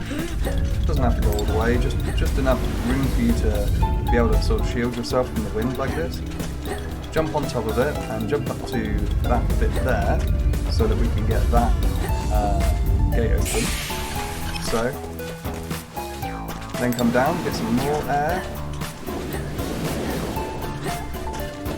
It's a bit finicky, honestly. You can jump through this ledge here, so you can land on that one. And then to the left here, we're going to go and find ourselves an optional thing. This jump is a jump straight up and into an overhanging sort of vertical shaft, right? Then we're going to want to do the sort of air bottle jump that we've been doing a few times already. Over to this chest here for the Otis Numi. Now in terms of getting back again, it doesn't really matter. So drop down here. There are a few dig spots around here which you can grab. There's one here, there's one in front of this silhouette crystal right here. There's one right here. And if you are inclined, you can get one at the top of this wall thing that I'm jumping up and down next to. But that's a whole lot of effort just for what is essentially just another right chest with some coins in it, or just loose coins. It's going to be one of those two things probably. So right, let's get up here. Now we go to the right. I think that's it for air caverns, but we're definitely not done yet. So first of all, we've got a secret to the right here. I think that's actually less money than I left on the floor. More hedgehogs to deal with. These centipede things that come out of the wall, or whatever they are. Angry looking worms anyway. So, crawl through this space here and we hit a very peculiar place. This is the Otis teaches us through meditation that we can hear ourselves. So I'm going to be quiet as well.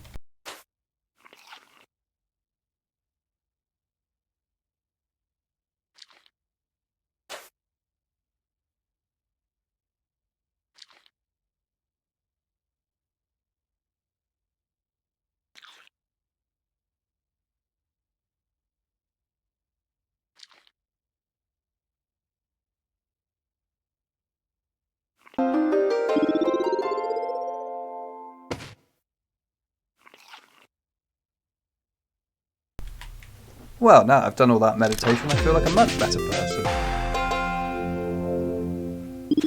And I get rewarded for meditating as well. Wow, it's really going well today. That was a golden beet, and the golden beet is a health upgrade. So, if you've got the jump boots, come down here. If not, I wouldn't bother. I mean, it's just a few coins at this stage of the game, you've got loads. So for this next section, we need to use the elevator again, and we're going to need to go into a room with lots of plants. So if you've got the plant hat, then now is a good time to equip it, because we've got an awful lot of plants in here. Well, an awful lot, we've got 3, but they're in really difficult to deal with places. And we've got some kind of a barrel puzzle, but we need first of all to leave through here. And we're actually in the outside area now, right? So if I was to fall off the side here, I'd just find my way down to the bottom again. There is nothing down there at all. I don't mean nothing of interest, I mean literally nothing. It's just a few ledges and then you arrive at the end. Really not, there's no point. So, let's deal with this rock. So we need this rock to be on this switch here. But we need to be the other side of the gate so that we can stand on that. That releases the barrel.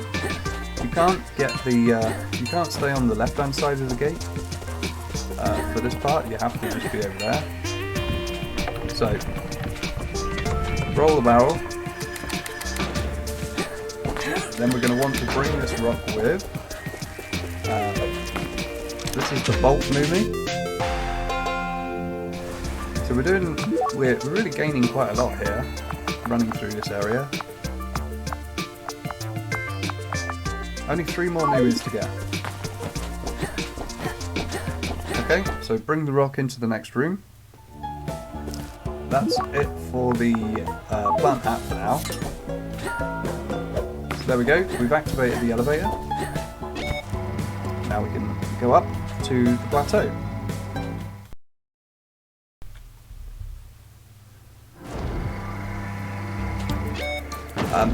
Same as before, with this left path here, there is nothing there. There's nothing with the mushroom cap, there's no ledges, no nothing down that side. It's all this way. And we find a huge foot.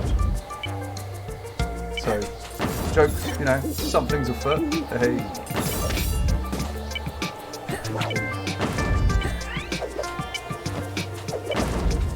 So hitting this this second one can be a little tricky, I think.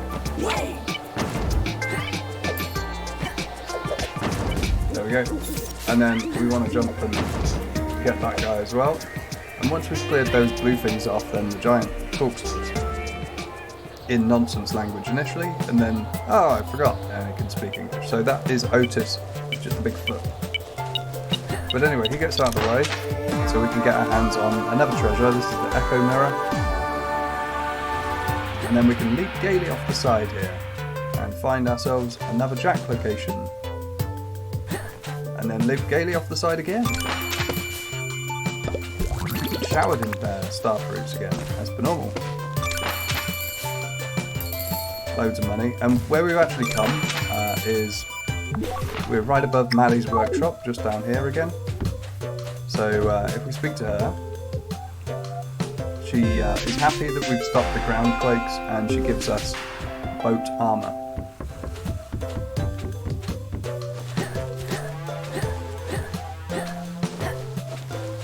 Okay, so we're not quite done here yet, but we are pretty close. We need to go and speak to one of the worms again.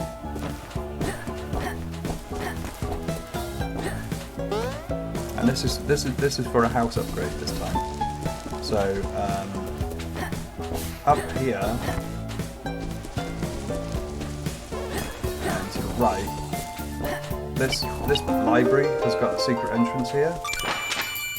And this computer has been smuggled in by the one with the question mark over his head, the intelligent looking one with glasses. So once we've solved the ground quakes problem, we can actually buy the computer for our house.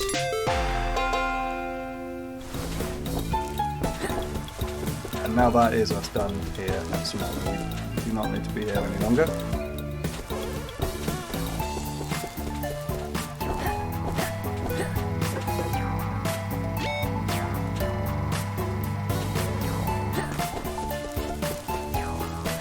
So I'm going to make my way back outside into the portal, and then we'll move on to our next location, which is going to be Numi Temple.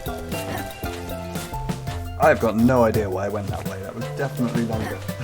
Definitely longer than backtracking would have been. Okay, so diving into the portal, and we're going to find our way over to Numi now. At this stage we've got 8 treasures, so we can now get access to a decent amount of the temple, pick up some good gear, and because of the way it's laid out, we're also able to escape safely to an elevator.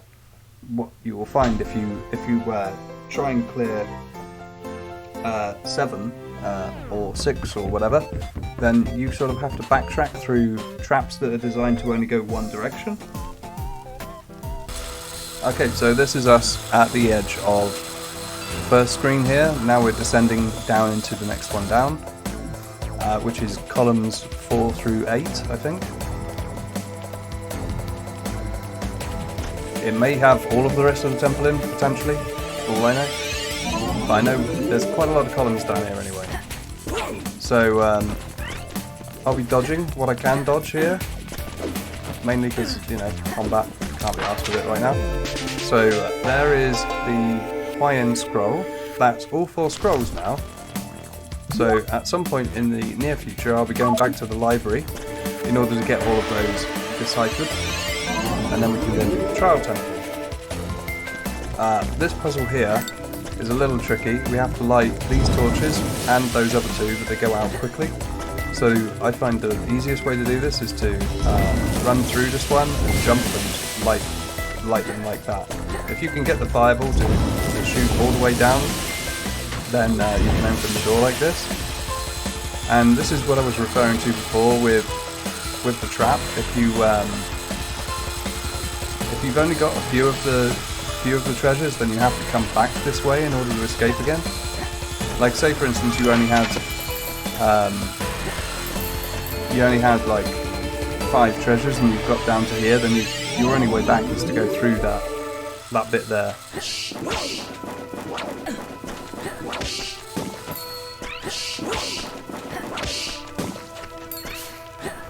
May as well bring this thing with me and use it on the way out as opposed to now.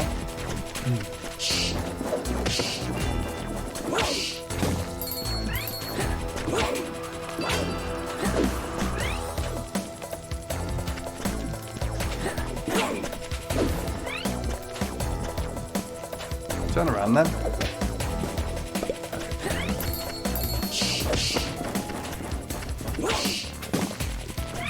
Alright, so this is, I think, a Numi.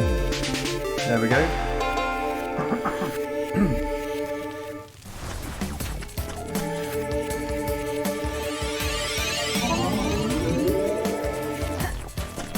Okay, grab the star fruit. Oh, I can't get it through there. Okay, fair enough. So now the elevator will come down for me, which is fine and everything. This is a barrel puzzle, which we're getting pretty used to at this point, I would imagine.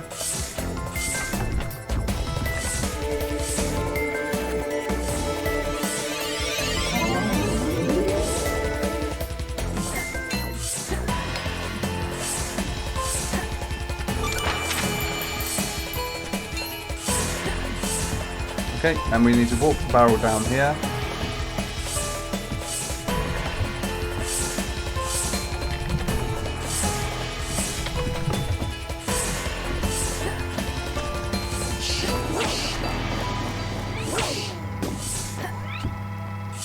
And eventually find ourselves here on this switch, right there. And we get a sharp hook. Sharp hook is a power upgrade, so we've now got a golden hook, which I can only assume is like pirate level 10 or something. Right, so that's us done down there. We don't have the 9th legendary treasure at the moment, but we have nicely tied it up and we've got ourselves an elevator back up to the top. So I will see you there. Alright, so we're back at the top of the temple and I'm going to get a hint from Bagus, who's going to point us towards something on King's Tree Island, and for the moment we're going to be ignoring that hint and going off instead to Dinosaur Island in order to get ourselves whatever reward we get for 12 specimens, whatever we get for the scrolls. Well, I guess we can go to King's Tree just briefly. So where he's pointing us is there in the sky, but we'll be back there. We'll be back there sooner or later. To the west and in between King's Tree and the previous place, which I think is Boracay off the top of my head, there is a bunch of bamboo things in the sky that you can't really reach particularly easily. So let's get up to the library.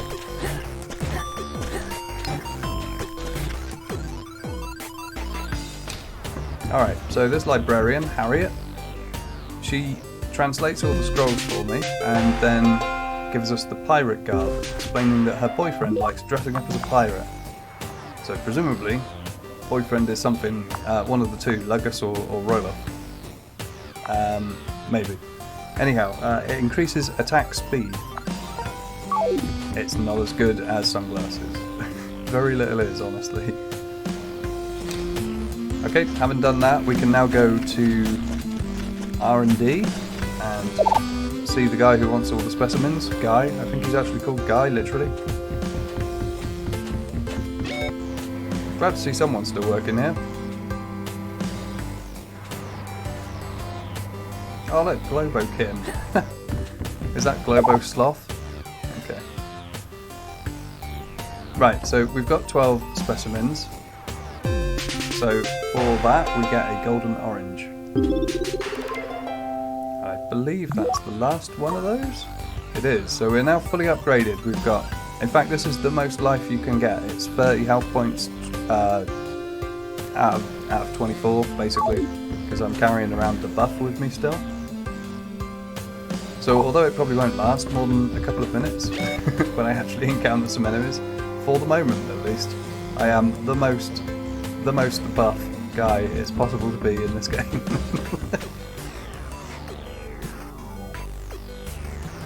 Like pure alpha, you know what I mean?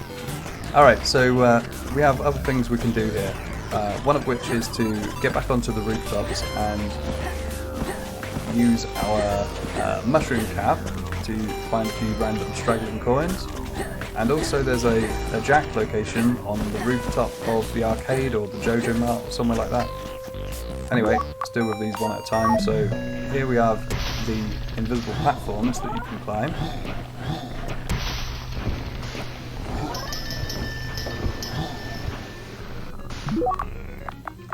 While you're wearing this hat, you can't actually talk to any NPCs, including Saul. I did try and talk to Saul with the mushroom cap on and under the effect of the hallucinogen to see if I could make any sense out of him, but it doesn't happen. Anyway, this is Jack, and that's the Jack location in Dawn Saul done. So, what else is there to do? I've got quite a bit of money, I guess, 1,101. So I can afford to buy either the crown or the. I can either afford to buy the crown or the painting. So I think I'll get the painting for now. So here's your painter up here. She'll sell you a painting for the house for 800. Gonna need another couple of hundred yet in order to buy the other thing. The house upgrade is going pretty decent at the moment. Let's see. Okay, there's only 2 more things that need to be got before that.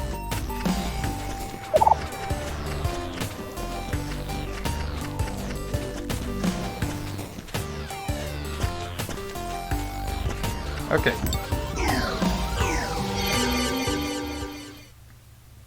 So now, and probably somewhat slightly out of the blue, we are headed to Pinion Island again.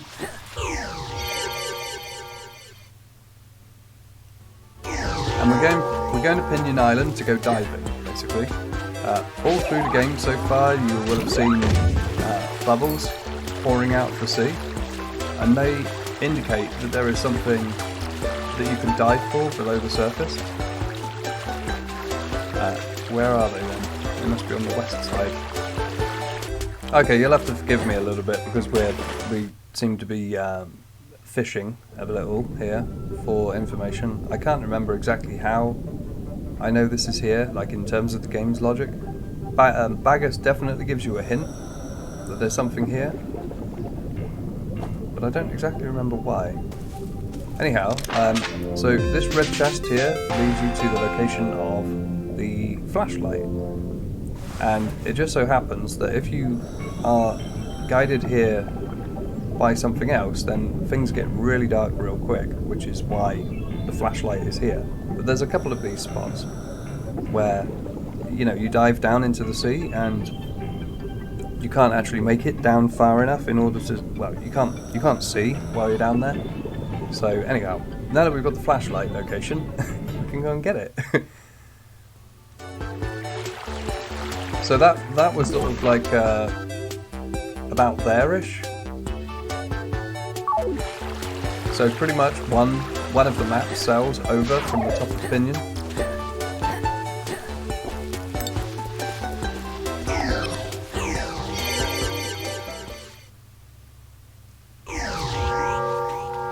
I haven't actually shown where it points you to yet, but it's going to be there, so at Eber Island, and we've got quite a lot to do at Eber Island right now. We've got something else hidden in the ocean there. We've got a mysterious temple to check out now that we can get into it.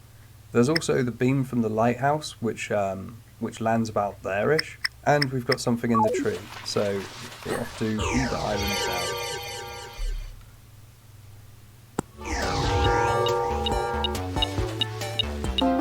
So you dig down in front of the tree and there's a big hole. And there is the flashlight. You can't hold the flashlight open, you can't hold the flashlight on while you open things and interact with stuff, so there's a bit of like having to remember what's where. For instance, if I shine it up here, we can see there's a torch up there. You can just about see there's a torch up there. So you have to sort of remember where stuff is and then shoot at it from down below. There's another one there.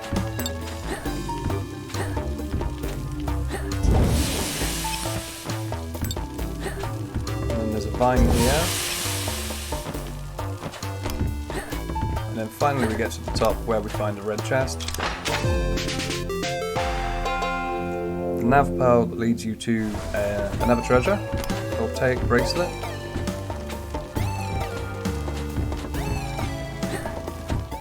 Alright. The Voltaic Bracelet itself is located in Kingstree. So the reason we haven't been checking out Kingstree particularly much at the moment is because,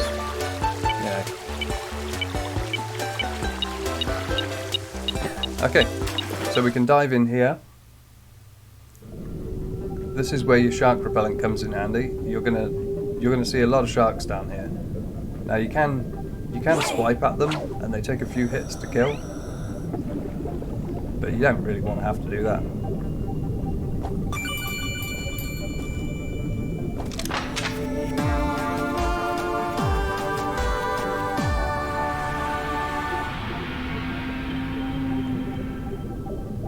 Okay, that is the feather. Racking them up pretty quick at the moment.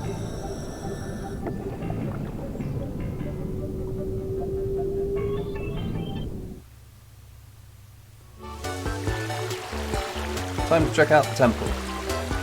And once you've got the 4 scrolls, and you've got all 4 scrolls translated, then you can access the temple. Like so. Now this is a trial temple. This is likely to be one of the last things you do in the game, mainly because there's a lot of gates that you have to pass through in order to actually be able to even get to this point. In terms of things to pick up and so on. You need to be able to get down to at least I think the 7th or 6th level of the Numi Temple in order to even pick up the scroll for Hwaian, speaking of which. We've got codes on the wall here, nature and magic, and we've got a thing that rotates these. So essentially we have to match the god to the description, right? Their outlook, their philosophy. So power and knowledge is going to be Youlang, that's the Thunderbolt. That one right there. This is balance and freedom. Balance and freedom is Otis. And we need courage and sacrifice, that's the legendary hero. And that will open the way. Okay, so I'm going to do things a little differently in this area. A little differently than perhaps you would expect, because I want to keep the chests here untouched, because there's a good chance that I'm going to find some starfruit in them. And at some point in the game I'm going to be running out of chests to pick up that have got starfruit in. So what I want is I want the chest to be here so that I can come down here and get a starfruit ready for fighting the final boss. Anyway, this first area is 3 waves of forest dwelling animals. First of all we get spiders, then we get spiders and bats.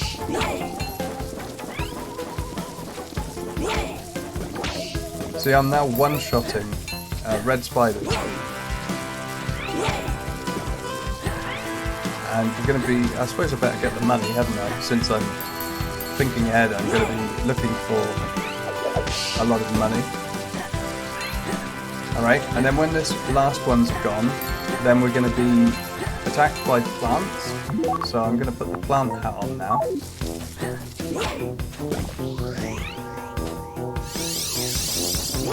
Oh, it's not plants. Okay. Fair enough. Oh, no, it's plants. There you go. They're just hiding up there. There's one here.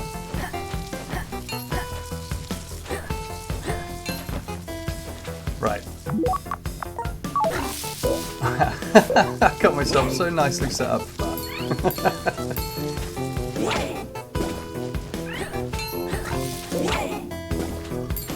Okay, right. So that's the first wave done.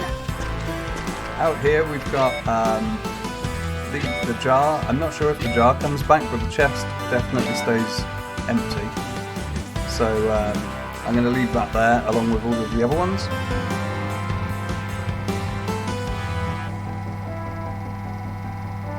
Alright, desert area. This one's a little bit of a pain in the arse. This is probably the best place for picking up the cactus specimen if you haven't got it.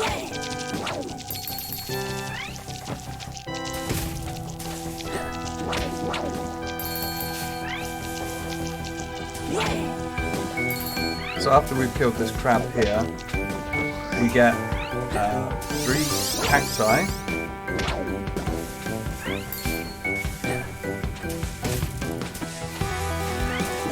And then on the next level over, we're going to get another cacti, so you get 4 in quick succession.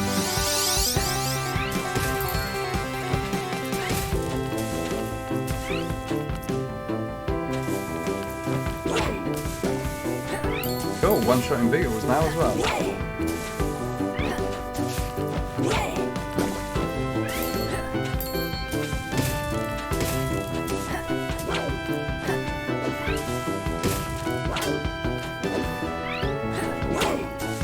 Turn around. Turn around already. Fine. Okay.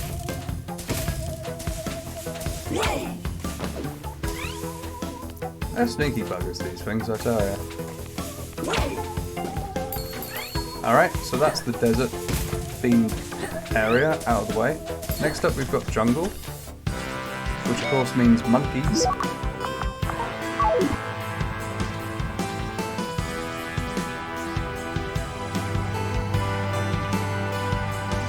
Monkeys and snapping plants. So we're going to be using the pot initially, and then we're going to transfer over to. So the frogs, don't do anything here. These hornets only shoot stuff at you, so they can be a little hard to actually land a hit on. You can jump up into them, and that works pretty well.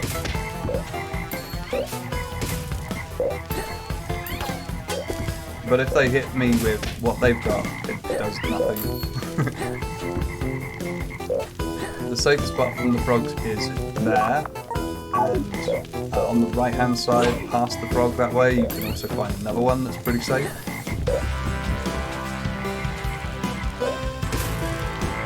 That there-ish should do. Okay, now we want that plant power real quick. Oh wait, no, monkeys first. Okay, so the pot. There we go. Do no damage.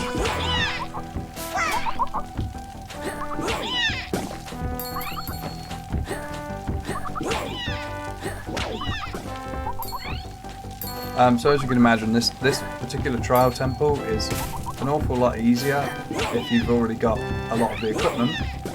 But if you can get in here reasonably early, or you need the specimens still, then you can get basically all of them in here.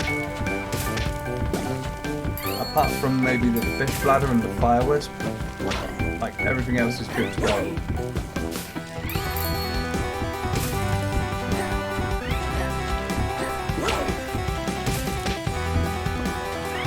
Alright, so there we go. I just headbutted that last one to kill it off. Quite happy with that. So you also get vendor box down here.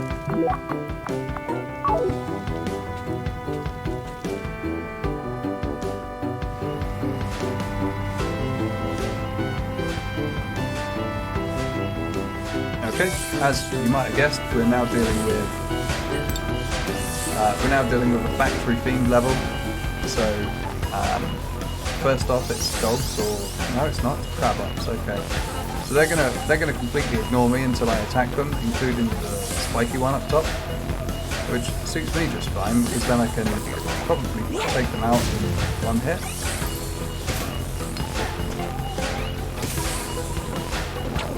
Not sure about that, honestly.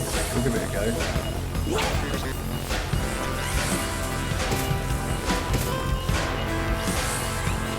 I guess we can find out now if it forgets. Ah, yeah, looks like it does.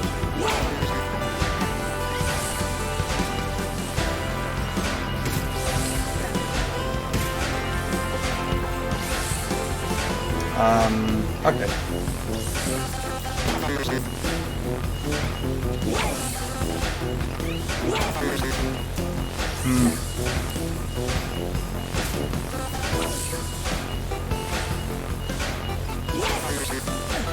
No, I'm not actually doing any damage to it. I think that's the problem right there. So if I come down here and hit it with the sunglasses on, then I will be doing enough damage to actually kill the thing. I didn't pick up on that for some reason. I'm obviously slipping a bit. Right, get back to wearing the cap then.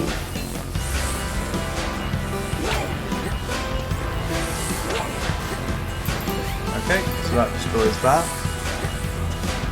We're not going to exclusively wear the cap in here. There is one thing that actually helps to do something else with. That's the second time I missed that. Okay, fair enough. I'll try the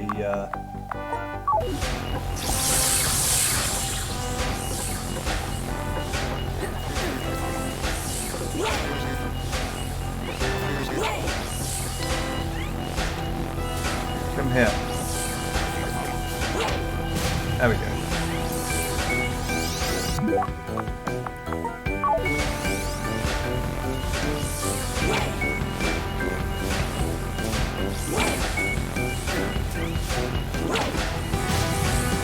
Okay.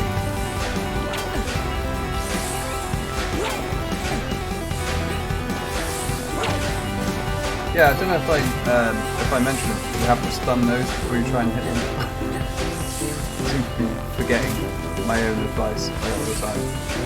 The hat isn't going to help against these tanks. They know what you are.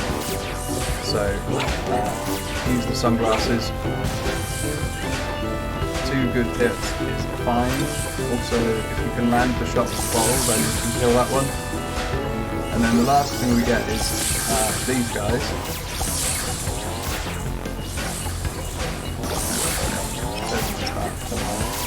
Alright, let's get the tank first.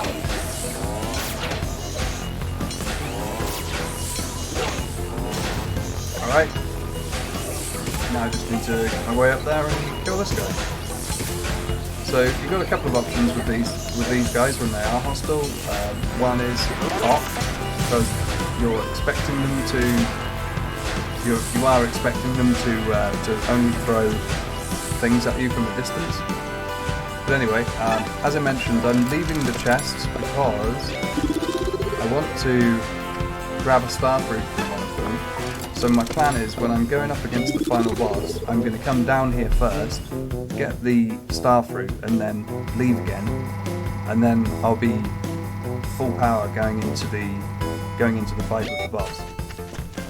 Okie dokie, we've got the graveyard themed level now, and the graveyard themed level has got bats initially. Alright, so the bats aren't really a problem until you get near them.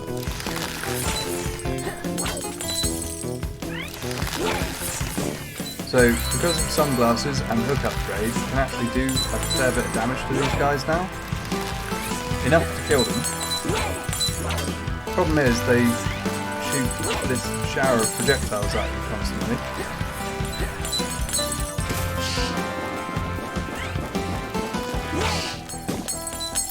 And getting up to this one can be pretty tricky sometimes. So I'm going to switch over to the pot just for the moment.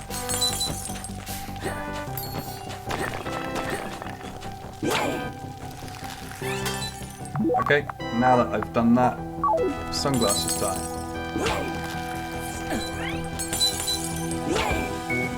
Okay, now this next fight can be really tricky because we've got pill bugs, 2 of them. I just happened to be spawned right next to where one of them was, so I killed it. But the way to fight these appears to be to allow them to charge you as a ball, jump over and hit them from behind. Something along those lines. This is the only time you really fight these. They're too short to hit. They're too quick to get after easily.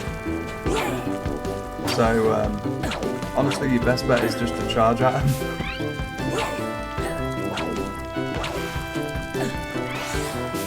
Hopeless. There we go. That guy turned into a ball just so I got killed. Unreal. Okay, and I think I'm right in saying this, but pretty much the only time that wearing a pirate garb makes any sense is against these things, just so that you can get your shots off quick. This guy's gonna kill me, I think. Good lord. I'm gonna have to be really careful for this now. So, skeletons. I can one-shot them, but I have got to kill them all without getting hit, so that's not necessarily going to work.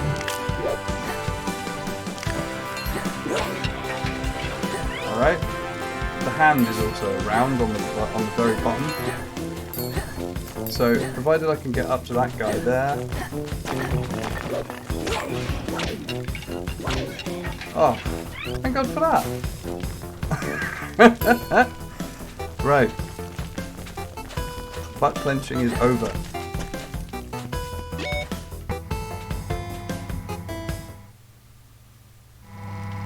Okay, and this is the reward. The reward is quite silly, to be honest. It's Shovel Knight's Shovel Stab Technique. And a portal. So, Shovel Knight's Shovel Stab Technique. Which, if I go somewhere like Pinion Island, I can probably demonstrate pretty well. So, yeah, it's like a sharp dig thing. And if you hit something that's diggable, then you can bounce off it and something else. Okay, so we're not quite done at Eba, but I've taken a hell of a beating. So, I do need to find some way of recovering health here. So what I'm going to do is go to Poveglia. I don't know, have a quick look. Have a quick look under the. Just change over to the pot for a second. I'm going to go to Poveglia and save. But you see here, this is the beam that comes from the lighthouse, which you can dive down to. And depending on what's down here, yeah, that's not going to help. If you go down there, then there's a thing to pick up. It is a Numi, I believe. So first things first is to get to safety. What I'm going to do is I'm going to save the game, come back at night, and then go back to that spot. Alrighty, so I am back to full health after the beating I got in the Trial Temple, and moving along from Poveglia here to Eba Island, looking to dive down into the sea around here-ish.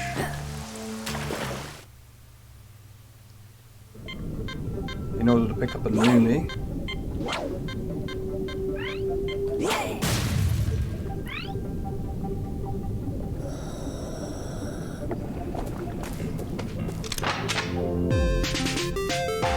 Okay, so this is the fantasy or simulation Numi, one of those two. Don't actually recall which one. And I guess while I'm here, I think I might be able to show off one of these really deep areas. No, maybe not. Anyway, yeah, so with the diving helmet you don't scroll, which sort of limits you to moving along the sea a bit and then diving down, moving along the sea a bit and diving down. And because of that, and how long it actually takes you to swim back up, it's one of the more time-consuming and frustrating, and to be honest, not particularly rewarding things to do in the game. So because of that, I don't think most people bother. I remember being incredibly rich by the time I had the ability to do that. Because there's, you know, all of the stuff that hangs around the place you can actually pick up. And you do run out of things to buy eventually. Right then. Okay, next step is going to be to go to AngelOak Island. We're going to be investigating a very specific point in the ocean. This is what it's like at this stage of the game. We're cleaning up, and because there's a lot of false readings essentially around, it makes sense just to go directly to where things are as opposed to searching for them. We're looking for these bubbles here.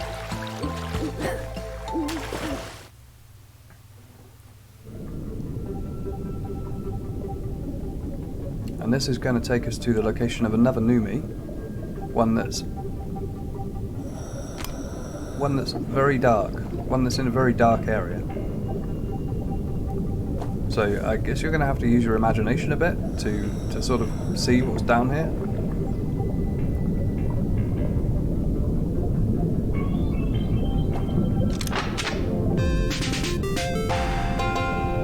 Alright. There's also a chest down here. And because of the impending spending spree, I'm going to need to be picking up money still for a while.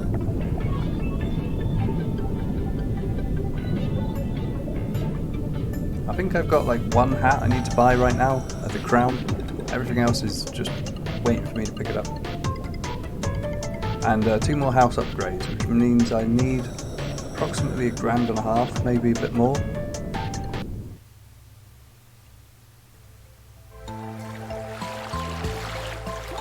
Is it quicker to go to cargo? It probably is, honestly.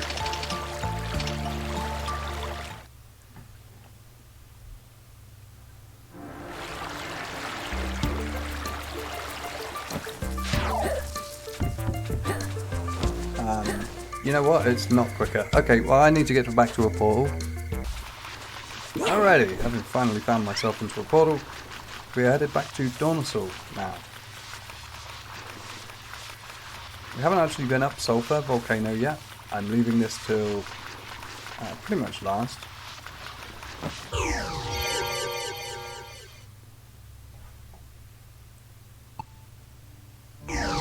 Okay, so it's night time, but I don't believe that's going to matter a whole great deal for the pawn shop here.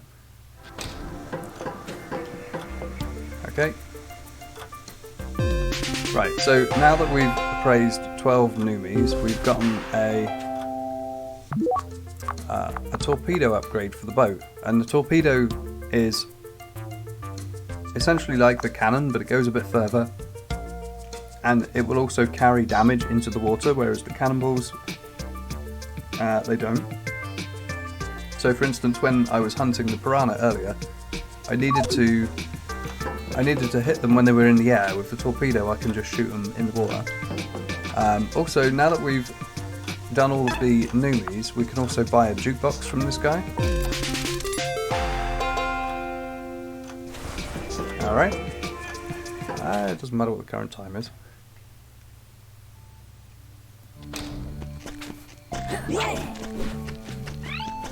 Okay, now it's time to go and check out what's on King's Tree Island. Still going to need to come back to Dornosul at some point to pick up the final hat that I still haven't bought, the crown. But while we're here, I guess we could have a quick look. So there's the garden that Apini installed for me. Also the house has been cleared up a bit. Still cobwebs, but we've got 89% completion. And there's the stats for the rest of the game.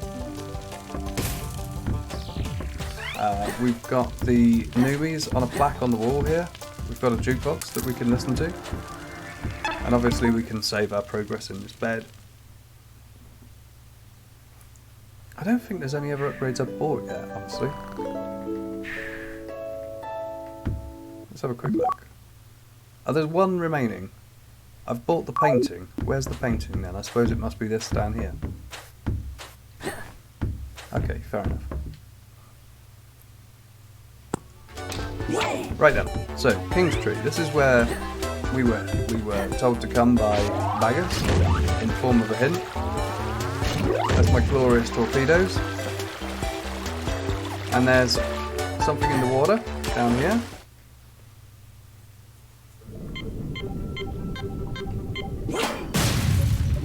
We haven't actually been told to come and get this yet, but it's just sitting here, so why not?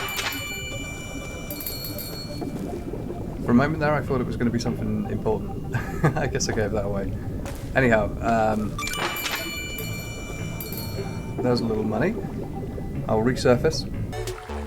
Back in my boat, and up here we've got some unreachable bits. So in order to actually grab that, we're going to need to find a way of reaching it. We've also already got the NavPearl for the Voltaic Bracelet, which I hope is down here. I think it probably is. So this is likely to be the first deep dive that we've really done, where there's anything dangerous down here. I remember this. So these like clam things open and close, and there's bubbles, and if you get caught in one of the bubbles, then you get drifted slowly into the spikes. So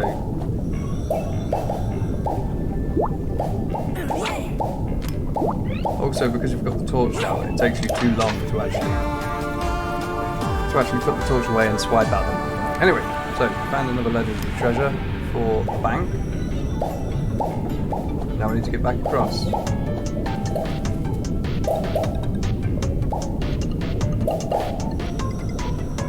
There's not too many of these unique little underground what do you call it? Underground when it's a cave underwater? What do you call those? Anyhow, so once we resurface, we're going to head a little bit to the left here and find a barrel which is being held in place by a sort of big weight that's underwater. Right out now.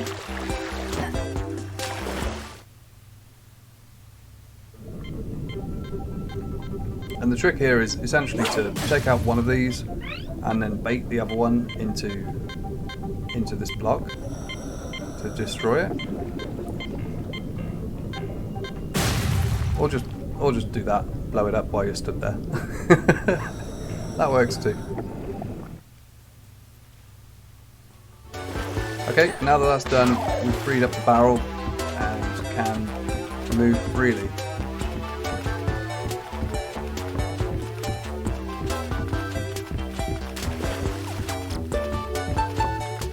Okay, we're going to want the pot for going up here, because we are dealing with monkeys and these wasp things at the same time.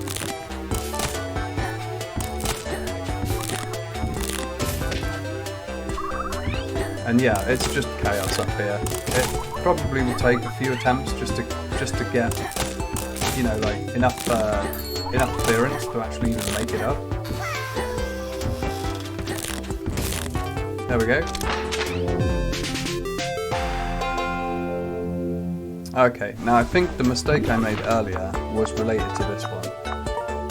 Yeah, so where I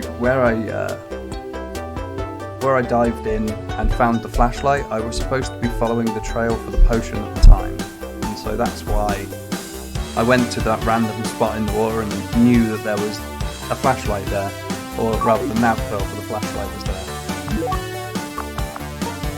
So a little bit of a mess up. Anyway, if you equip the hat, you can do a bit more climbing, a bit higher, and get yourself another random chest.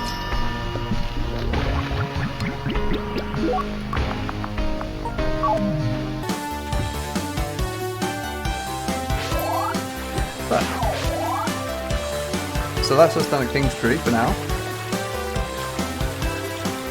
Probably we'll go back to Pinion Island then and get that, get the treasure down there as well, while I'm thinking of it.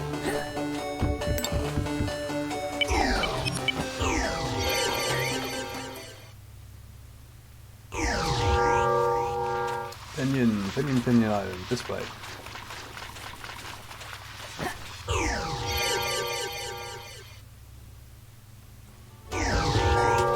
Oh, shovel stab technique.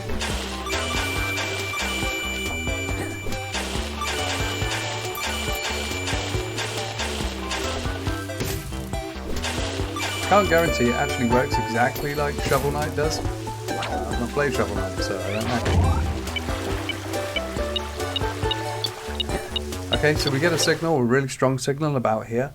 And how the game normally plays out is you're on the hunt for the potion, which you've been guided towards by Bagus, with the hint. You come to this spot here, where there's a red chest, so you open the red chest, and it turns out to be the NavPearl to this flashlight that I've already got. And then when you get down here, it's too dark to find the treasure, so you have to just get the flashlight first and then come back. That is how things are supposed to play here. And this particular area is fantastic. It really is good. It doesn't look good at the moment, but then when you get sight of this thing, you're like, oh god. So it turns red when it's chasing you, and it will harm you if you go past it too close, like that.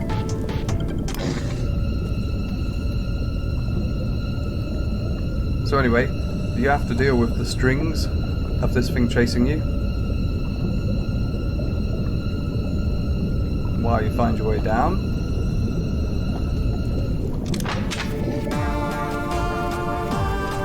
That is the Incessant Potion, apparently.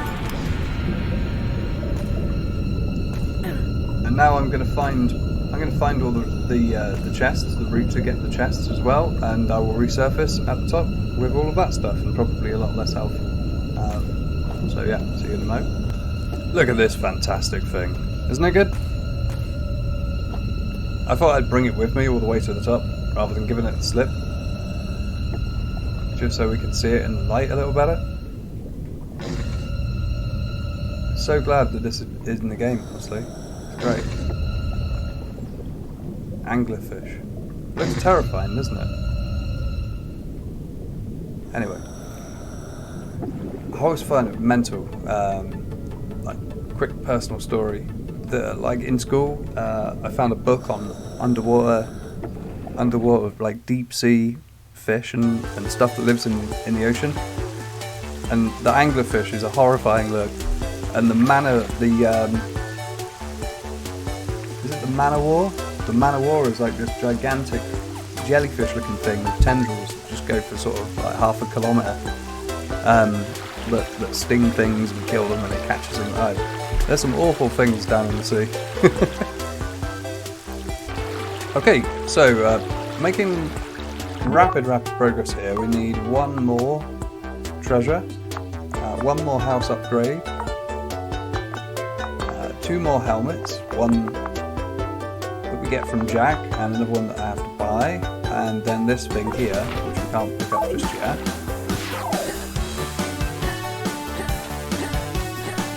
So we are off to Sulphur Island finally to do the volcano. And all of the delay with the volcano has basically been in aid of dealing with it in one go. Because I videoed this as a guide essentially rather than a walkthrough, I didn't want to go in here early and show a really difficult and cheesy strategy for dealing with reaching the jack that's at the top of this place. I wanted to, make sure I've got the right equipment as well to show that you can do it at any time, which is why I've been holding off on doing this. I would imagine that most people will want to deal with this fairly early though.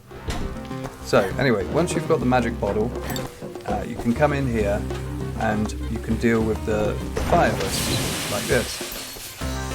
There's two in here, there's one also down here. And once you've dealt with this one, you can shove this block out and get access back into this part of the area, although strictly speaking you don't really need it. So, what we need to do here is sort of confusing, honestly. You need to... This jug thing with a little vent on the side of it is going to produce steam to push the turbine, and then we're going to use that to pump water up the volcano so that we can climb the thing, right? So in order to do that, we need to do a few things. 1, put water in this. 2, put a lid on it. 3, hit it with fire, right? So here's step 1 of this process. We need this guy in that hole right there. Once we've got that guy in that hole right there, we can come down here and grab ourselves some water from that vent, climb up the side here, and then use that robot thing to reach that ledge there. Then we can pour the water in. Step 1 complete. Next, step 2. We are now going to climb up here where the spikes are and get ourselves this slab.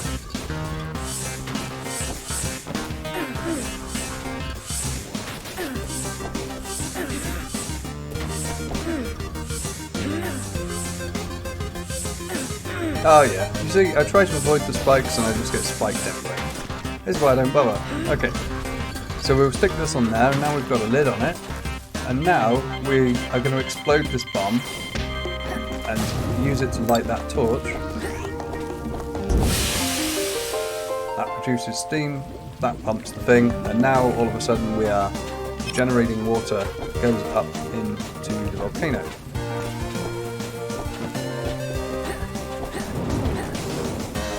So,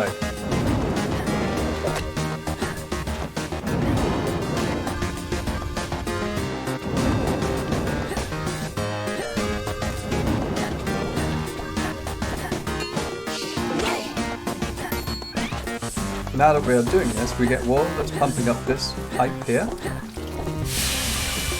and that produces, I'm going to call it obsidian just because, it produces a bit of obsidian there, which allows us to walk across this, or at least make it across there.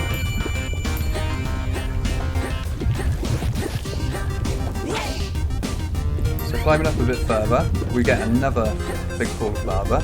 This time we've got some hard sand that's in the way. And getting the hard sand, getting rid of the hard sand is a little tricky without a bladed shovel. You've basically got to bait this bomb through those spikes down to there, then the other way,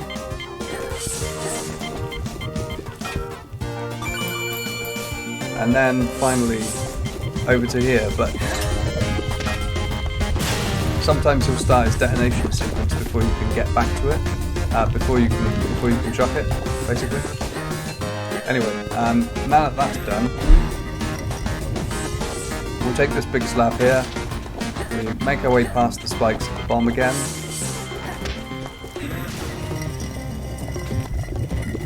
and shove it this away.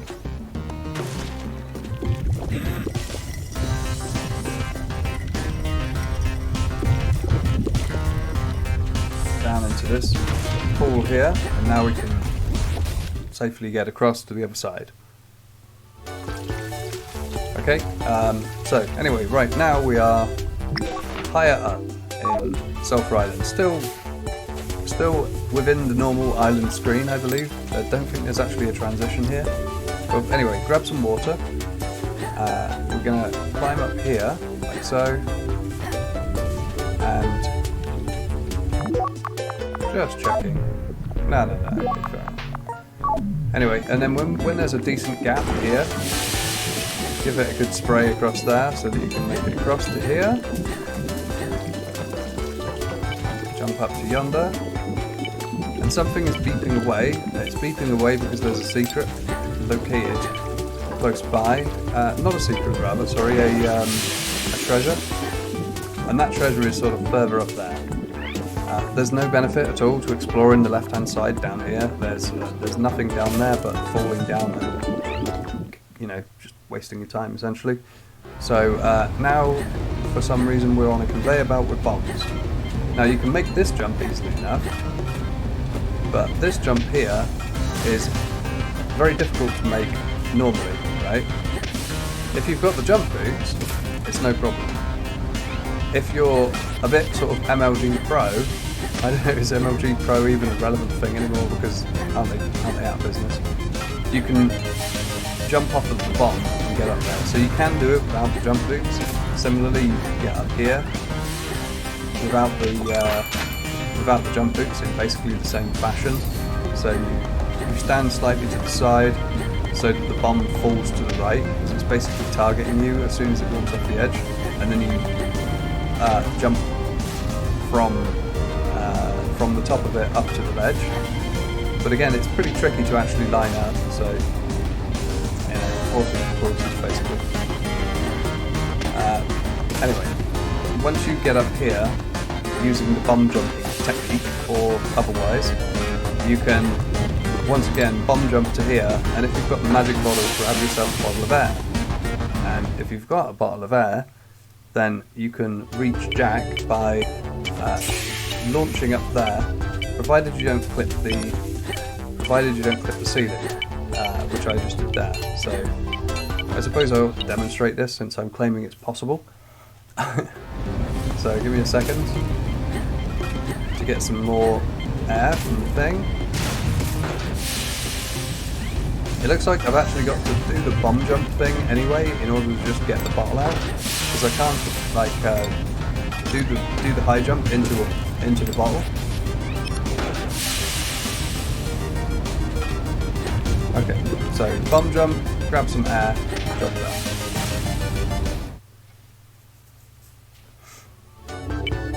Let's have another go. There we go. So you can get up to Jack without getting the jump boots or anything like that. Here's another thing of interest to do at the top of the volcano. If you've got the mushroom cap, then you can put these blocks in place.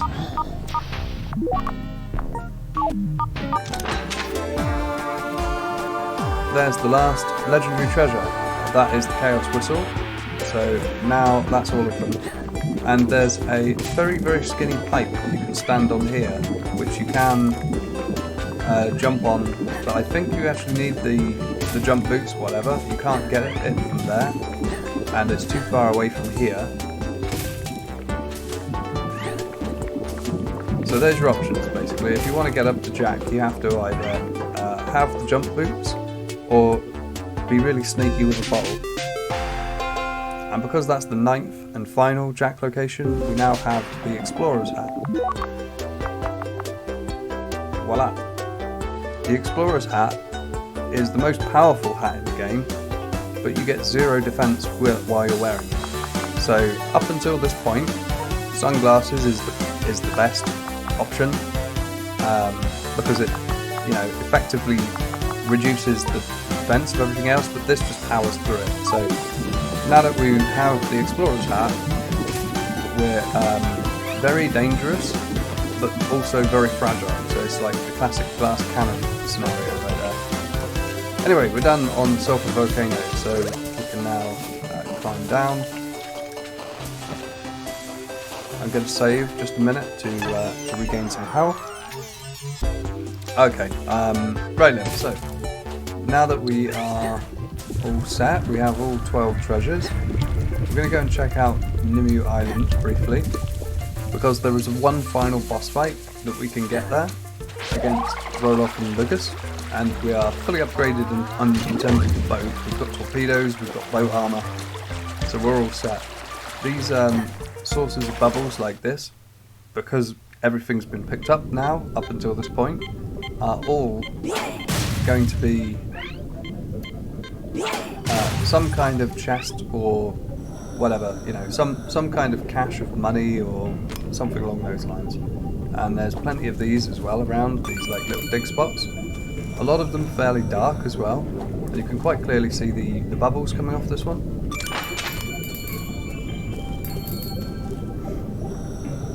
I need 500 for the crown and 700 and something for the TV. I think I need to buy a TV from the shop on Cargale Island. So there's a couple of things that I still need to get, and I have a deficit of about 750 for getting all of that stuff. So I'm probably going to do some farming of cash off screen once I've picked up everything I can possibly pick up right here and now anyway.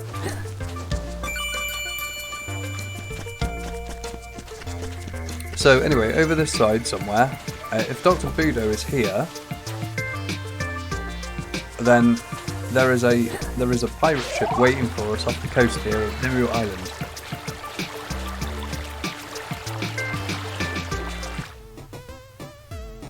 Okay, and this time we are actually able to fire back. So basically, target the pirates, try and avoid the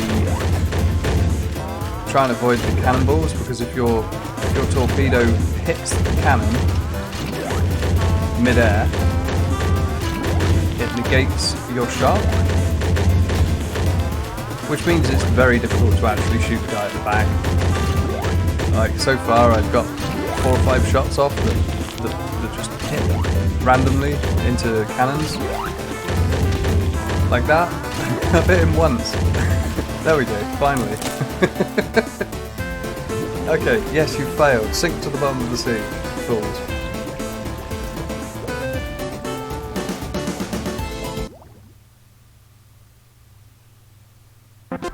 Alright, and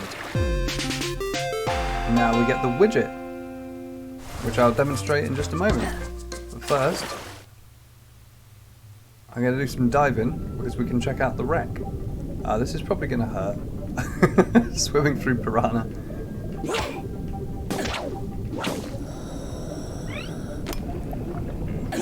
Also with the need of a torch as well. Yeah, so anyway, there's the wreck at the bottom of the sea here. I mean, they were rubbish pirates, weren't they? So ineffective.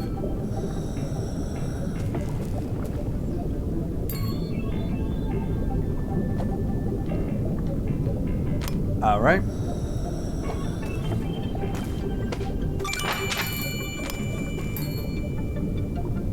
Okay, so I'm going to climb up a little bit until I don't need the torch, and then I'm going to demonstrate what the widget does. In fact, I might actually go all the way up here. Well, you can use it underwater, but I want to, you know, show the effect clearly. So when you click on the widget, you get sucked into a portal, and now I can fast travel from anywhere I like. Including underwater, including in dungeons, like anywhere at all. It always brings you back to this screen right here. So the widget is bueno. Anyway, I'm going to do some farming of things for a bit and get some more money so that I can buy the remaining couple of items, and then I will cut back and buy them from here. This is where we'll eventually be. So yeah, I'll just do that now and see you in a bit. I forgot to show you something. So here we are at Poveglia. If at this stage you've defeated all the bosses thus far, you don your mushroom cap and come into the water here and just sail about idly for a bit. Then you get a very strange encounter eventually.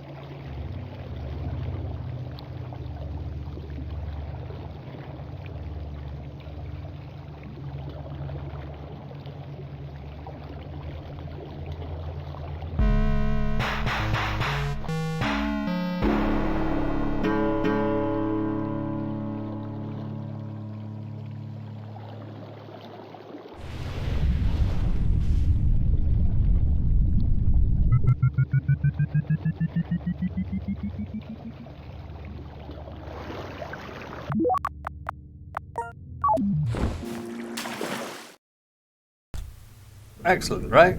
Salutations. So there we go. Now there's a little bubble, and we can move along the bottom of the ocean now. side to side, which means combing the area for money is made that much easier. I don't actually think you can trigger that, the whale, unless you've killed all the bosses. I think it's tied to bosses specifically, and that means that's including the 2 pirates at the end, and that means you've got to have done all 12 treasures in order to get those guys to appear. So basically you can't get to the whale until you've got all 12 treasures, which means it's basically the end of the game. You know, you've killed all the bosses, got all the treasures. The only thing you're really doing at that moment is just like gaining money, like I am now.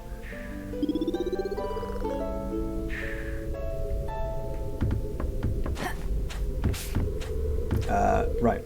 So anyhow, I will continue to collect some cash and see you in Dornosaur when I've done that. Alright, so I'm still looking for money. I've got 1400, so that's not bad. I'm basically all the way there now.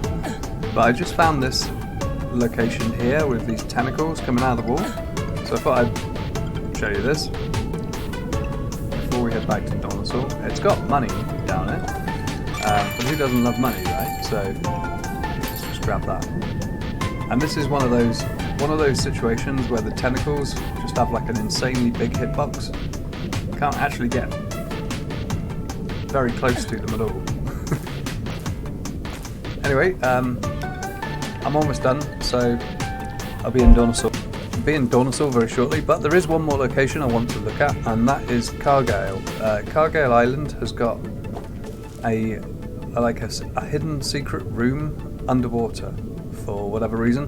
Where I'm actually at right now is under Swan Island, where the sharks are.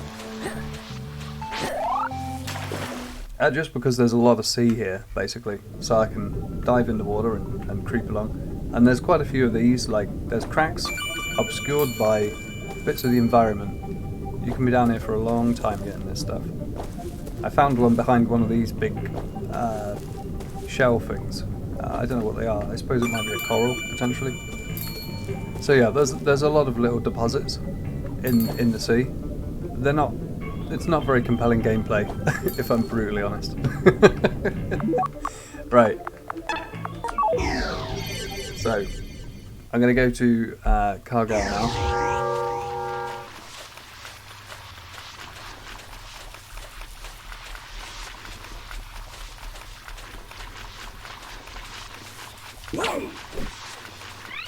Okay, here we are. I think there's also some of the mushroom cap platforms up by the mayor's house. But what I want to show you right now is here. You can dive in, even though it looks like it's too shallow. And there's actually a secret location somewhere around here. And by a secret location, I mean one of the things that beeps at you, right? Like this.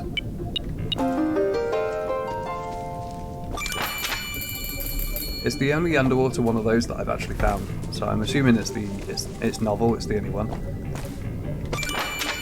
Right. Anyway, I have more than enough money now. I'm gonna go and look at the top of Cargale though, because I'm pretty sure there's platforms up by the mayor's house. So I'm gonna do that just for completeness sake. I've actually done a bit overkill. In terms of like time, when I started looking for this extra cash, I went into the trial temple with the top hat and monocle on. I felt rich. I beat some guys up. I got a lot of money. It was all good. I went in with like 700 and came out with about 11. Okay, so mushroom hat, and we do indeed find one of these. Okay. That's probably going to do us, so I'm going to get myself back to Dornosaur. Okay, scratch that for the minute, and I want to mention something else. I did go back to Dornosaur, but then I remembered at the last minute that I actually need to buy something in Cargale as well. So I'm heading back to Cargale now. But also to point out that the mushroom hat has got this other ability, which is that it regenerates health for you. See in the top left there, I've got a little health here.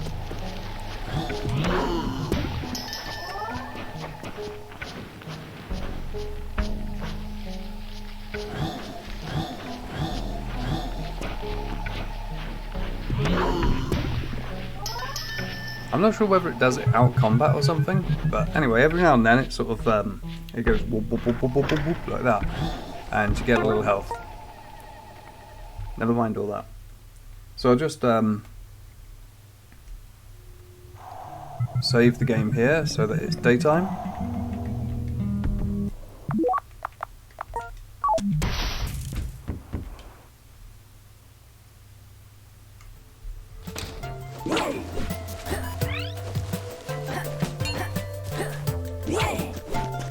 Okay, so this is the last house upgrade, and the shopkeeper, whose name I can never remember, Henry, will sell you a TV.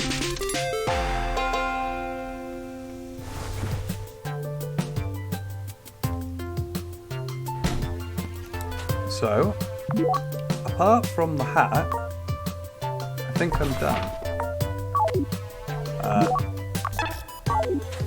Sorry about this. So finally now, we're going back to Dornsal for the last time here to buy the crown. I don't know why I didn't get this earlier, honestly. The crown is really good, especially for a lot of the boss fights where you where there's stuff raining from the sky. You can use the crown to jump up into whatever it is that they're sort of sending at you. I may actually be able to get some use out of it in the final battle, potentially. Right, anyway, so we're nearly done. We need to get up to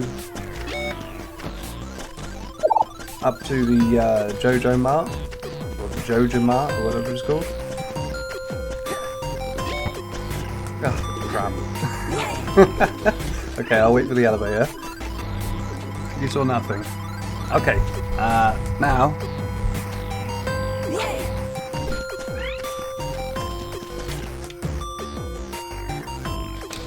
we head into Jojo Mart here in Dornsal, jump up to the second floor here, or the first floor, depending. And yes, we would like to buy a gold-plated crown. Thank you very much. Okay.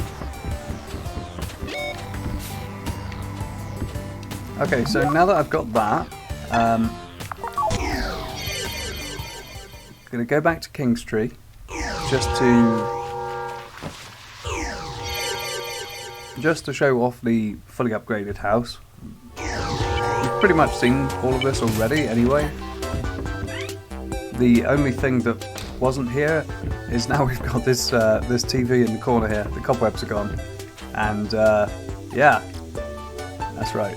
Man turns animal for the erotic pleasures of women and men.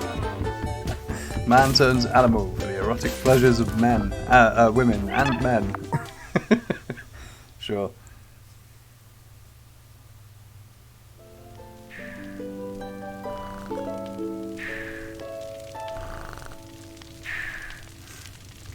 Alrighty. So that's it. Full collection. 100% right there. Well, nearly 100%. We have to actually kill the final boss for that.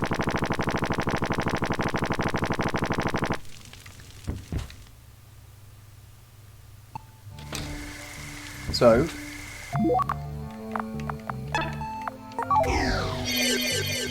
it's time to head to Numi Temple for the final showdown here.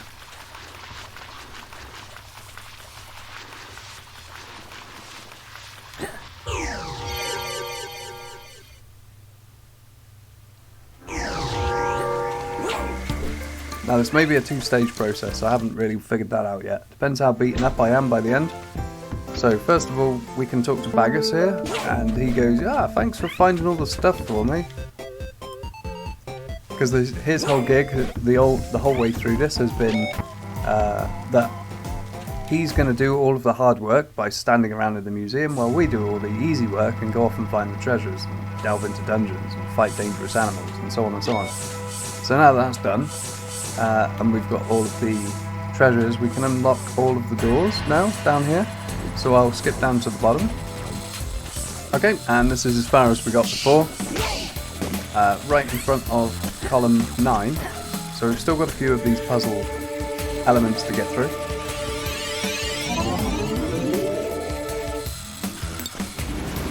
This we've seen a bunch of times already. And pretty obvious what we need to do here. We need to get some fire, get it over to that vent.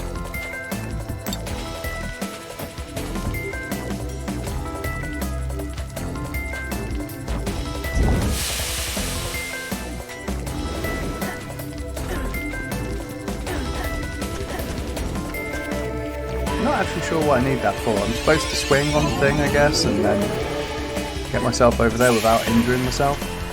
But as I mentioned before, if you've got the mushroom cap, then you actually gain life as you go through this thing,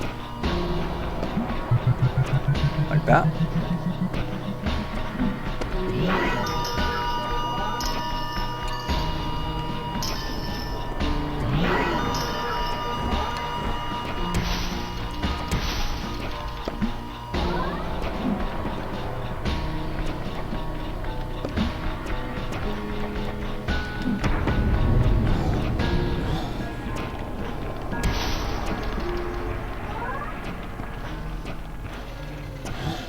Okay, it's door number 11, we're nearly done.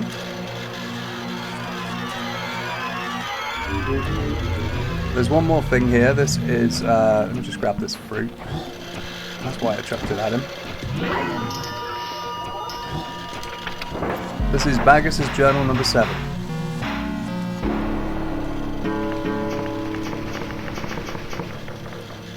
Okay, so that brings us up to 99% complete right there.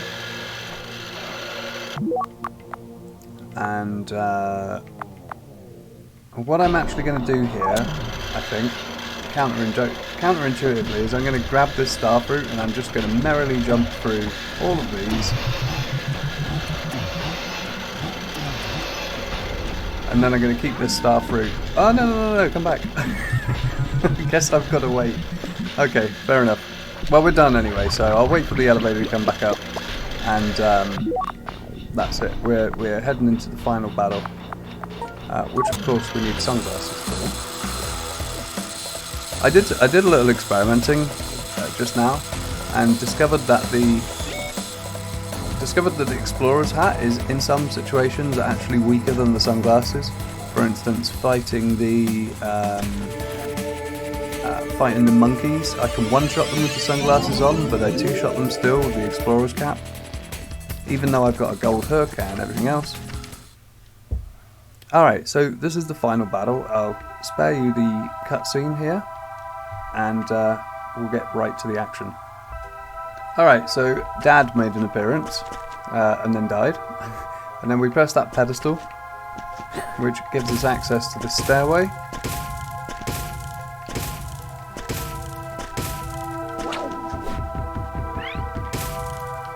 And then we get finally to the big chest.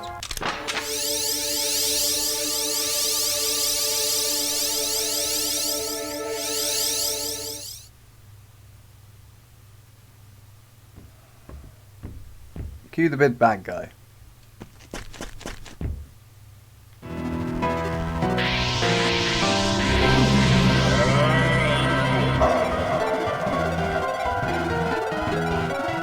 It was Youlang all along.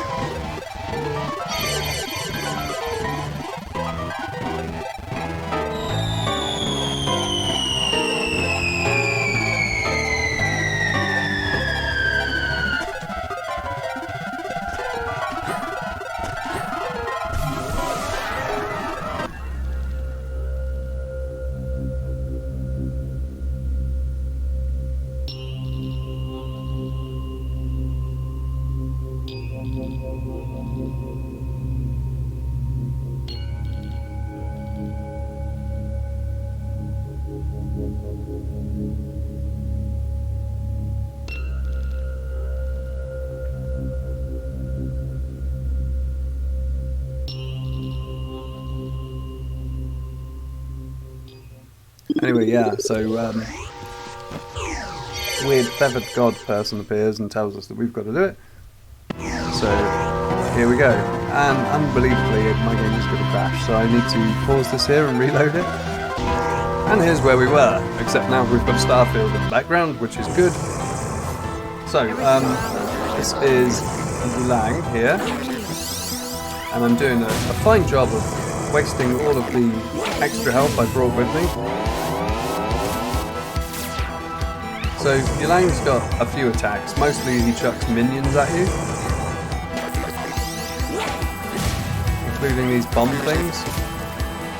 But what I'm really after him to do is to lift this thing up and then jump and smack him in the face like so. And then this is where your speed boots come in. If you can get away from him, get away from the island before it explodes, then you've got a decent chance of... Oh, 2 of them? I think that actually didn't count. That's really annoying. This fight is not going brilliantly.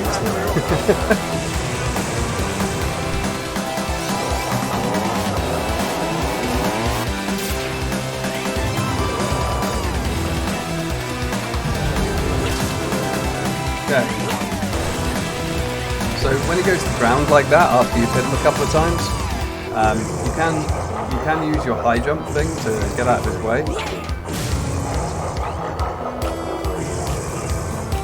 But I'm going to need to get over here because I need an island to climb on.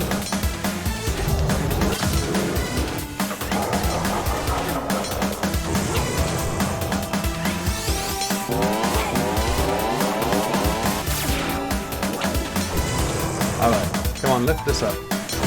Quick, all the robots catch up. No? Okay.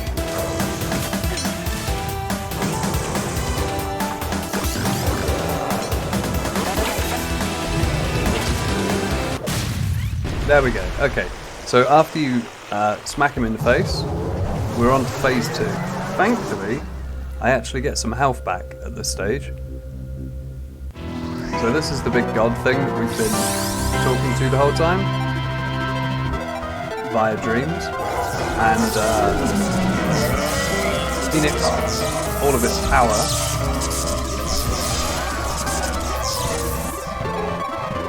and it turns into Wendy that we've seen before. So the big god thing was hiding in Voltaic village the whole time, and then Otis comes in to save the day.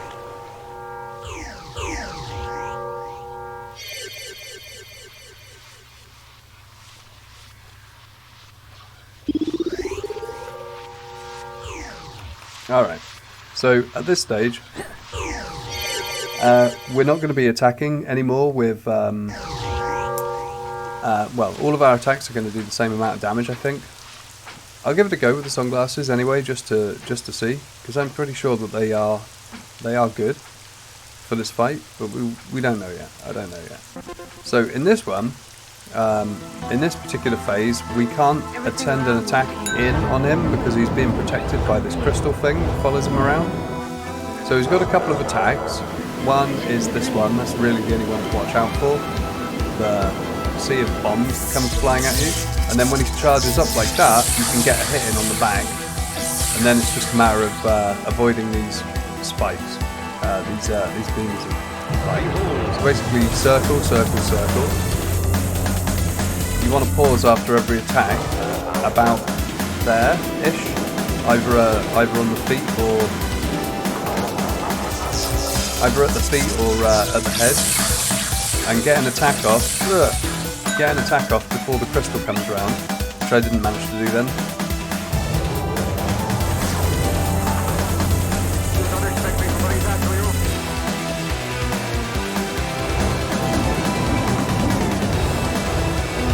I'm shaking my head right now, I swear. I've done this fight a few times successfully. I do not need to be getting hit like this. And the health that I've got now, I go into the next fight with. And I don't even think that I can do this to get health back. I'll try it, we'll see. But I highly doubt it's going to work. I'm pretty sure I'm locked into this fight now.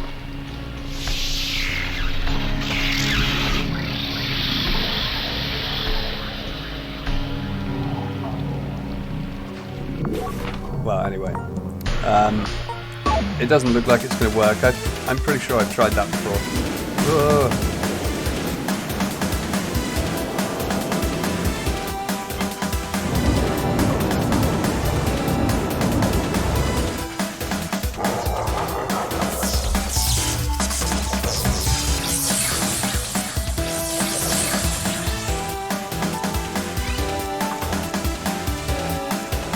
Yeah, not doing too well, honestly. Really getting curb stomped.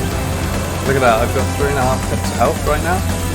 So this is probably going to be a scrub right here. Maybe I can get to the third round, and then at least I can carry on from there when I've done a bit better.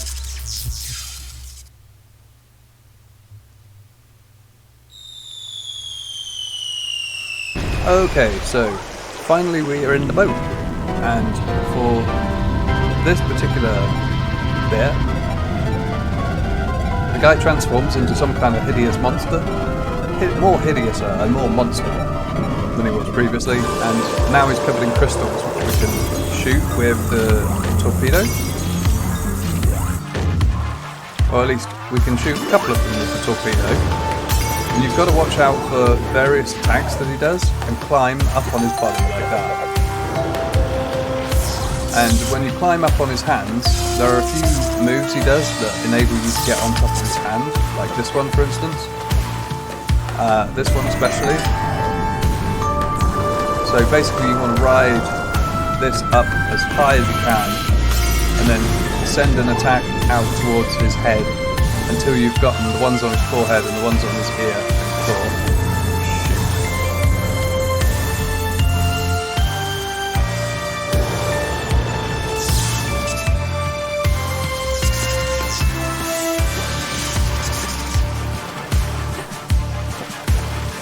Yeah.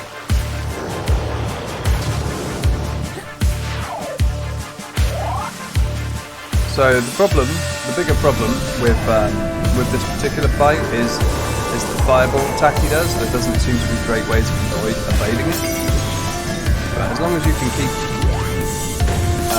shooting these crystal things, you're alright, pretty much. There's only a few of them that you can actually reach from the ground anyway. So pretty much you're just waiting around for this to happen. But that's me. Okay, so what I'm going to do is I'm going to make it back to this level of the fight and with more health. In case you're wondering, yes, you do have to sit through all of the cutting all over again. Screw games like this. Why isn't there a skip button? I get the idea. We're going to destroy the boss. Let's just get on with it, huh? Alright, much better shape this time around. I've got most of my health from the previous health upgrade. I actually managed to carry some of the temporary health into this fight before it actually started. This, I think, is it. So there we go. We'll just let this big demon thing introduce itself again.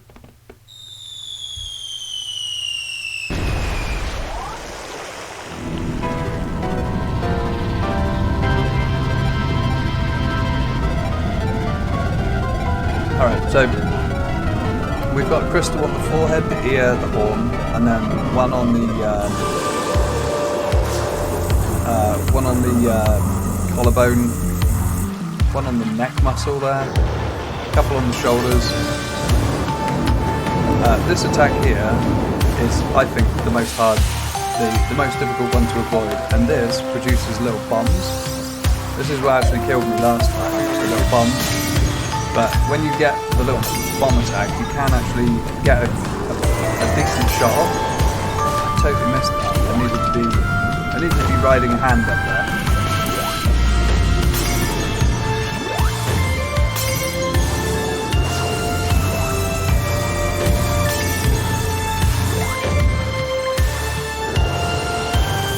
So it's I'm a bit gutted, honestly, that the torpedo upgrade is only good enough to get you four of these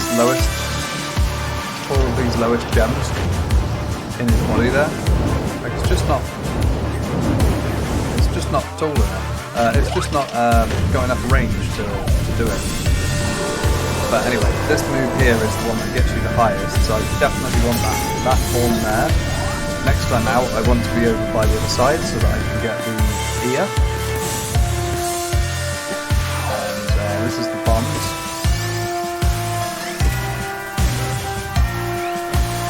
Ah, completely missed. And then that crush move, you can avoid that if you want. You don't have to get hit by it.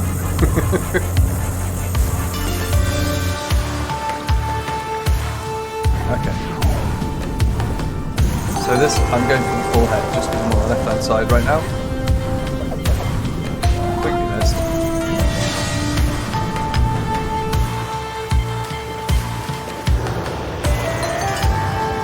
This looks like fire again. I don't see how you can avoid that, honestly. And now I'm the wrong side for the hand.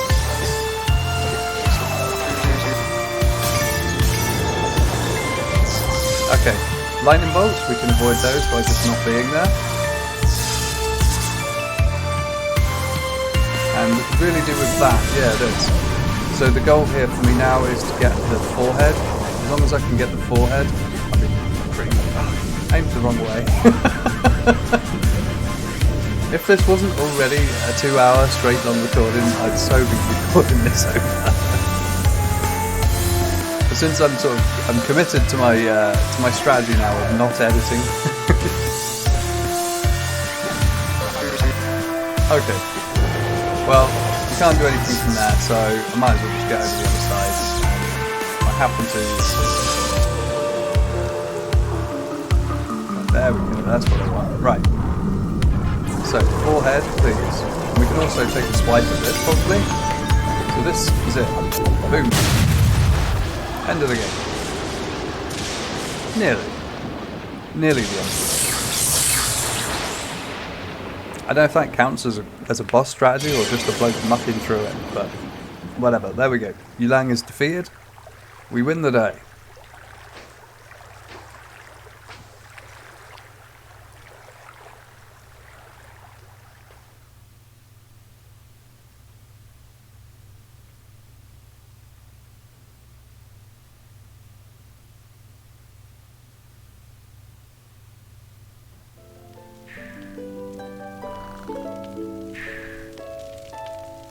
Okay, so here's your ending. We've got various NPCs around. They all more or less say, you know, things on topic for them. Like Basil, that's the one that was sick in the tree.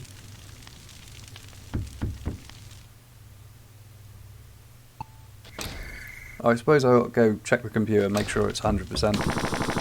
Yeah, it's 100%. I got one game over. That's so sad. I nearly managed to get through. Nearly managed to get through the whole thing. We've got a worm hiding in the bush here. Nima, the universe is at peace. Now go and rest. I'll probably take that as bad advice, given it's from a worm. Cinder. Like, I felt nothing for Cinder at all. They literally just told me to... literally just told me to go and get them some flour, you know? Estel, she gave me a magic bottle. I love the magic bottle, so she's cool.